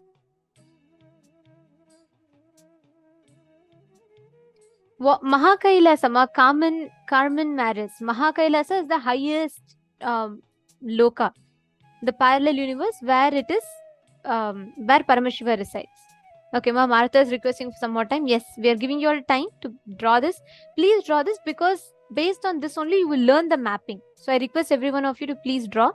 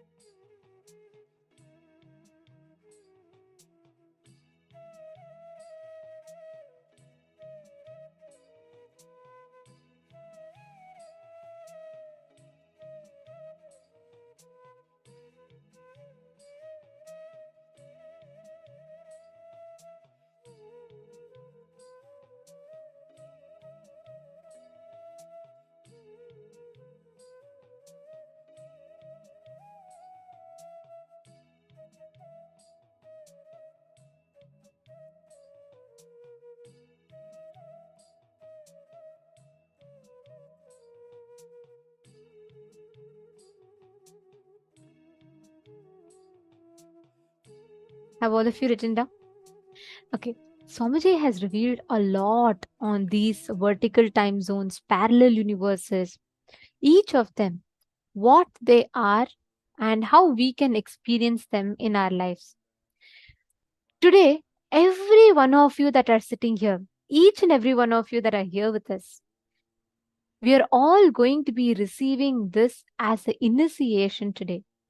Please understand, very, very shortly at 8 p.m. Eastern Standard Time, we are all going to be receiving the most powerful initiation. And I'm as excited as each of you are here for the special revelations that Swamiji is going to give us on vertical time zones and something very unique about the experience of Charya Pada, Kriya Pada, Yoga Pada, Jnana Pada to experience these vertical time zones. How excited are you all for today's session?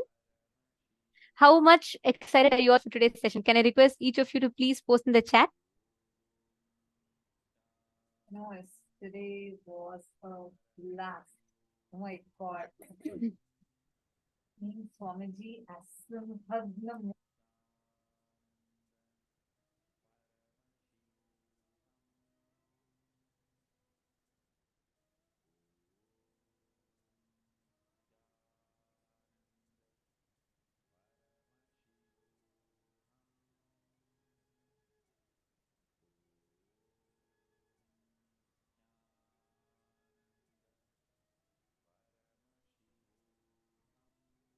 Sorry for that. Vimala is also saying she's very excited.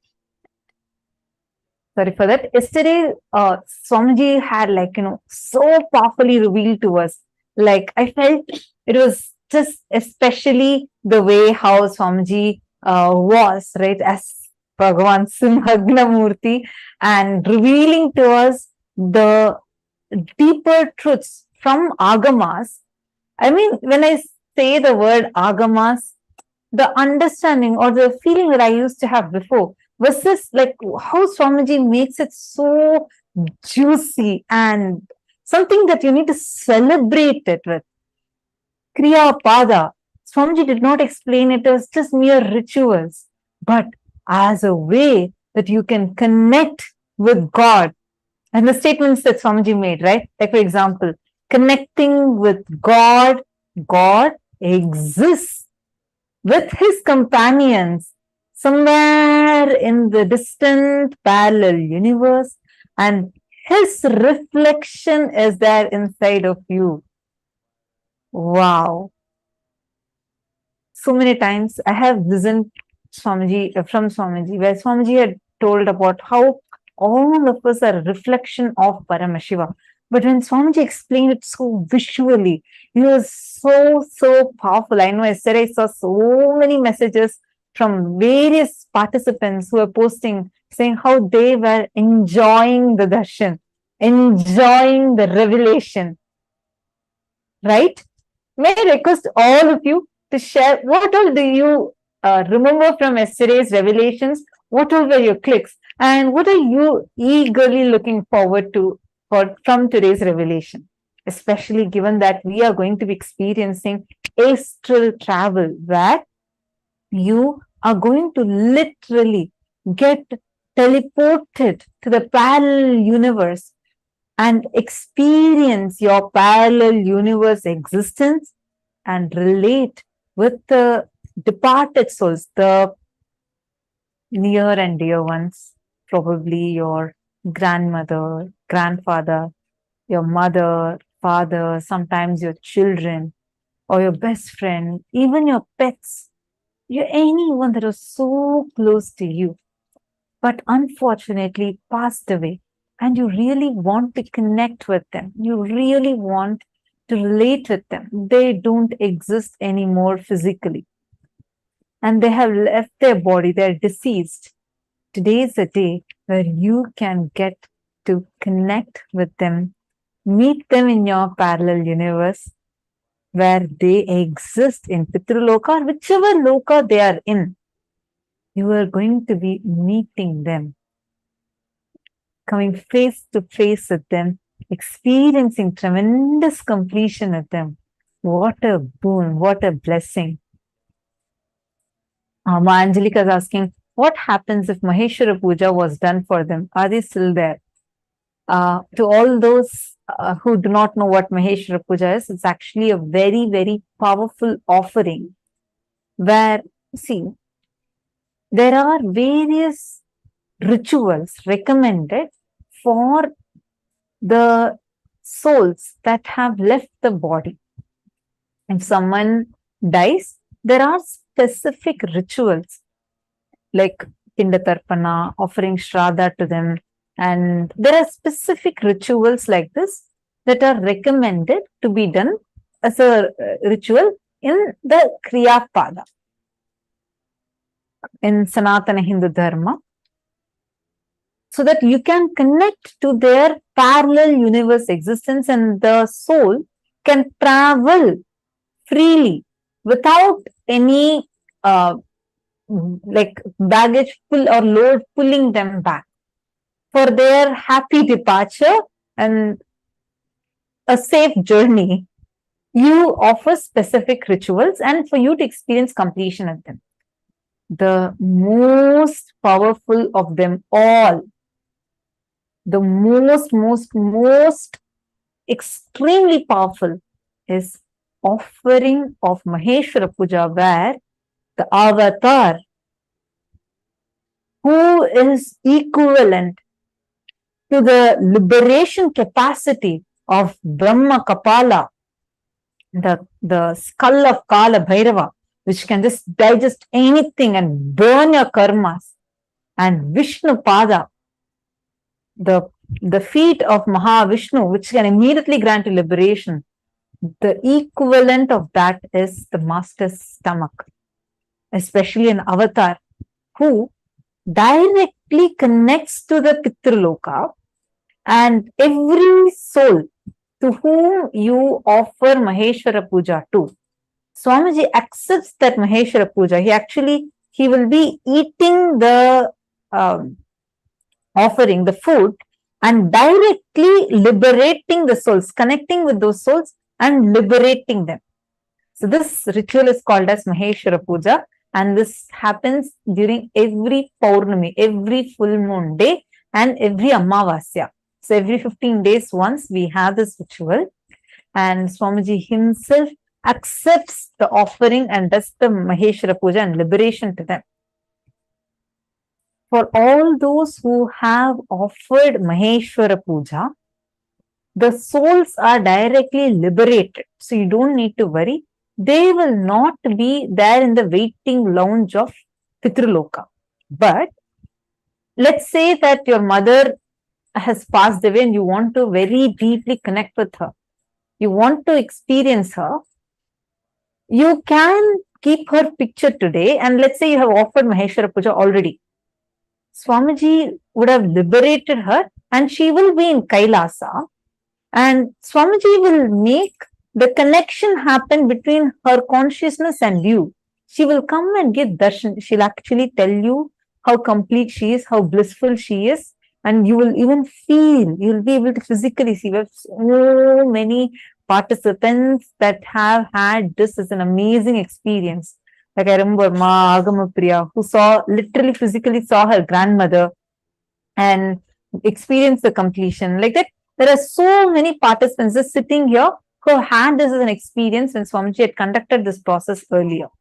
So all of you have that amazing blessing today. I request you all, please take a few minutes now. We are just a few minutes away from the darshan. Anyone who have lost their near and dear ones recently, please kindly invite them and get them to come and sit down right now and attend this darshan. Understand, for you it might be a simple phone call, but you are doing a huge favor to their very consciousness. And also, most importantly, today's initiation, understand, just making them aware of the knowledge about vertical time zones is like, see, it is like if you are not even aware of the freedom that you have, the options that you have in life, that is the worst punishment or the worst crime that can be done against you. Imagine if you are the owner of a rich estate, like hundreds of crores, and you're making a huge business. But from your birth, you're not even made aware of it, and you're only brought up as a clerk, given 100 rupees per month. And you also feel very happy. Ah, look, I have 100 rupees, I can buy whatever I want. But what can you do with that money when when you're making crores and hundreds of crores every day? You being denied of the freedom and the choice you have is the worst thing that can happen to you. Not even knowing that this is accessible, that is the most important. Now, if you notice, only the moment Swamiji reveals, right, just knowing the 14 lokas, the access that we have, it empowers us so much consciously. We know, oh, Bhuloka is there. Even if not Bhuloka, there is Pitruloka. After I die, I'll go to Kailasa with Swamiji, and my ancestors are all in Pitruloka. We know exactly the whole freedom that we have to access. That itself changes the confidence that we have about ourselves. So understand, you taking this one step, reach out at least to a few people. Now take a few minutes. At least reach out to 5 to 10 friends. Bring them to today's initiation. Today is too important. One, if any of them are struggling, they have just lost their near and dear ones, and they are still suffering because of that. Or if they are someone who is very interested to know about aliens, who is very interested about astral travel or cosmos and all these physics things, or any of these related, astrology, astronomy related, you can bring all of them for this session. This is going to be very, very powerful. Yesterday, Swamiji had revealed to us some of the most important truths, be it about the vertical time zones or the Charya Pada, Kriya Pada, Yoga Pada, Jnana Pada. And Swamiji was revealing about how extraterrestrial beings, like Swamiji said, we can't call them aliens because we think only we exist and everything belongs to us, we alienate others. Swamiji said they're all extraterrestrial beings. In Hindu Puranas, there's no concept of aliens because we all don't think they're someone alien to us. Just like how we belong to Bhuloka, the Devatas belong to Devaloka. And the Asuras belongs to the lower lokas, Atala, Vitala, Sutala lokas. Each lokas, the beings of the extraterrestrial beings exist, who run their whole lokas, and each vertical time zones functions with their Sanatana Dharma. Swamiji had so powerfully revealed these truths to us. So I request every one of you to take a few minutes. Please call right now and invite your friends, your family members, someone. Ma Valini Subaya saying she's very excited with so many gifts that's going to come. That's wonderful, Ma. Can each of you take a few minutes and invite 5 friends? How many of you really want to take responsibility to share this knowledge with others? Could you all put in the chat? How many of you really feel responsible now that you know this knowledge exists? How many of you really feel responsible to share this knowledge with others? Could you all post in the chat? Yes. Okay, I see people are posting yes. Understand, the best way you can take responsibility for this knowledge is by sharing the science, the possibility of the science with others. Okay, I see Ma Valini Subaya, Ma Nithyananda. Ma Valini is saying she's already sharing. That's wonderful. Ma Nithyananda, please let us all take that responsibility to remind. Very, very shortly, Swamiji is going to be here to give us this powerful revelations about vertical time zones and parallel universes. Around 8 p.m. Eastern Standard Time, we are going to be having the darshan. So please make sure that all your friends, family members are there right now, because now the main preparation is going on, and make sure you're ensuring that they are here. Understand this darshan. Tell them to also get a picture, explain to them, give them the context, and let them sit with you and let them have a glimpse of what amazing initiation we're receiving today. So make sure you're inviting them. Let them not miss out on this amazing, amazing boon. Actually, we had yesterday, there was a person who was, one of the participants was saying about how they felt that, left out when they didn't know about the death meditation and the initiation Swamiji gave. See, even though people are there connected to the Sangha, many people, due to, they're probably busy and they're missing out information. Each one of you here that are receiving the gifts, if each one of us take the responsibility to share this, understand so many people, how you felt blessed to be here. Yesterday, when Swamiji is revealing such an amazing, powerful revelation, how blessed did you feel? So many of you were posting, right? Saying that you really loved it, you're grateful. Take this blessing and to others. Reach out to as many people as possible. Ensure that they are here right now. Please take a few minutes. And meanwhile, as all of you are inviting your friends and family members, we are going to watch a short documentary on what exactly is this vertical time zones. This is a very important one. Even if you had missed the vertical time zones or parallel universe session in the morning, this would give you a very good insight as to what this is, so that you can prepare for the satsang and the session and the darshan. So we request you all to please ensure now that the family members or your friends, whoever you want to invite, are joining right away. Please ensure that they are here so that they do not miss out on any of these amazing gifts. And for today's initiation, please make sure that you are having the pictures of your Pitrus. See, today Swamiji is going to be revealing in the session. We are going to be having a very powerful session.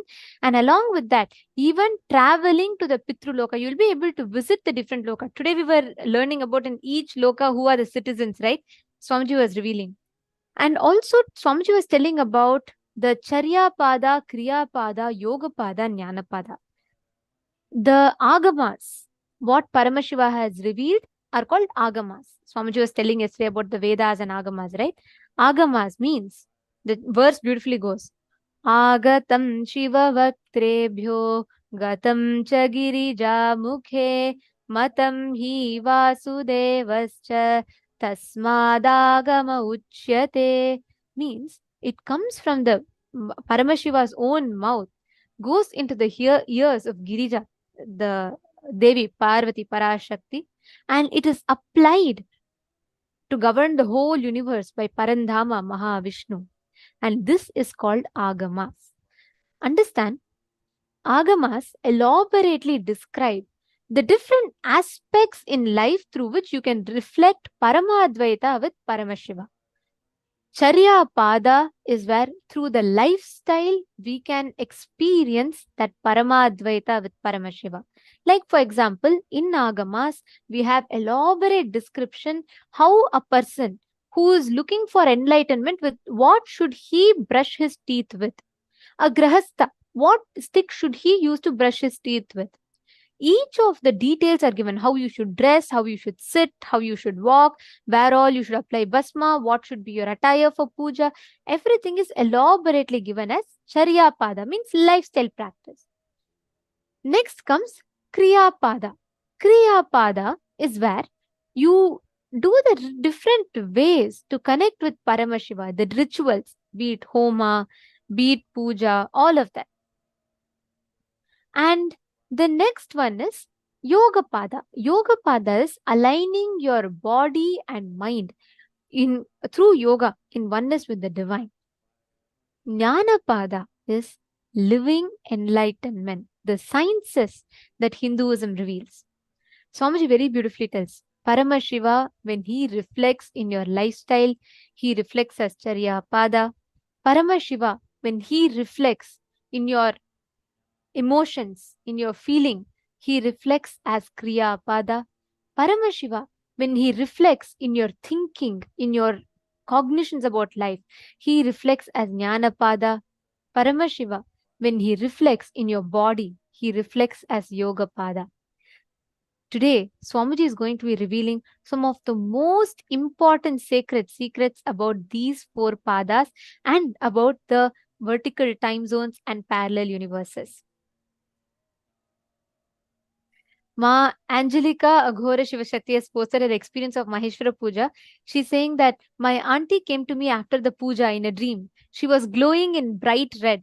She told me how happy she was, and I'm so happy to know she's in Kailasa, happy after the puja. Wow. Actually, there are tons of experiences like this. Today, you will actually see the moment if you meet your ancestors whom you have offered the Maheshwara Puja for, they will all tell you how happy they are and how they are living in, at the lotus feet of Swamiji so blissfully. You will be able to meet your ancestors. All our ancestors, like we all learned today, they all exist in the Janaloka, in the Pitraloka, which is in the Janaloka. So that is like the lounge, the waiting lounge for them all. And Swamiji liberates them from all the baggage and all the this thing. Like they moved from normal waiting lounge to the VIP waiting lounge. And the beings who are offered Maheshwara Puja liberated, they all directly go to Kailasa and live in the lotus feet of Swamiji's.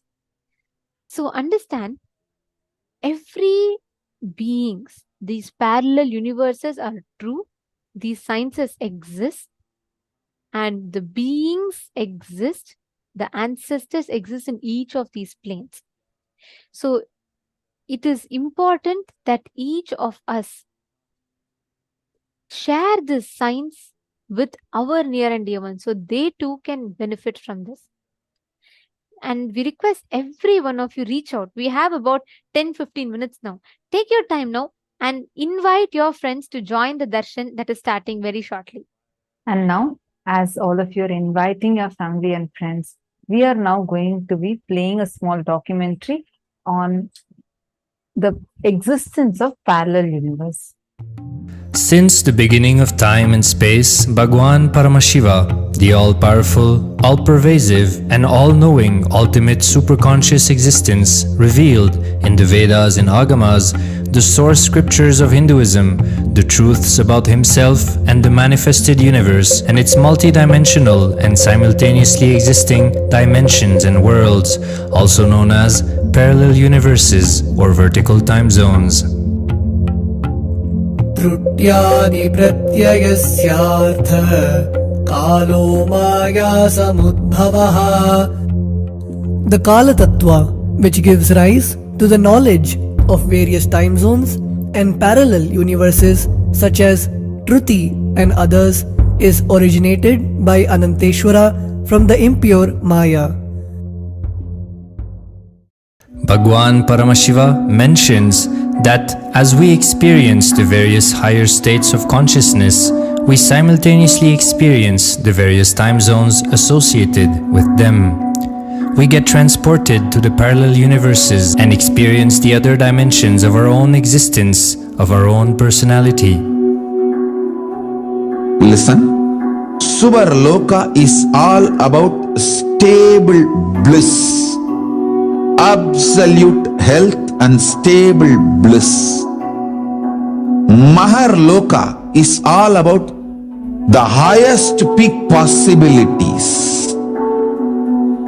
Jana Loka is the place where you can exist in multiple bodies at a time. You experience oneness as the super reality. Tapa Loka is that last struggle you go through. Sometimes you know you are Paramashiva, sometimes you just slip off, but again you say, I am Paramashiva. That space is the Tapoloka, an absolute surrender. Whether I am remembering, I am manifesting Paramashivatva, or I am deluded, I surrender both to Paramashiva. When you take that decision, you are lifted to Brahmaloka. You move to the Brahmaloka. The deep surrender lifts you to Brahmaloka. Then from there, you move to Parandama, Vaikunta, and Kailasa, then Mahakailasa itself. The key to unlock these parallel universes is hidden in the spine of the human body. Human beings, only human beings on this planet Earth are empowered, hardwired, capable of migrating to parallel universe. Understand? Your spine is not only hardwired, capable of fuel, charged to lift you off to different parallel universes. सुकृतान् मानवो भूत्वा ज्ञानी चेन्मोक्षमाप्नुयात् चतुरः शीतलक्षेषु शरीरेषु शरीरिणां न मानुष्यं विना यत्र तत्त्वहानन्तु लभ्यते. Of the 8.4 million bodily forms, the human body is the most important, for it is this form in which one gets knowledge of the essence. This knowledge of essence cannot be attained in any other form other than human. The possibility you have need to be told to you. Understand? Even though animals have spine, because the majority of the time they spend horizontally, the spine is not capable of getting fuel with a subtle fuel called ojas. The ojas need to be filled in your spine and the kundalini need to be ignited for you to reach parallel universe and different vertical time zone spaces. When our state of consciousness is raised, we start experiencing these higher lokas, allowing the various possibilities and powers available in these universes to start expressing in our own human body. Recently, scientists have discovered that the human body, particularly in the brain, naturally produces light in the form of biophotons, and that when our state of consciousness is lifted, the brain moves from producing a normal 20 photons of light per centimeter square per second to more than 100,000 photons of light per second. That shows us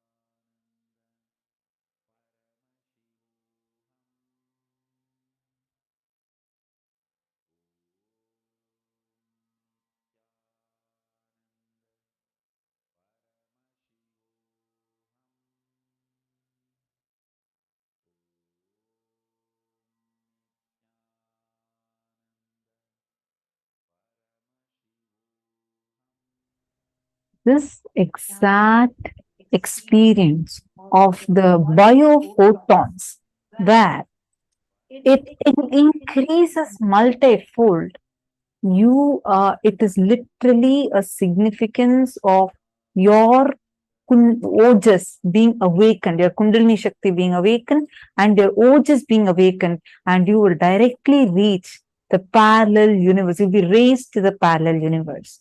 This is now scientifically also established with the quantifiable research on the increase of your biophotons. And you have the possibility where your brain can also access those higher dimensions. How many of you are understanding this? How many of you are getting, yes, I feel I'm getting it. How many of you are getting like that? Please take a moment and put it in the chat if you are able to understand and click with it. And actually, today what Swamiji is going to be revealing to us, right, about the vertical time zones, parallel universe. Today, so many of you had posted different questions. We all had a question and answer session, and each of you had shared your clicks, and at the same time, many of you had asked questions, even about the frequency universe, the number universe, what Swamiji had revealed, correct? Today, during the session, when Swamiji is revealing the truths, first thing, please, I request every one of you to make sure you take notes, like as Swamiji is revealing, just type out, take notes of what Swamiji is revealing. And second, please feel free to post your questions. not just prayers and boons. Of course, we all can post all our prayers and boons requests to Swamiji. But in addition to that, please feel free to post questions. Today, so many of you had such unique and amazing questions. You all can post it to Swamiji, and during the session, of course, Swamiji is going to be revealing something deeper today. Even what Swamiji is revealing, if you would like to request for revelations on particular aspect, or if you have some doubts and you would like to request Swamiji to reveal deeper into that, you all can post that questions, and Swamiji may answer these questions as well. So I request all the participants to, during the darshan, post all your understandings, clicks, and also post questions. So you all can maybe write the word question and just post a question. So along with your prayers and boons, you can all also post the questions, and Swamiji may choose to reveal deeper based on the questions as well. And I am very, very excited. We are as excited as each of you are to listen to what Swamiji has to tell. Even listening just one glimpse of what Swamiji told yesterday, the revelations was just phenomenal. Be it about the extraterrestrial beings, be it about traveling to the 14 lokas, and the reflection, the permutation combination, the charya, kriya, charya yoga, and charya jnana. Like that, Swamiji was revealing something very, very deep and very profound. So let us all get ready to receive the truths. Can I request each of you to post how many of you have invited? How many of your friends have you all invited today? So many of you are posting your experiences. That's very nice to see. How many of your friends have each of you invited today for the session? Okay, there's someone called Mahabhairavajnana. Okay, if you do not have the picture, no problem. If you can post your name, that is fine. Just post your name. Swamiji will connect you to them to meet them.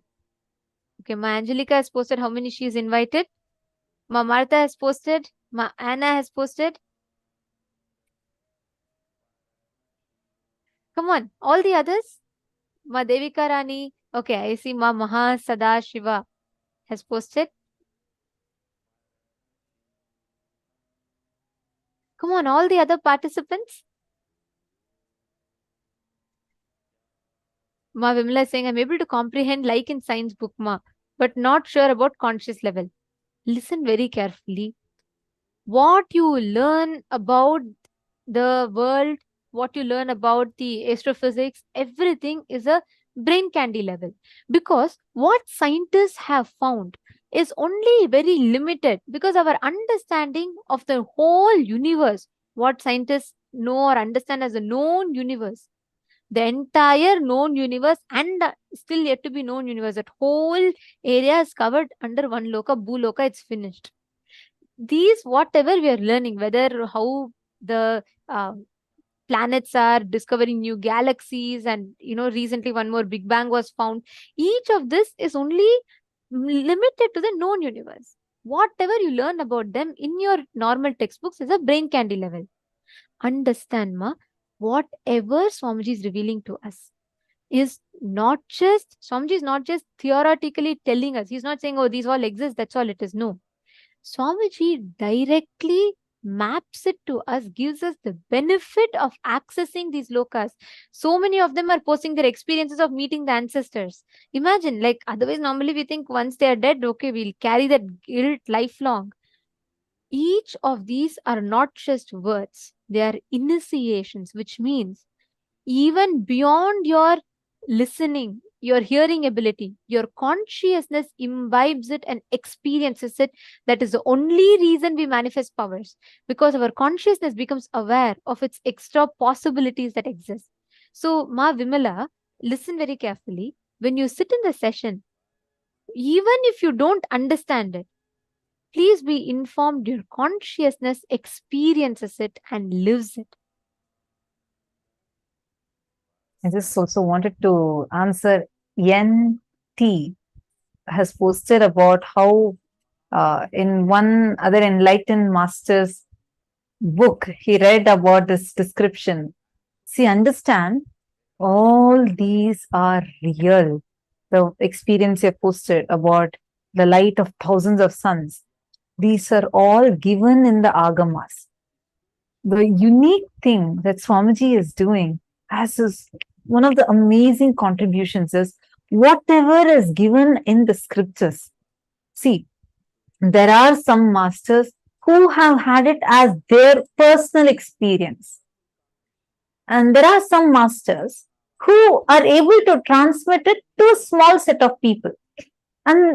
But it is Swamiji who has the 16 qualities and qualifications that are needed for giving the initiation, where Swamiji is from the authorized Guru Parampara and he himself has experienced it, has the ability to transmit it, and has the ability to transmit it with the most authentic rituals and with the authorization of the right Acharya Abhishekam, and he transmits it. Actually, if you see, whatever revelation Swamiji gives, Swamiji does not just give us just the truth alone, but he gives the references where from the scriptures, the Shastra Pramana, the revelations as per the scriptures, and the Apta Pramana, how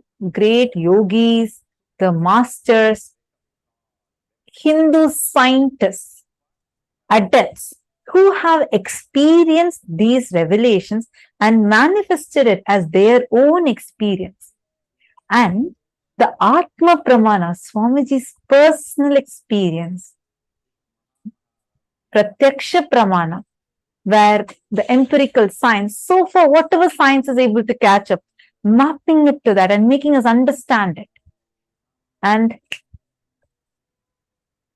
Sakshi Pramana, giving all of us that as an experience. So every one of us today are going to be receiving such a profound science. I see amazing like experiences like all over the Zoom, and he's giving that amazing experience to us for us to be able to experience it. And I also see one other question Dikshuan Chen is asking, is the Earth's core world the same as the Kailasa parallel universe? Swamiji has spoken about the existence of a civilization that exists in the core, which is under the earth, which human beings right now do not have. The modern day human beings do not have direct access to it, but there is a civilization that exists.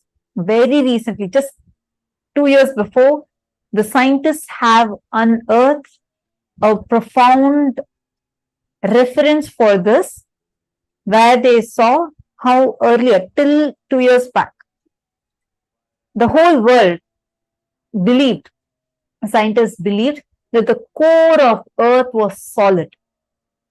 But just 2 years back, the experiments proved that it was not solid, and there seems to be something existing in the core of Earth, and it is molten, and they're having some studies done upon it. So science is still catching up. Swamiji has already revealed about this, but you're asking, is it the same as Kailasa parallel universe? Swamiji revealed Kailasa as a universe exists in the vertical time zone, planet Earth, and the core of planet Earth is only still part of the Bhuloka.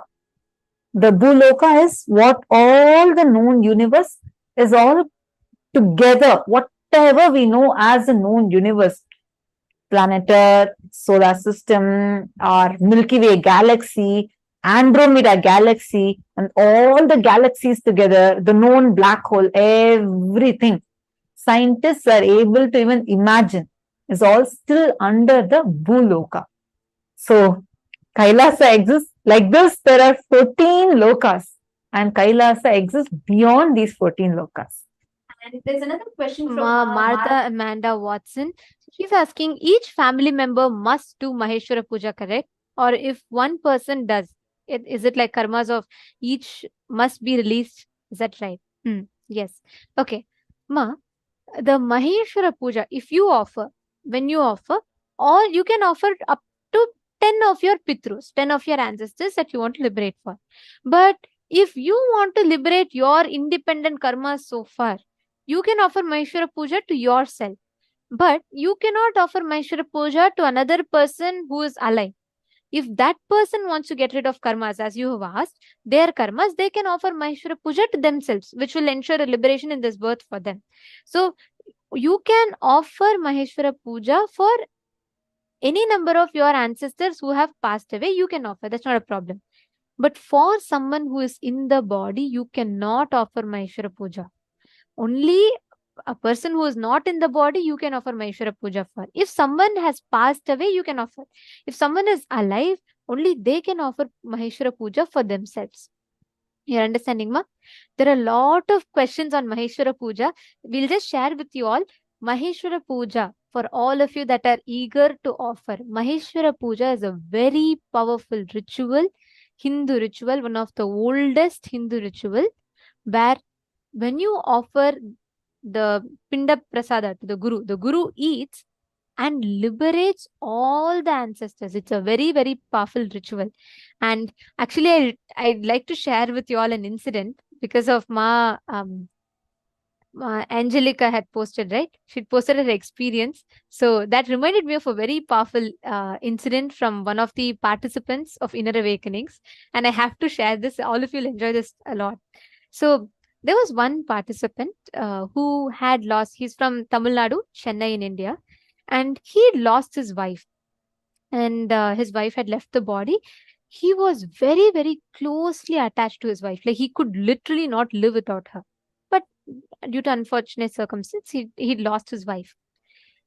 So he had come for attending Inner Awakening, and in Bidadi, Swamiji was conducting the physical program. So he had one practice though. After his wife had left the body, since he was not able to live without her, like he was very, very attached to her, he would always go to some medium to meet his wife. So that medium is like, they help connect to the spirits. So he goes to one of the medium and he used to always connect to his wife through that particular medium. And she used to respond and he used to get proper answers from her, like, which means he verified that it is his wife that he's connecting to. And only the things that he will know, he had verified with that. And he was sure he's connecting to his wife through the medium. So after that, he came to attend the Inner Awakening. And in the Inner Awakening, he learnt about Maheshwara Puja, where just by offering the puja, Swamiji will liberate all the people who are deceased, like people who are not in the body anymore. And he was really in love with his wife and he wanted to offer this puja for him to give the liberation to his wife. So he offers a Maheshwara Puja and Swamiji liberates, Swamiji accepts a Pinda Prasada and everything gets over and he's liberated. But he was very curious. He really wanted to know. Nobody, his family members or nobody had an idea. He was in Bidadi, which is in Karnataka, a totally different state. And the medium that he used to connect to his wife was in Tamil Nadu. So he neither informed his family members or anyone about the Maheshwara Puja he was going to offer. Right after offering the Maheshwara Puja, he wanted to go and test, right? So he goes back to his hometown and he wants to connect to his wife using the medium.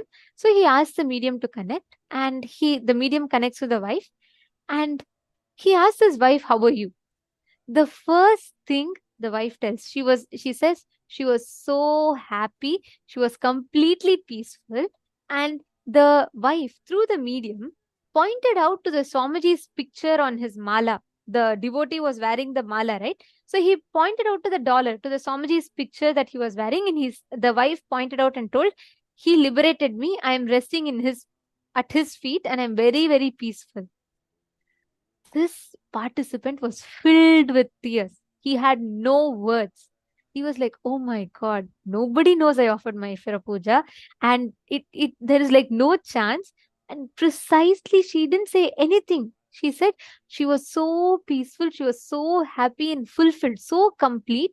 And the conversation made even this devotee so complete. After that, he felt no more, he didn't feel the attachment towards her and he felt so fulfilled with his relationship with his wife. And the wife pointing out Swamiji's dollar. She said, "I am living at his feet." When he came back to the Adinam after this incident and he shared this to Swamiji, and Swamiji said, Swamiji laughed and Swamiji said, of course, the moment I offered Maheshwara Puja, I liberated her and she's living at my feet. Don't disturb her. Let her be liberated and be peaceful. Understand, with Maheshwara Puja, you can give this experience any unfulfilled relationship you have, people who have left the body, the attachment, anything that you're feeling.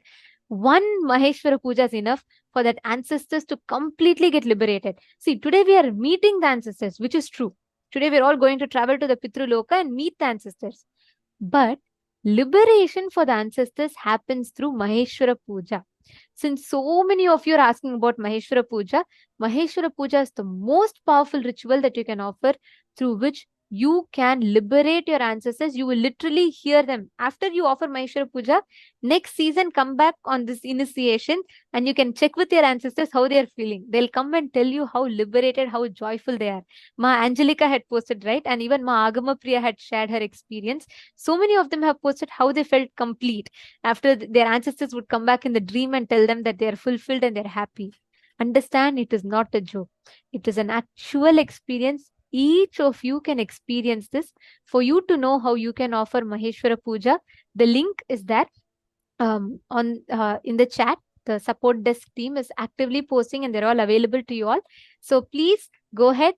You all can click that link and sign up, and you can get to know further details about Maheshwara Puja, and you can offer the upcoming Maheshwara Puja. If you are interested, you want to know more about it, please let us know in the chat and the support desk team would connect with you right away and will support you, help you.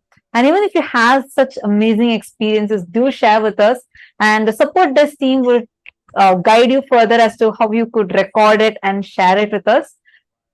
Wonderful. So lovely to see so many of you posting this.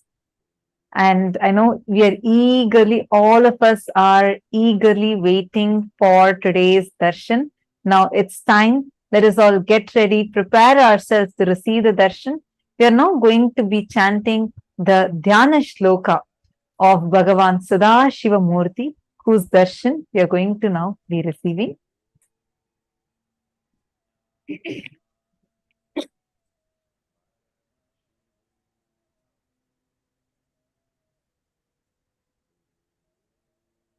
शाक्तेनानेन सकलो विज्ञेयो निष्कलः शिवः क्षित्यादिकुटिला प्रान्तः मन्त्रसिंहासनस्थितिम् शुद्धस्फटिकसङ्काङ्क्षं द्वात्रिंशल्लक्षणान्वितम् पद्मासनस्थं पञ्चास्यं प्रतिवक्त्रं त्रिलोचनम् दृक्पिक्षेया विशालाक्षं ज्ञानचन्द्रकलान्वितं धवलेशानवदनं पीतं तत्पुरुषाननं कृष्णाघोरमुखोपेतं रक्ताभोक्तवक्त्रकम् सुश्वेतं पश्चिमस्यैकं सद्यो जातं समूर्तिकम् नागोपवीतिनं शान्तं जटाखण्डेन्दुमण्डितम् शक्त्यशिशूलखट्वाङ्गं वरव्यघ्रं कराम्बुजम् दक्षिणे रथवामस्भैडमरुं बीजपूरकम् नागाक्षसूत्रं नीलाब्जं बिभ्राणं पञ्चाभिः करैः दिव्यगन्धानुलिप्ताङ्गं दिव्यपुष्पैरलङ्कृतम् हारकङ्कणकेयूरैः मुद्रिताम्बिरलङ्कृतम् सञ्चिन्यमूर्तेरूपरि शक्तिमात्रं विजृम्भणम् लिङ्गाकारोपमर्देन भावने लिङ्गतां त्यजेत्. The next is the Dhyana Shloka of Satyojata Murti. Satyojata is Sadashiva's aspect of creation. कुन्देन्दुशङ्कस्फटिकावभासो वेदाक्षमालावरधाभयङ्कः रक्षश्चतुर्वक्त्रौरुप्रभावः सद्योऽधिजातं वतु मां प्रतीच्याम्.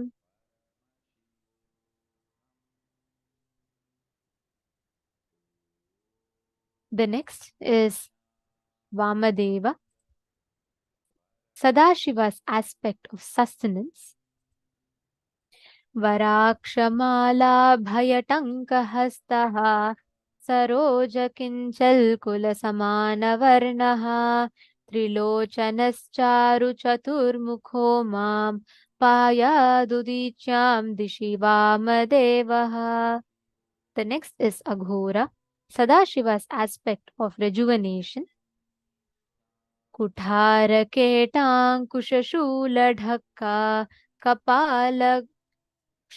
कपालापाशाक्षगुणदधानः चतुर्मुखो नीलरुचिस्त्रिनेत्रः पायादघोरो दिशि दक्षिणस्याम्.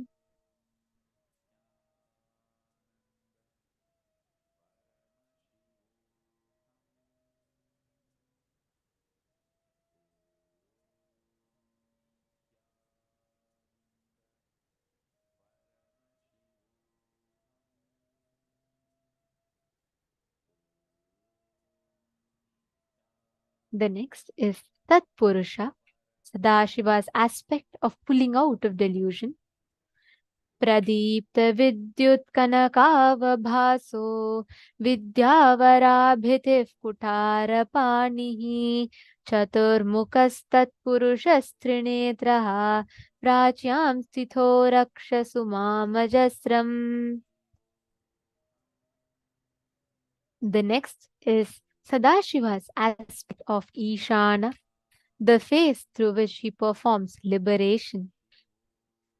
वेदाभयेष्टाङ्कुशषष्टपाशः कपालढक्काक्षरशूलपाणिः सितद्युतिः पञ्चमुखोस्त्वतान्माम् ईशान ऊर्ध्वं परमः प्रकाशः.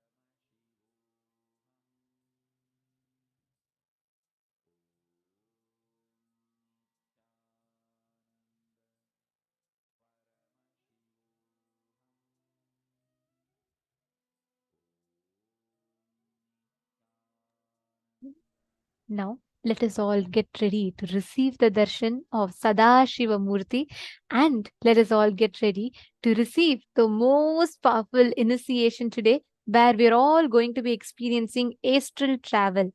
Literally, we're all going to be traveling to the parallel universe of Pitruloka to meet our ancestors. And we are going to be receiving some of the most powerful truths about vertical time zones, parallel universes, Charyapada, Kriyapada, Yogapada, and the Jnanapada.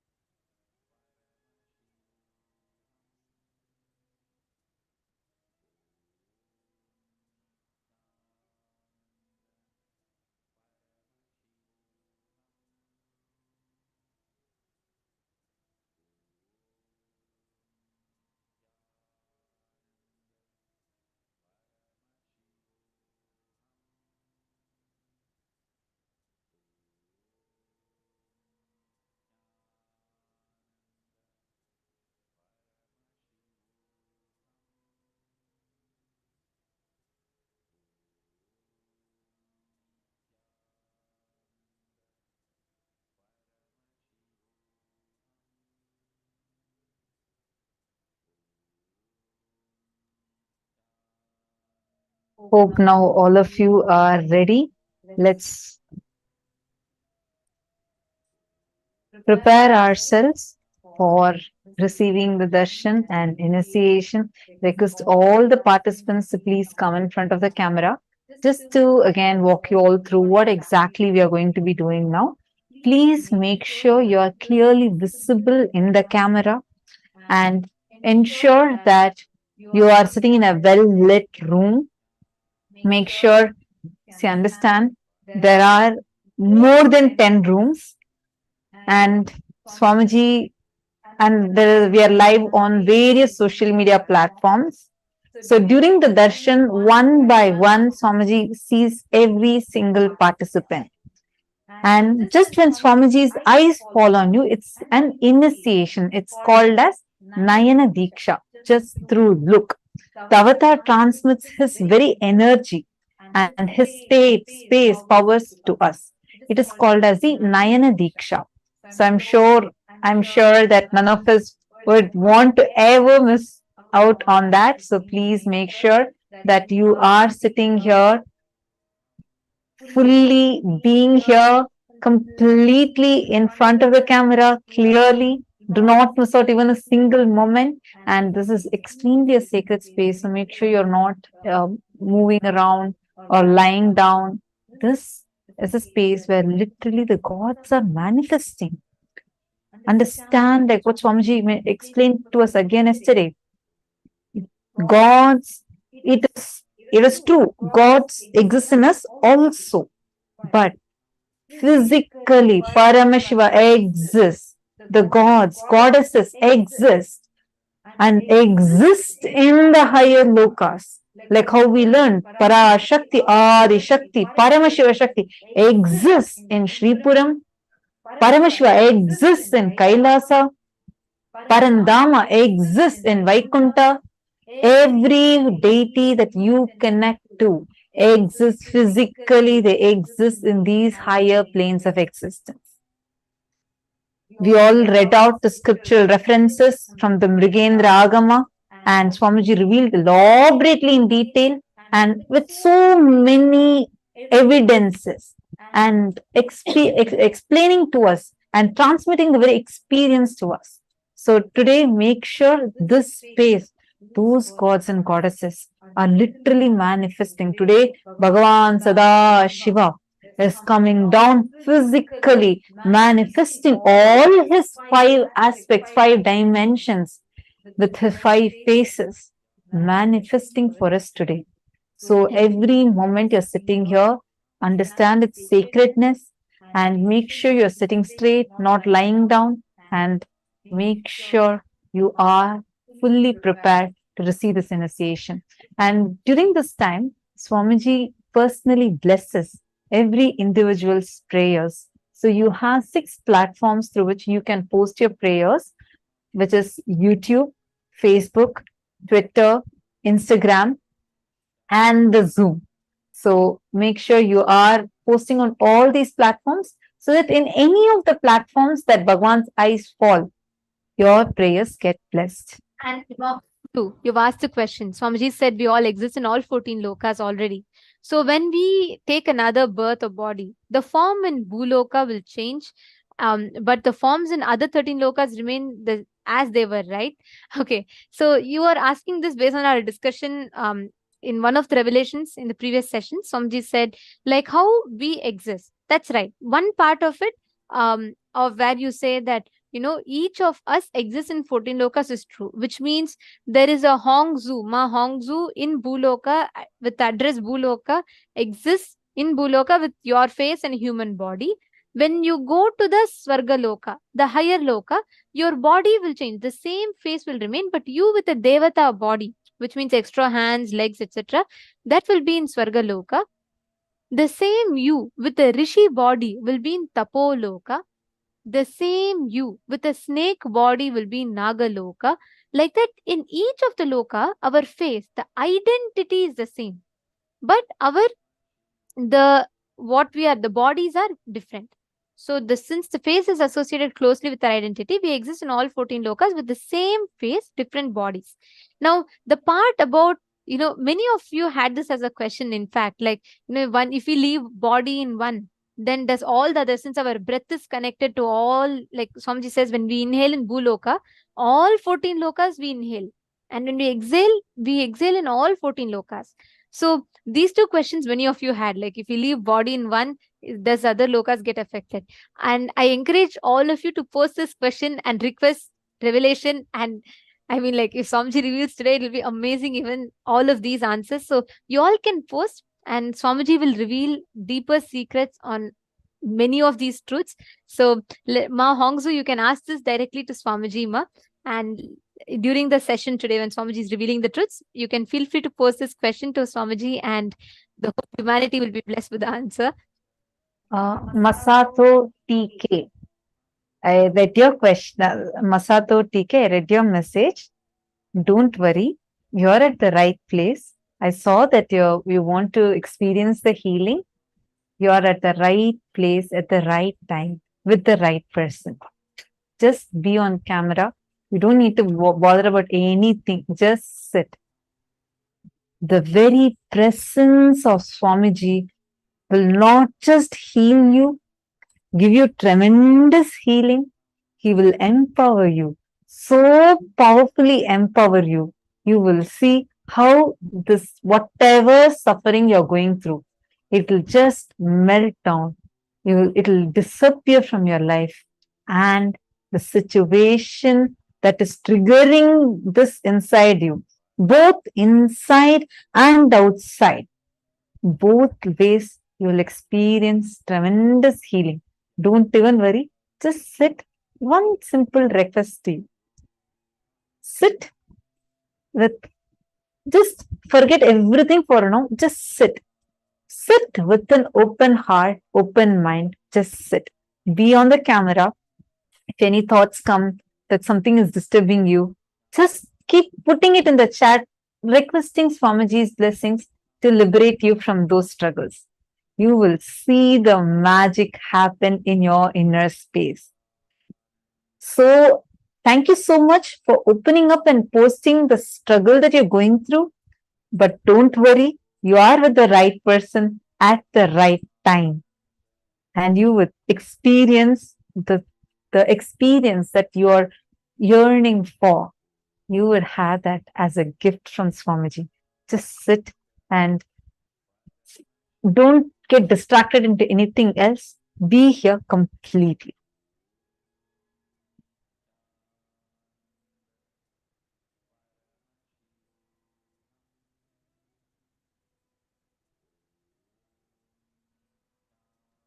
The whole 14 lokas, each loka has a Sanatana Dharma that governs, right? Like, for example, in Devaloka, you do not have freedom to do something wrong. All people who live in Swargaloka is like a universe. So in that there are multiple different lokas, like there is all the Swargaloka, the heaven, what we understand as heaven, the Swargaloka, and then the Ashtadik, Dashadik Palakas, all of them exist in Swargaloka. Like that, each of them, there are different lokas within the Swargaloka in which each of them exists, right? So in each of the universe, in each of these parallel universes, there is one Sanatana Dharma that governs each of them. Certain laws by which they function. What Paramashiva intended, he said that as Sanatana Dharma in each of these parallel universes. Like, for example, in the lower lokas,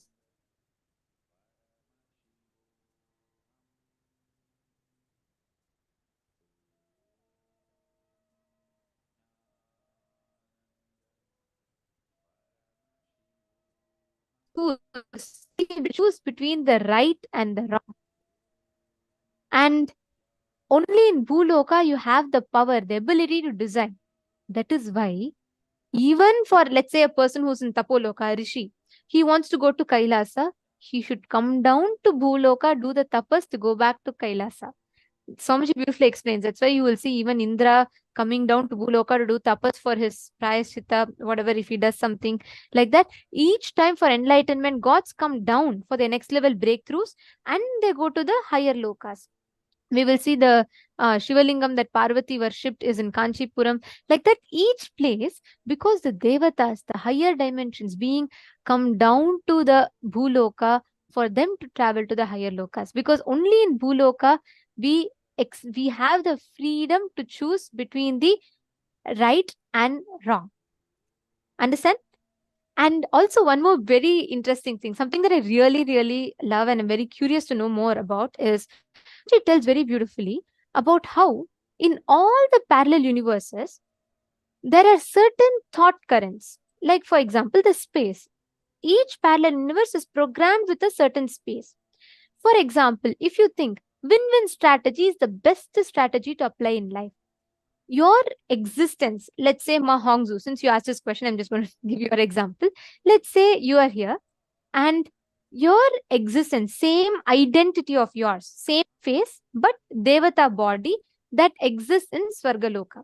Okay. So if you believe that the best strategy for life is win-win strategy, that means you are empowering your existence in Swargaloka, because Swargaloka's thought current is that if you believe anything in life, tapas is the best strategy, then you empower your existence in Tapoloka. If you believe anything in life, just let me grab and live as much as I can, that means you empower your existence in the lower planes. But if you believe my integrity to Swamiji is all that matters, nothing else matters in life, you empower your existence in Kailasa. And when you experience that Paramadvaita Anubhuti, you empower your existence in Mahakailasa. So each of these universes are governed, each of them are programmed based on a certain frequency, a certain thought currents. Understanding? So now, all of you just sit.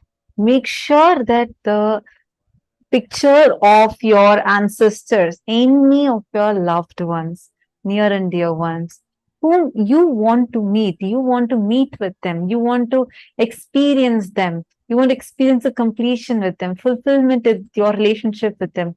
Just get their photograph, keep it in front of you, make sure you are also clearly visible and the person whom you want to meet with is also clearly visible.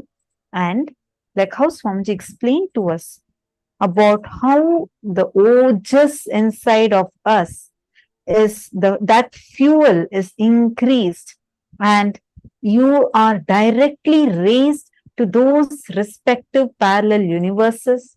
That exact process Swamiji is going to be conducting for us, and you are going to be raised in your frequency and you will have the ability, power to be able to see the ancestors. And simultaneously, Swamiji will also, the picture that you are showing, Swamiji will directly connect that soul from the Pitraloka with you so that they can appear and give darshan. If you have offered Maheshwara Puja, they will come and give you a darshan and give you that completion space, because they'll be coming down from Kailasa and Mahakailasa space.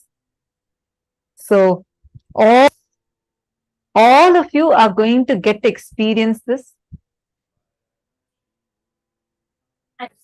Today, during the initiation, and especially today during the session, we are going to be literally traveling, taken through each of these higher dimensions, each of these lokas. So get ready. The Swamiji will be taking us all through the conscious spaceship, I should say, to visit all of these higher planes. And like Swamiji was saying, right? Yesterday, Swamiji said, there are different temples, different energized place where enlightened masters have left their body on their Jiva Samadhi. The temples are built.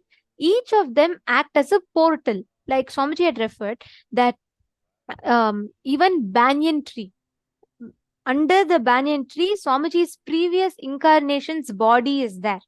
So under the banyan tree that is in Bidadi, that banyan tree which has been existing of like for thousands of years in Adi Kailasa Sarvignya Peetam, in that banyan tree is actually grown on the bodies where Swamiji, that is a Jiva Samadhi of Swamiji's past life. In his past life, Swamiji existed in different bodies, and that bodies are right, the Jiva Samadhi is under the banyan tree, which is why banyan tree is a portal to Kailasa. Even Mount Kailash, that so many thousands of people go and visit.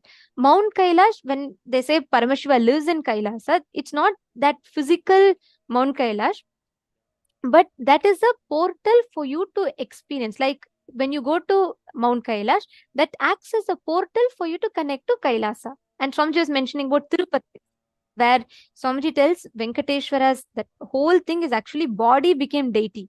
That is not carved. That is a body that became deity.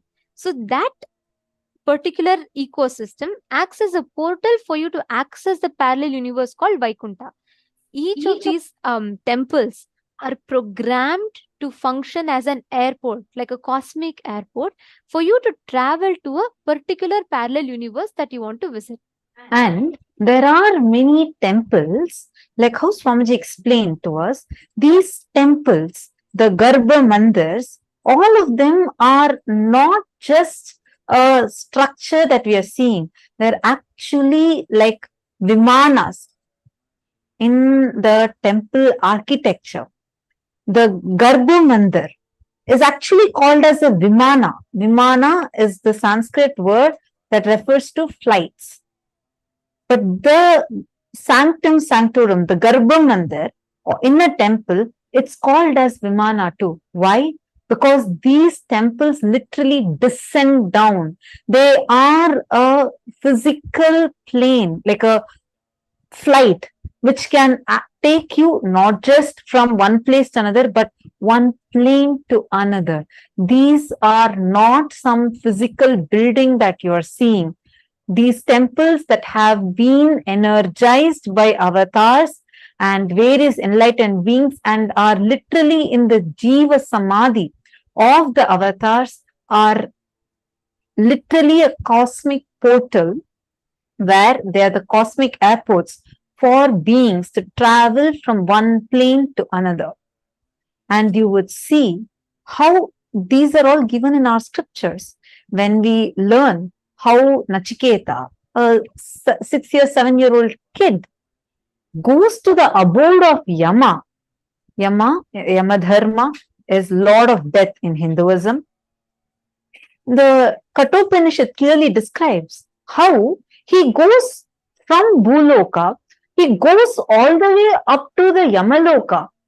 He gets the revelation about the secret of death and comes back alive. How did he do that? Because this science of traveling from one plane to another existed as a part of our lifestyle in Sanatana Hindu Dharma. Swamiji was giving such profound revelation about how Muchukunda Chakravarti, he went to the Swargaloka, and when he went to the Swargaloka, he brought back the Tiruvarur Tyagaraja Swami, and he built the whole beautiful city in Tiruvarur with many items imported from Swargaloka. Like how we import things, like you are, let's say you are in the US and you import things from India.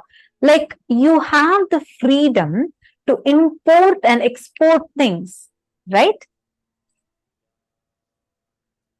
Same way, you don't have just that freedom only restricted to within this planet. Swamiji is revealing the science of how you can do that with the 14 lokas. Every loka, when we say a loka, it's not just a piece of land, how we visualize. It is, imagine, just understand this, whatever we know as universe, all of it, even what the scientists can visualize, is still only a part of the Bhuloka plane. Like this, there are 14 lokas, and today we are going to be experiencing the ability, the experience to travel from one plane to another.